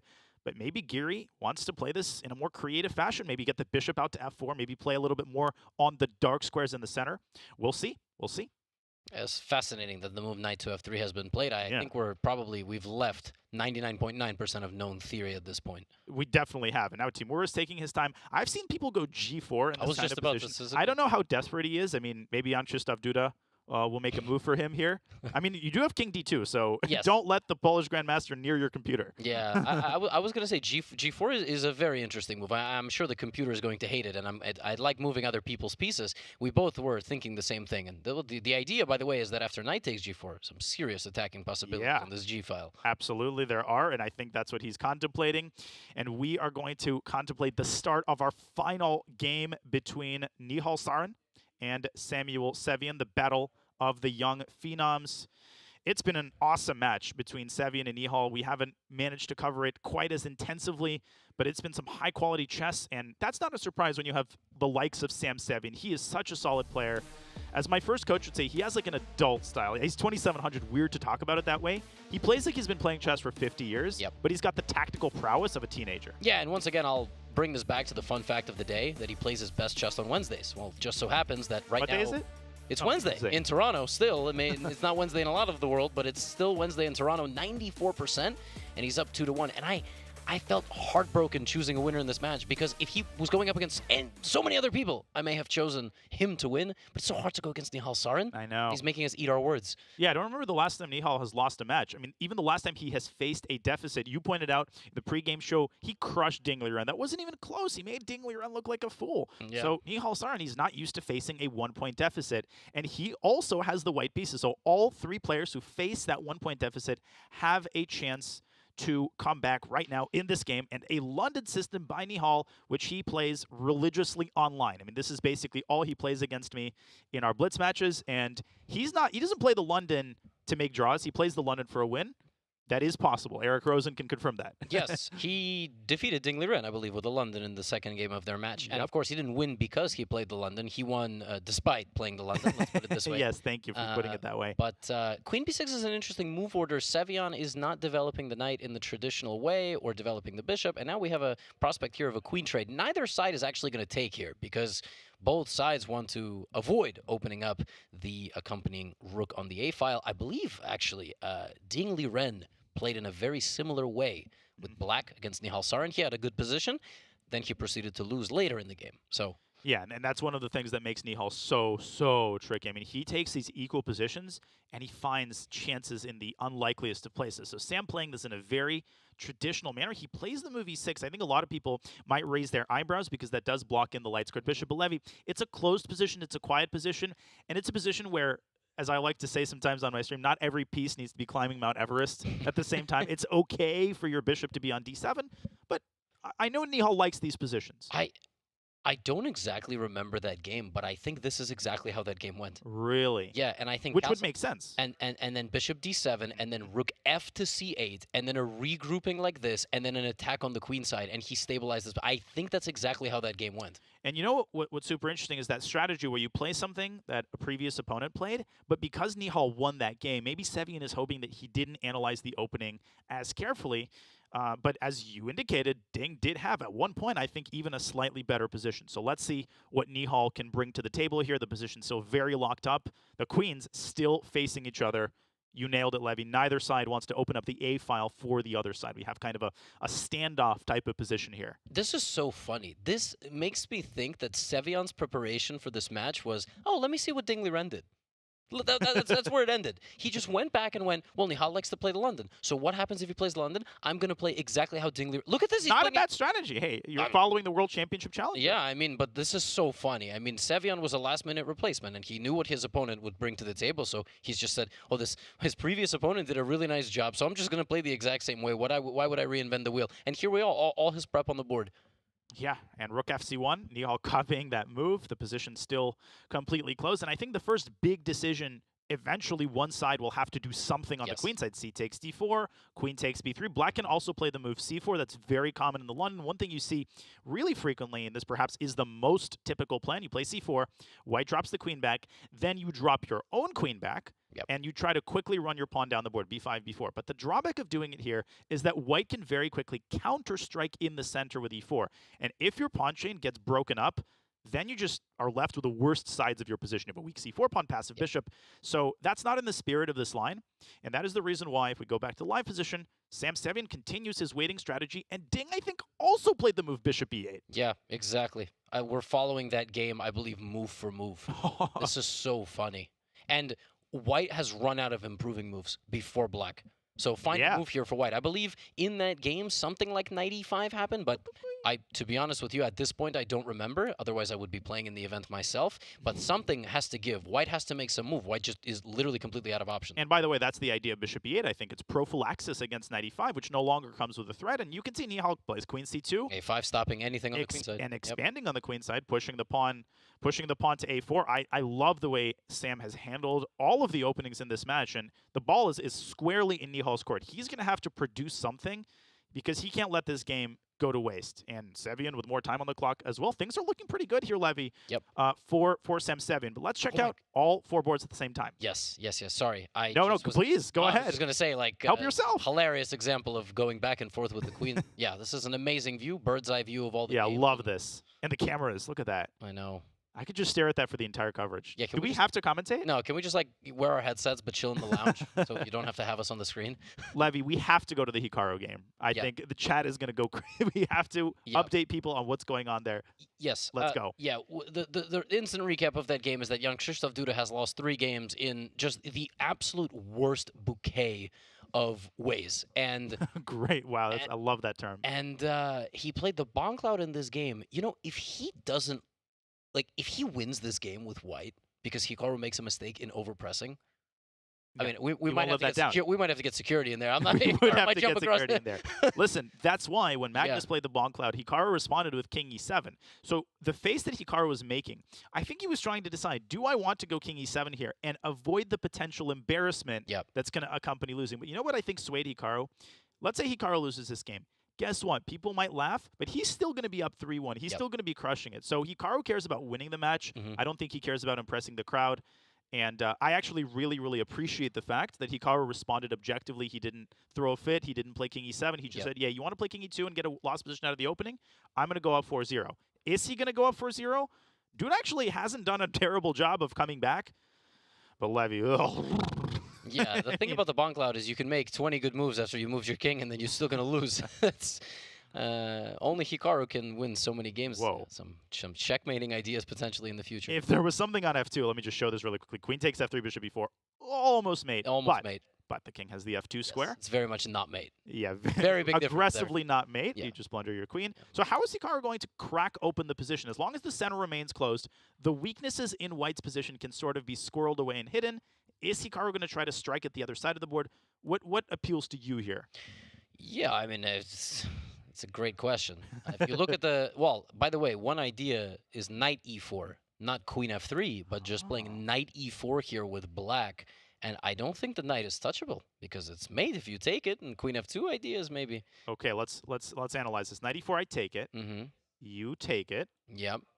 King h2. I was thinking queen f2, but I guess there's some bishop g2 stuff. But okay, yeah, queen f2, bishop g2 hides, and then the knight guards g3. Otherwise, that would be mate. The computer line is really Computer line is ridiculous. Queen f6 to d6. Human sag. Yeah. Queen e takes d4 is on. But this makes sense once it's played. Yes. Yes. And you know what's crazy, Levy? That pawn on a6 is so significant here because without that pawn, white would be able to play knight b5.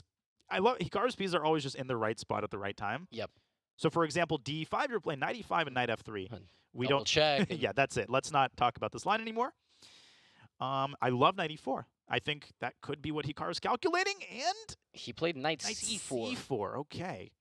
Again, what do you make of this? Again, he can play literally any move and maintain an advantage between -1.5 and -2, which is the equivalent of 2 full pawns, and that probably has to do with the fact that white made 3 king moves. I don't know. Why would you think that, Levy? Stop making these conjectures, these wild guesses. You know, listen, it's my job. They brought me in as the, to be the Charles Barkley of the show. You know, I'm going to say some crazy stuff. And a5, bishop a7, but I will make you laugh. It's -2 now, by the way. So, yeah, folks at home, don't move your king 3 times in the first 10 moves of the game. 16 moves of the game. I'm really sorry. He was a little bit longer than that. Yep. But, again, we have a situation where Duda's going to run out of improving moves, just like Nihal Sarin did in his game. The difference being Nihal Sarin played a London and Duda played a losing opening. Yeah, he played a little bongo. And Hikaru's not going to run out of improving moves. In fact, with every improving move, white's position is going to get closer and closer to collapse. You could say, well, I'm looking at this position. I don't see how white's position is going to collapse. Black is going to plant a bishop on d3. And then at that point, already sacrifices on d4 are going to become a thing. Everything is a thing because white is a king on g2, a bishop on f1. All of white's pieces are discombobulated. So the moment black sacrifices anything in the center, I think it's going to lead to victory. Add on top of that, the fact that Duda now has 5 minutes to Hikaru's 7. Yeah. If Jan Krzysztof pulls it off, this might be the most shocking game of the whole match. Maybe the shocking at this game point. of the year. Yeah. To play, no, Hikaru just doesn't lose these positions. Yeah, can I show a cool line? Sure. I love this. It's like our playground now. It is totally our playground, but I actually forgot which line I was going to show. It was ED4 or D5. There was some line where black sacks on F3. I made it work, but I already forgot how to do it because white's position is so bad. It was something like knight C1. It was this. Okay, but here black can win in a much simpler way, just knight takes d4. Just as a sample of a line where black sacks on d4. Good lord. Queen d4. Just look at this. We don't even have to analyze. Rook h1, queen f2 mate. These are ridiculous lines that we never talk about in high-level games. That's why I want to show these. Yes, it's very painful and very disturbing position. And I got some orange juice here. I was thinking to drink it, get some vitamin C. This position makes me sick. Oh, gosh. Yeah, I think Jan Krzysztof has had enough. I think he probably thought he had good chances in this match, and then game 1 happened, and then game 2 happened, and then... He was just broken. I mean, that game 3, you know what got to him? The fact that let me play a Berlin, let me play the most solid opening in existence. Hikaru still just destroys him out of the opening. Yep. Yep. That is just so tilting. Okay, let's get out of here. Let's go back to our 4-game view. I can't look at just this position anymore. I need it diluted by some more normal positions. Levy, we've got a couple of endgames. Top right, we have Andreikin So in an endgame. What catches your eye here? I like that Andreikin just hit him with a fork, a little knight c7 action, but I am concerned about the fact that that position is probably going to just disintegrate mutually, let's put it this way. It's the last game of the day, you know, especially if the match is close. Nobody really wants to take a crazy amount of risk. Tomorrow will be a completely different story. If you have to win in game 8, you're going to play some wild openings, but Wesley giving... What is Wesley thinking about, by the way? Yeah, what is he thinking about? Let's go to that game. Let's see how the position's going to disintegrate. I'm not totally convinced that this is just going to be a dead draw. But let's take a look at the details of this position. The knight is on c7. Okay, so the rook is attacked. I'll tell you what he's thinking about. He's thinking between rook a c8 and bishop d5 to b3, counterattacking white's rook. Aha. Oh. And he's just played bishop There d3. you go. But okay, I take the rook, you take the rook, I take the bishop. But isn't black going to be slightly better when all is said and done and all the checks are balanced? Knight takes a8, bishop takes d1. This hasn't happened yet. I'm just sampling this king takes d1. Now, there's no discoveries. Obviously, it's an endgame, so bishop takes c3, blah, blah, blah, blah. Couldn't you make a case that black is slightly better because of white's pawns? Or do you think it's not significant? I learned from my favorite YouTube channels that bishops are better than knights in the endgame. Having said that, yes, pawn structure is very important. It could just be another Sevian Nihal situation where it's knight-bishop, but instead of queens, it's rooks. The knight is going to go to c5, make no mistake, and it will stand there for the rest of the endgame. Yeah, but you're right. Bishop is going to go to c4. White's going to get a rook to d1. These targets are unattackable. They're just optically awkward. But a lot of people kind of forget that. Weaknesses don't exist on their own. They have to be attackable for them to actually be weak. And often in endgames, you know, these isolated pawns can be safely defended by the king. We're going down this exact line. Now, Levy, black could throw in knight c5 check. He does. Doesn't really change the tenor of the game. I think we're going to have a draw here. Yeah, the knight is great, but as you said, there's weaknesses, and then there's weaknesses that can actually be attacked. So if a weakness exists but it cannot be attacked, is it a weakness? Schrodinger's weakness? Well, it's like the forest question, right? If a tree falls in the forest and nobody hears it, does it actually make a sound? There's a bunch of those. Yeah, I know. Does it make a sound? I don't know if there's like a scientific answer to that question. I think it's like a rhetorical. I see. Yeah, but I feel like you That's get why these I did discussions major frequently in your stream. physics. I see. I see. I do get to these discussions frequently, to my great detriment. But king c2 on the board, he's thinking. He's thinking. There's a knight hanging. Was there a draw? There has been no draw offer yet. What is he thinking about? I mean, you could play rook c8 if you wanted to toy with the knight. Why would you gift? You know what's hilarious? Oh, and Andreikin just offered a draw. But he just offered it. Maybe Wesley was just waiting for that draw offer to come. Wow, what a Chad, seriously. We got multiple Chads in the room right now. We do. Bonk Cloud, we got it waiting for your... Oh! He waited for his opponent to offer a draw, and then he declined it. Look, takes it. Now I'm going to take it. Yeah, wow. What a psychological play there. Wesley, I'm not totally surprised. You know why? Because black is not risking at all. And we have seen, Levy, you can co-sign this, we've seen people like Levy and Magnus squeeze smaller advantages than this. Did you say Levy and Magnus? Did I just say Levy and Magnus? Yeah. I meant to say Wesley and Magnus. Oh. Aren't you flattered? I confused you with Wesley? I thought that was such an effortless line. I just said, like, you just, like, threw it in there. I was, like, supposed to read the compliment. I mean, I'm sure you've squeezed advantages like this before as well. Yes. I've squeezed advantages out of positions back to my opponent. So before we jump to another game, can we even visualize a reality where black somehow wins this game? Maybe he sets his pawns in motion. What do you think about that? Actually, yeah, very legitimately. Yeah, rook d6, b5, a4. Rook d6, b5, a4, and then maybe put a knight on b3. Put a knight on b3. And again, black is not risking. We can't say that enough, right? Yep. Levy could make 30 moves, say, hey, I didn't work out. Let's make the draw. So it totally makes sense that you he said Levy again. Oh my God, what's wrong with me? I'm like, are you complimenting me? I mean, listen, man, I'm flattered. I could absolutely make 30 more moves. I could also make 30 more moves and lose for both sides. I actually think I confused your name earlier. Okay, Wesley. We'll see if Wesley can squeeze out this advantage. But let's go to another game. Let's take a look at the Anish Giri game. We haven't checked in a while. We have a London-y type of position. Although we remind you, this did not come from a London. This came from a Samish Nimzo Indian, and a queen trade is in the cards, or is it in the cards? Right, exactly. There was it looks like a London, but the bishop on f4 somehow perished. Yeah, where did it go?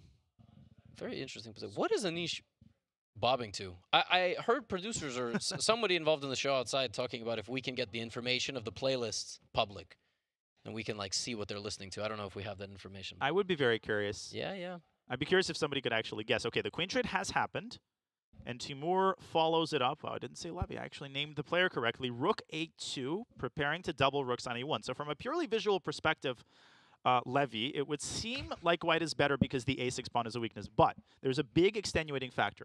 Black has the b file, and black has the potential to infiltrate b2. Yes, so I think it might balance each other out. Yeah, and if you trade a6 pawn for c3 pawn, black wins the game, basically. So yeah, exactly. Yeah, black just gets a pass pawn.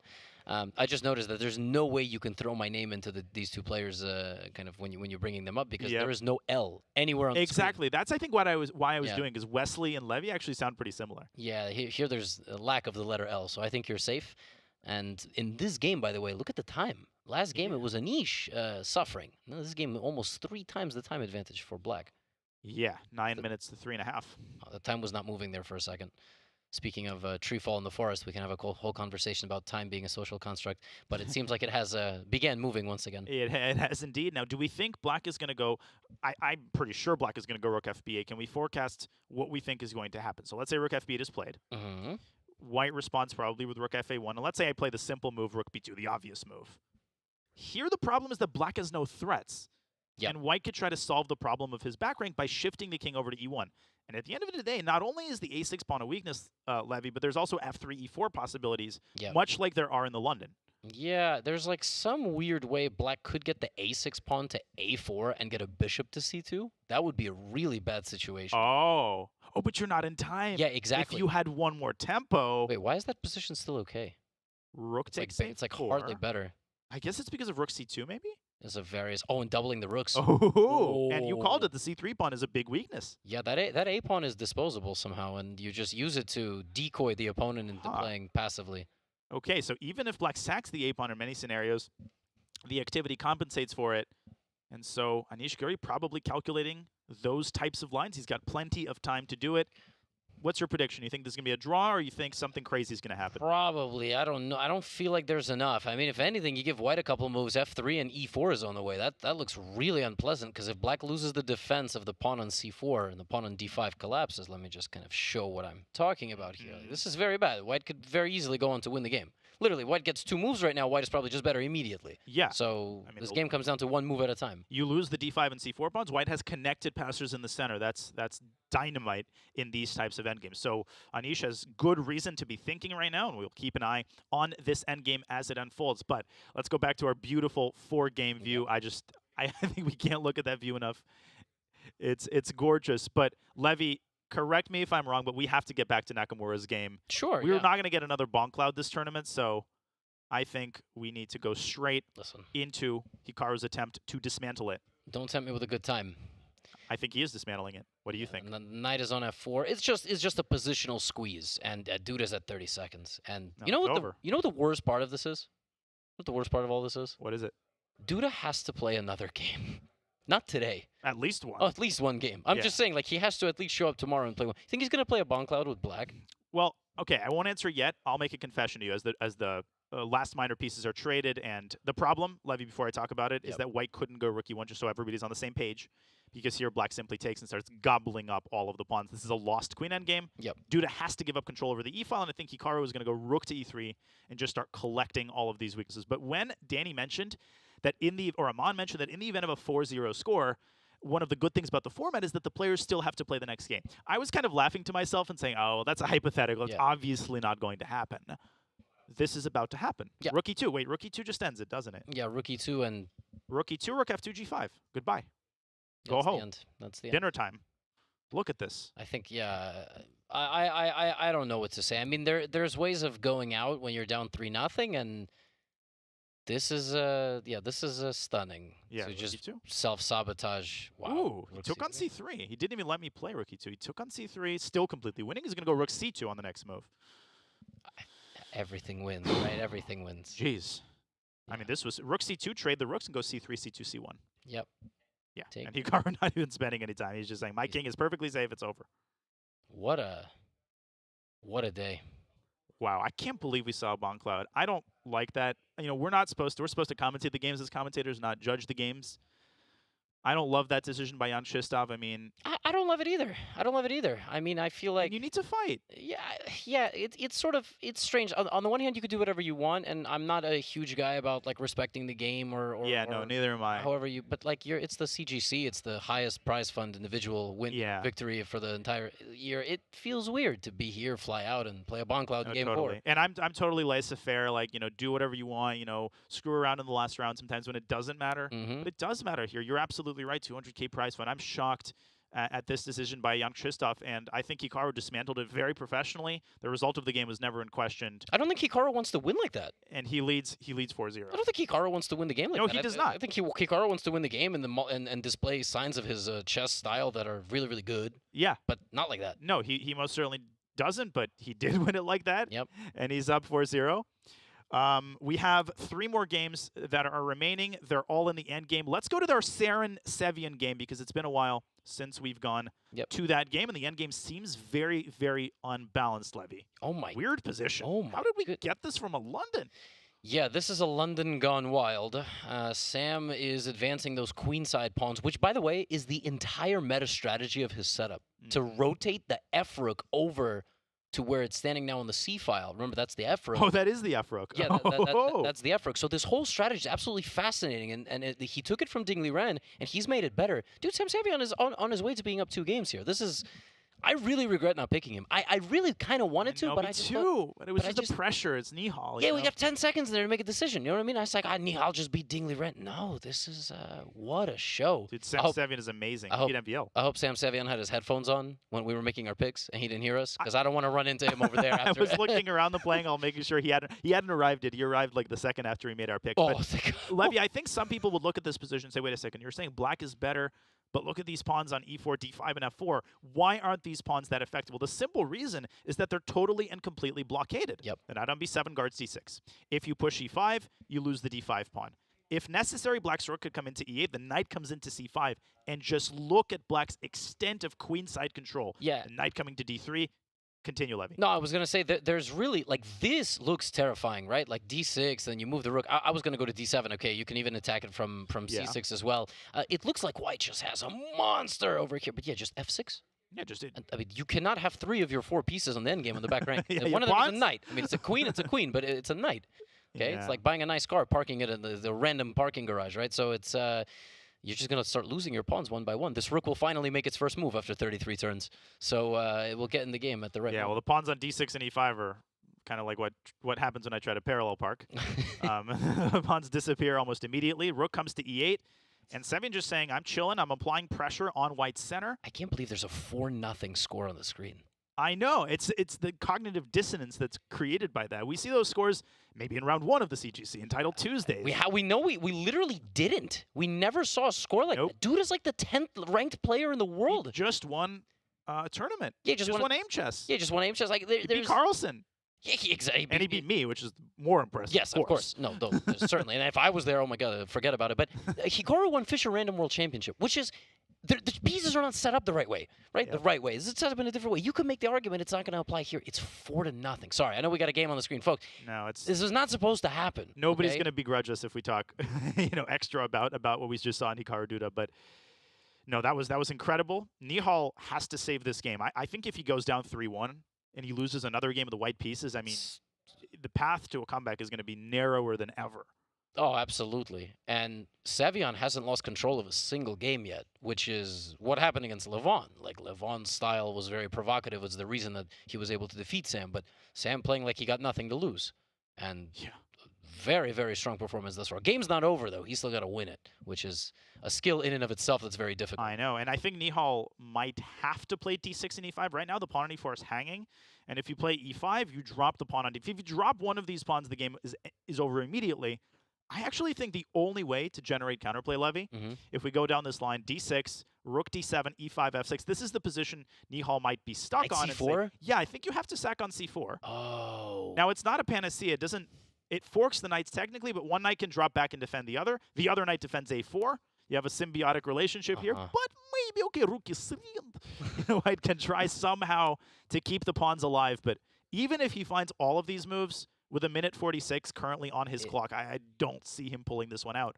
If the computer is saying it's minus 1.6 or minus 1.8, and this is what the computer is suggesting, the game is over. The game is over. Well, I've seen Nihal pull out some crazy comebacks. Certainly. You have to acknowledge that. Yes. But yes, the way Sam is playing. Sevian. Yeah. Okay, d6, rook d7 on the board. Let's follow this line. Now he's going to play e5. I don't see an alternative. You could sack now. He could play knight c4 now, yeah. Basically a transposition, and that's probably what he's contemplating. Like, I think he sees this idea, which is the only way to make this exciting. It's the only move he has. He can only defend his center pawn or sack the knight. He has no other moves. He has no time. Nope, because otherwise, after e5, f6, you lose the d6 pawn, the d file opens up, the knight infiltrates d3, and then it's like, rats descending upon a feast. Yeah, if I said white could not take on c4 right now, white's position is atrocious. It is, like, legitimately horrible because white doesn't have the time to untangle anything and attack the only weakness in black's position, which is this pawn. So what do you do? Yeah, I have no idea what you do. Neither does Nihal as he drops 2 below a minute. Let's go back to our bird's eye view because we have 2 games other than this one that are still underway, and they're all very exciting. You have the top right of your screen here, Wesley trying to squeeze out that advantage against Dmitry Andreikin, who cannot afford to lose. And on the bottom left, you have Timur Radjabov facing Anish Giri. Yeah. I was going to say, the game on the bottom left might finish right now. Okay, let's go to that game. Yeah, can we just quickly pop into that game? We absolutely between can. Giri and Radjabov. King f1 should just be a draw, right? Rook c1, king f2, and then just repeat. Wait. King f1, I think there's rook. Oh, He goes king e3. I did not expect that. So now if rook e2 check. King d3? Yeah, exactly. And then black gobbles up the 2 pawns, but white has the passed d pawn. I'm Yeah. not sure why king f1 was not possible. I think it wasn't possible. I think he's playing for a win. I think he saw the draw. He just didn't want to make the draw. Okay, that's entirely possible. Huh. I mean, 3 pawns is 3 pawns. Wesley Wesley just won. Wesley won that. Wow. He squeezed that one out. Oh, that's unbelievable. What went wrong in that game? I feel like I feel like that game was just balanced. Did I miss something? Oh, watching Wesley So there on the screen getting up. Well, it was balanced. It was a slightly better endgame for black. We didn't think that Dimitri would lose it, though, just because of how solid he is. But Wesley goes up 3-1 over Dimitri Andreikin, the Rock Levy at the end of day 1. What a strange day for Wesley, because he's won 2 games with black, and Dimitri with white is unable to create enough chaos. It's fascinating. Like, sometimes when you play black, it's easier to make nonsense happen on the board, and that's what Dimitri's strategy has been. But he hasn't been able to win those games, and with white, he's been... Well, he shouldn't have taken a draw in the last round. He had a chance. He Yeah, had an there you attack go. with black, but we have 2 games remaining, and they are very, very sharp. Right side, you have Nihal Sarin of the white pieces trying to come back down a piece now. He did sack on c4 Levy, and on the left side, I think this game is about to end. Yeah, we're going to have a draw momentarily in our Radjabov Giri game, but let's keep these 2 games open for now because I don't know which one of them is going to end first. Yeah, this Giri game is actually very tense. It's very easy to forget that endgames can be so tricky. Just think about Duda Hikaru, the game 3. So right now, Anish is going to try to get these pawns off the board, and so is Radjabov, but Rook Radjabov A6. doesn't want all the pawns off the board. He just wants... I think rook a6, though, Levy, and rook takes h6, king d7. You grab d6, and then even in an opponent game, if you give up your f5 pawn, it's still going to be a draw. Sure, exactly. So these players know how to simplify down to the fact that even if they lose material, it's still a draw, because you could draw with just the king against the king and a pawn, if you know what you're doing, which they do. And you could also chuck the h-pawn by pushing it up to h5 to force white to leave your king alone and then play king d7. And if you want, you can draw rook endgame a pawn down. Yeah, you can display that with arrows. Yep. Okay, he gives a check on a3. Also possible, literally anything draws. Yeah, this game is purely like academic at this point. Even the result is not a question. Even this is a good move for always getting rook e3 and forcing the king to be very passive. Are you sure that's not your twin brother in there? f4 on the board. Yeah, that's it. Yeah. King d7. Yeah. And we can divert our eyes to the right side. Okay, rook e3, for example, and literally anything. You could leave the f4 pawn, take d6. You have a Philidor position on steroids. Yeah, just don't go rook e3, king f2, rook e6 probably, and even that I think even that is a draw. But this is just a very trivial draw for these guys. I don't know why he played it that way, though, Levy. Now his king is cut off. I think the only way to actually draw this is to go rook b7 and rook e7 now. Oh, my gosh. I think if you don't do that, white's going to get his king around through the king side, f2, g3, g4, and then eventually you're going to get a Lucina position. Oh, I see what you're saying. Yeah. Oh, but rook b3 now. Or rook b7, rook e7, because the pawn is too far in front. I see. Oh my God, look at the other board, by the way. Yeah. What's happening there? There we see rook b7, the retreat. Yeah, Nihal's pawns have made it through. This is actually a very bad sign for Sevian. Okay, now Giri has indeed played rook e7, clearing the path for his king, and that's okay. We can officially call that game a draw. He's not going to lose that. What's happening in Sevian Sarin? e6 on the board. What happens if you take that pawn, Levy? Does white play d7? Yes, but don't you have another rook? Can't the other rook go back? So we're saying rook takes e6, d7, and a draw agreed, by the way. A draw agreed and a drop of Giri. Yeah, something like this. Rook e6, and there we see Giri. Very productive day at the office. Indeed. He is the leader in his match after the first 4 games by a score of 2.5, 1.5. That one's going to go easily 7 or 8 games, if not more. All the games have been so close. Even the one resultative decisive game, it was a time scramble. It was a 40-move time scramble, and Timuri's going to be disappointed. But man, is this match close.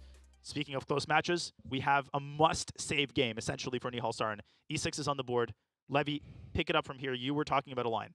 Exactly. So if you play rook e6, white is going to try to sneak the pawn in with d7, and you cannot capture because obviously you have a hanging rook here. But the move rook b8 is possible. And after rook takes, knight takes, rook c8 check, it's actually not as dangerous as it looks because the promotion square is covered. Yep. And the rook is defended. It's a crazy, crazy sequence of moves there. And I could pull it up, of course. But he's actually played rook bb8. Yes. So he hasn't taken the pawn. He hasn't taken either pawn. Sam thinking that he can survive no matter what. 3 seconds on the clock for Nihal Nihal Sarin. d7. Oh, but knight takes d7. Yes, knight d7. Oh, you can't take. Yeah, he blundered that. Or maybe he has a trick. I don't think he had anything, though, because if you had defended the d6 pawn, you would have lost the other pawn. Okay, I think the trick is he's going to take on a4, and he's going to try to hold us down a piece, which is not impossible. He still has that e6 pawn. He still has a lot of piece activity. Work is still required here for Sevian, but this is where Sevian's time management really steps in. He's got 1:45, and that's really plenty of time. He needs a couple more accurate moves here. Yeah, I guess you just go knight d5, or even knight f6, because the rook can't take... Uh-huh. And knight f6 if I go e7? I didn't think that far. But just rook d7, I guess. Yeah, just rook d7. Okay, he plays a very natural move. Knight f8. Oh, knight f8 wins the pawn. Oh, knight f8. But there's... Is there e7 or something? So knight f8. He goes knight f6. Oh, but knight f5. And if you play knight takes e6, there's knight e7 check. Oh my goodness! And it blocks off the rook. Oh my god, this is not over. Oh, but there's knight e4 check for black now. The knight, the c. Knight c e4. Yeah. King moves. There's too many knights. Oh my god, look at this is mate. Knight c4, king h4, g5 is literally checkmate. Yeah, don't blunder that. Knight c4, king f3. Your g pawn is also hanging, and if black loses both of his remaining pawns, Levy. Yep. Then white gets serious chances. This is an awful spot. Nihal has made this a complete mess, and he had 14 seconds versus 3.5 minutes. This is a worst nightmare scenario for Sevian, his head is in his hands. He's not thinking he's in any bad shape. He's thinking, I might mess this up. I got 45 seconds. I mean, this is going to turn into a 3-result game if Sevian drops to 10 seconds. I mean, I've seen crazier things happen. He finds knight c4 check. Yes, That's a move. big move. That was the only move, actually, to keep a decisive advantage. But can he gather the guts to take on e6? And he does. He does. Now king f8, best move. Rook g6. Try to go after black's last remaining pawn. h5 here maybe, or knight g5 check, I don't know. Dude, let's take a second just to appreciate how Nihal is defending this with no time. Yeah, he's finding every last chance. Yeah, I mean, players have skill sets, and this is his skill set.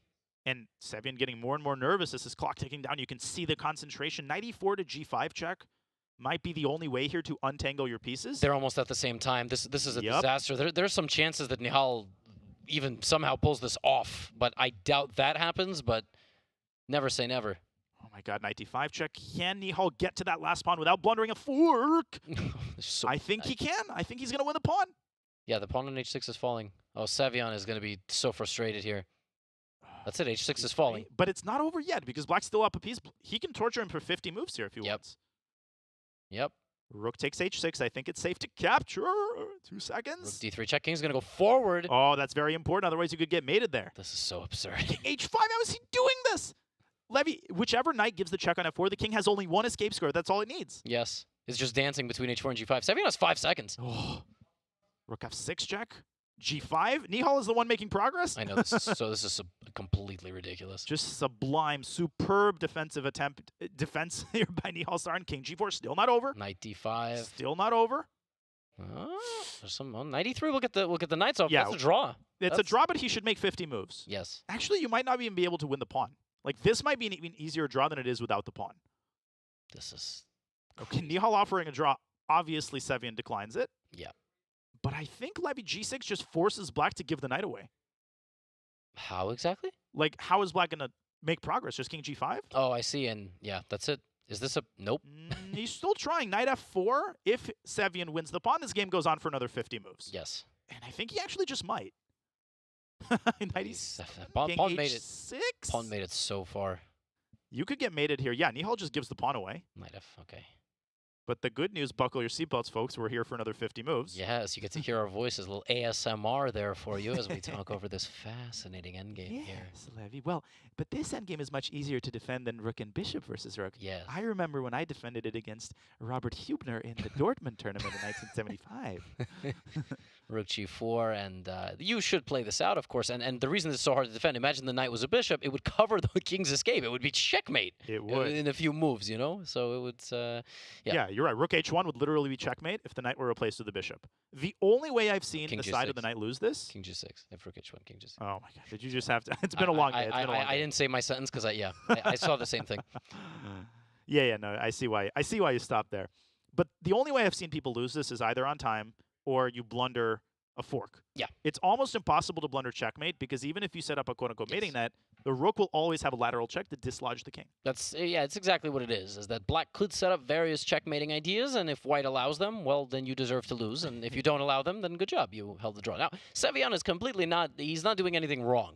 Okay, playing a Banglaut in game 4 and losing the match, the way it happened in Duda's match, yeah, that was probably doing something wrong. And Sevian is completely within his right to play, and you never know what might happen. Never know the internet, right? Might go out or something like that. But wow, he could have been up 3-1, and It's only a one game match. I can't believe Nihal is, well, I don't want to jinx him. It's not over yet, but if nothing crazy happens, he's going to save the game. Listen, if he comes back tomorrow, this game is a potential turning point. I mean, he keeps the lead to 1 point. That just feels so different, right? You come back tomorrow morning, you win one game, and the match starts anew. So huge, huge defensive effort here by Nihal Sarin. He is as hard to bring down as Hikaru Nakamura, almost. Yeah, honestly. Really, his defensive capabilities are amazing. And this does feel like a win in many ways, but a lot of good things going for Sevian. Number 1, still got a golden ticket to return to this event. Number 2, still up in this match. Yeah. And number 3, no more games today. So I don't know how mad Sevian is going to be about this, because if Sevian didn't win the game where he was winning, it's a different story. Here... It wasn't like, it wasn't +7, it wasn't +8. Nihal literally found that knight takes c4 move. Play that with 5 seconds on the board? Come on, just understand that you have to sack your knight for black's remaining pawns. Is a hard thing to do in a classical game, much less with the sort of pitiful couple of seconds he had on his clock. And okay, there are 115 moves in, Levy. I didn't see where the counter started. Obviously, the 50 move rule means that if 50 moves go by and a pawn does not move and a capture does not take place, the draw is official. I think he's made something like probably 35 moves or so. It's probably in the 40s at this point. 40s. Yeah. And that rule was put in place to prevent situations like this from going on for forever, and there it is. And you called it. Wow, that was so accurate. Yeah, it felt, Sevian doesn't look particularly unhappy. He would be far more unhappy if he needed to win that game to tie the match in the final game, but a very good day for Sam Sevian here in the first day of the quarterfinals. And just, to be honest with you, just a fantastic welcome back to the event. Yeah, I mean, high quality play in this match. I mean, by both players, a lot of effort, a lot of grit, and just a very impressive game two by Sam Sevian. I mean, he came here, he didn't expect to come, he didn't have as much time to prepare, Levy.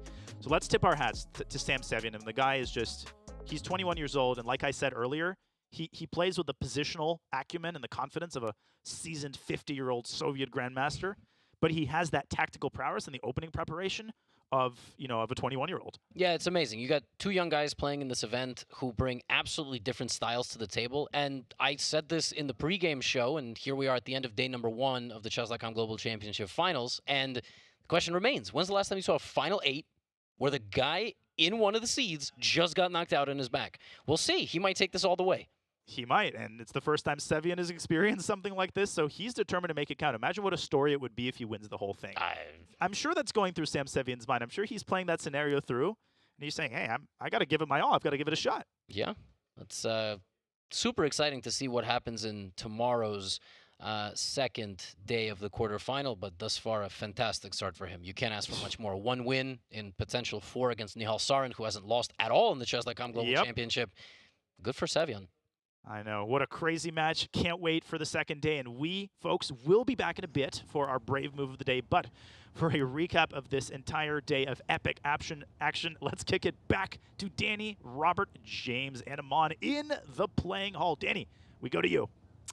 Thank you, Danya. Wow, what wild games we just saw. A lot to break down, like you said. Let's reintroduce our chairs here. We've got myself, Danny Wrench, Grandmaster Robert Hess, FIDE Master James Campty, and now Grandmaster Amon Hambleton on the end. Guys, there's a lot to unpack. Amon, I'm going to start in reverse order with you. Your biggest takeaway right now before we head into day 2?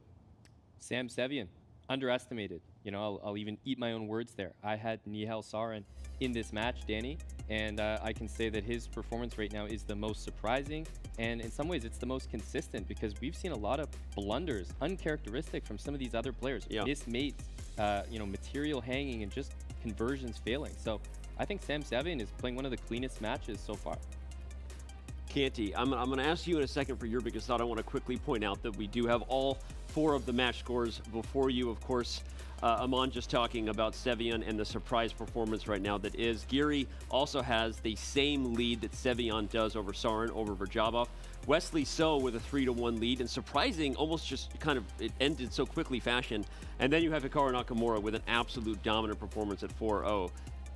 Canty, let's get the same answer from you. Your biggest takeaway, the biggest match or moment of the day for you at this point. It's got to be against Sam stole the day for me. Sam, I was definitely thinking Nihal was, you know, that Indian water and that Indian food over there. I mean, them boys are good. They really, really good, especially Arjun, and you see Gukas 2700s, right? So you see him eating up everything here, but Nihal was unable to really hit Sam today. So I see Sam pushing forward and actually making it further than what we thought. Robert. Well, I predicted Sam would win. Yes. So, Hey, so did I, by the way. Well, you did by accident. I intentionally did it. Yeah. No, but in all seriousness, I thought Sam played a very measured match. Yeah. Like, it's only halfway through, but the way the games went, he had like the hold of the position. In game 2, that one that he actually did win, it felt like he handled that opening surprise well and then was able to even obtain more. So I like the way Sam Sevian is playing thus far. For the record, even though it looked like an accident on camera, I did double down and stay with my Sevian pick, and I want to give one more point about the Sevian story we're all covering. The Chess.com Global Championship was about anyone having a chance to become a global champion. Who's the only player in the field still standing who had to qualify his way into the event? Sam Sevian. Amon, your thoughts on that? Yeah, that's a great point. I mean, that's what makes this tournament so interesting, Danny, that we truly do have somebody, you know, basically writing out that storyline that everyone is like, oh yeah, can that actually happen? Yep. But it can. Sam is doing that right now, but he's not just here. He's saying, I don't deserve to be here. I deserve to be in the next round. That's what he's basically making a statement. We'll see how far he can go. A person who also deserves to be here as his play continues to show, Hikaru Nakamura with a 4-0 lead. He caught up with Nemo just a few moments ago, and let's take a listen in. Hi, Hikaru. How do you feel about your games today? Yeah, I feel pretty good. Obviously, a somewhat unexpected score, but I played well, and then, you know, 3 good games, and then the last game, Duda decided to have some fun, and it didn't quite work out for him. That is certainly true. So, Duda played the Blanc Cloud against you just now. Did you feel disrespected or just confident you had an easy position? Well, I mean, it was very clear he was on tilt when he did this. I thought that he would try to play something more normal, but again, against a player of your own caliber where they can just play sensible moves, it's obviously absolute garbage. So there's a reason it's a meme. And this is also very true. How are you feeling about your games tomorrow? Well, I mean, I have to lose 4 games to not advance, so obviously I'm in as good a situation as I could be. Just overall, I'm happy with how I've played, and I mean, it's great to have ideas that I didn't use before and be able to use them here, so I'm just pretty happy. Thank you very much. Guys, all of us were standing together along with a current U.S. champion who just got here. We'll talk about that later, when Nakamura faced the Blanc Cloud, and the facial expressions that only Hikaru can give, had us all reacting. But your thoughts on what Hikaru said about the Blanc Cloud, about facing it, and the thoughts that maybe Duda is just on full tilt right now?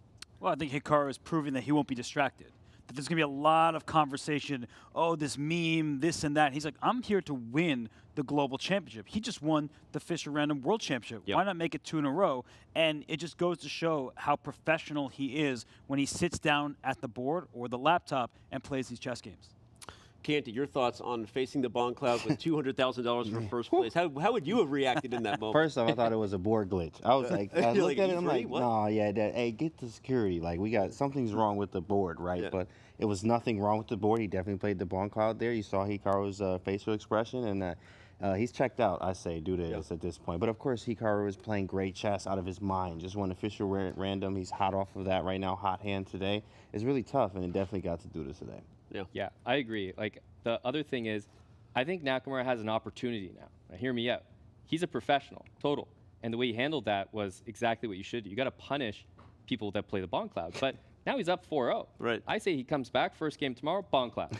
I was just going to ask that, whether Hikaru would return the favor. We've seen him do it before in big online events. So when you're up 4-0, I'm going to guess Hikaru secures the match first and foremost before we see a Blanc Cloud. That's my guess. Robert? Well, do they have to play all 8 games? Right? If the match is done, then it's done. So he might only have 1 chance. And as he himself said, he's unlikely to lose 4 straight games tomorrow. So he can have some fun with it. It's pretty a relaxing night for him.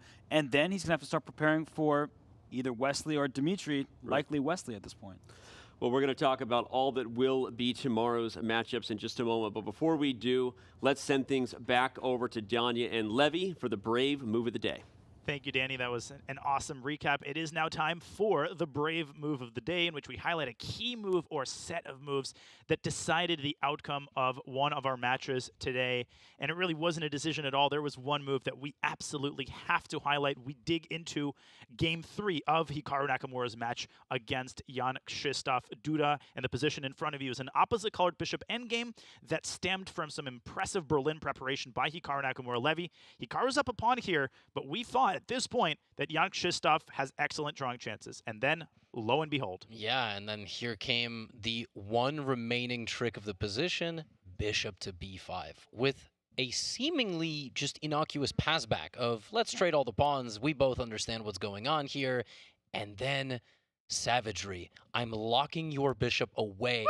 The tallest room of the tallest tower. You will not get that key diagonal, and I'm going to walk in there with my king and take care of business with my bare hands like in a good mafia movie. I love these types of ideas. The reason you don't play CB, as you pointed out, Levy, is that black captures on a5, opens up the entire diagonal for his bishop, and then black can use his king to stop the pawns on the other side of the board. After a6, after bc, g4, Duda simply resigned, because all you can try to do is hold the white king with the black king, but if you move your bishop back and forth, white simply creates a passer on the other side. This is what I love the most. Yep. You create a passer, and all you have is one pawn left. You're going to have one pawn left, and you use it to win the game. The king gets to b7, knocking the bishop out, and then you make a new queen.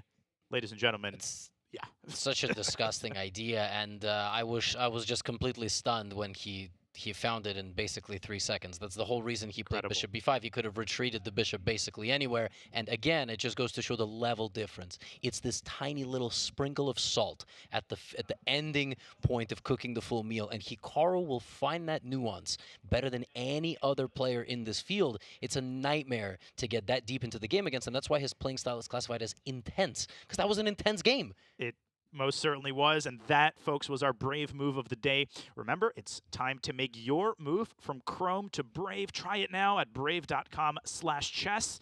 And now, without further ado, we send it back to our hosts in the playing hall. Danny, back to you. Thank you, Danya and Levy. It was a joy to watch your guys' commentary and breakdown. A6, definitely a worthy Brave Move of the day. That thing was nasty. Well, all right, let's talk about tomorrow, guys, and get your thoughts on each of the upcoming matchups. But before we do, remind everybody of the scores heading in. It will be a 4-0 perfect score for Hikaru Nakamura over Jan Krzysztof. Wesley So in about as commanding a position as we thought anybody would be before Hikaru showed up and did his thing. Also with a 3-1 lead. And 2.5 to 1.5 is the score that both Giri and Sevian lead Radjabov and Sarin. Both those matchups, I think, are going to come down to the wire. Let's talk about what we're going to see tomorrow, guys. And what matchup are you circling first and foremost, Robert?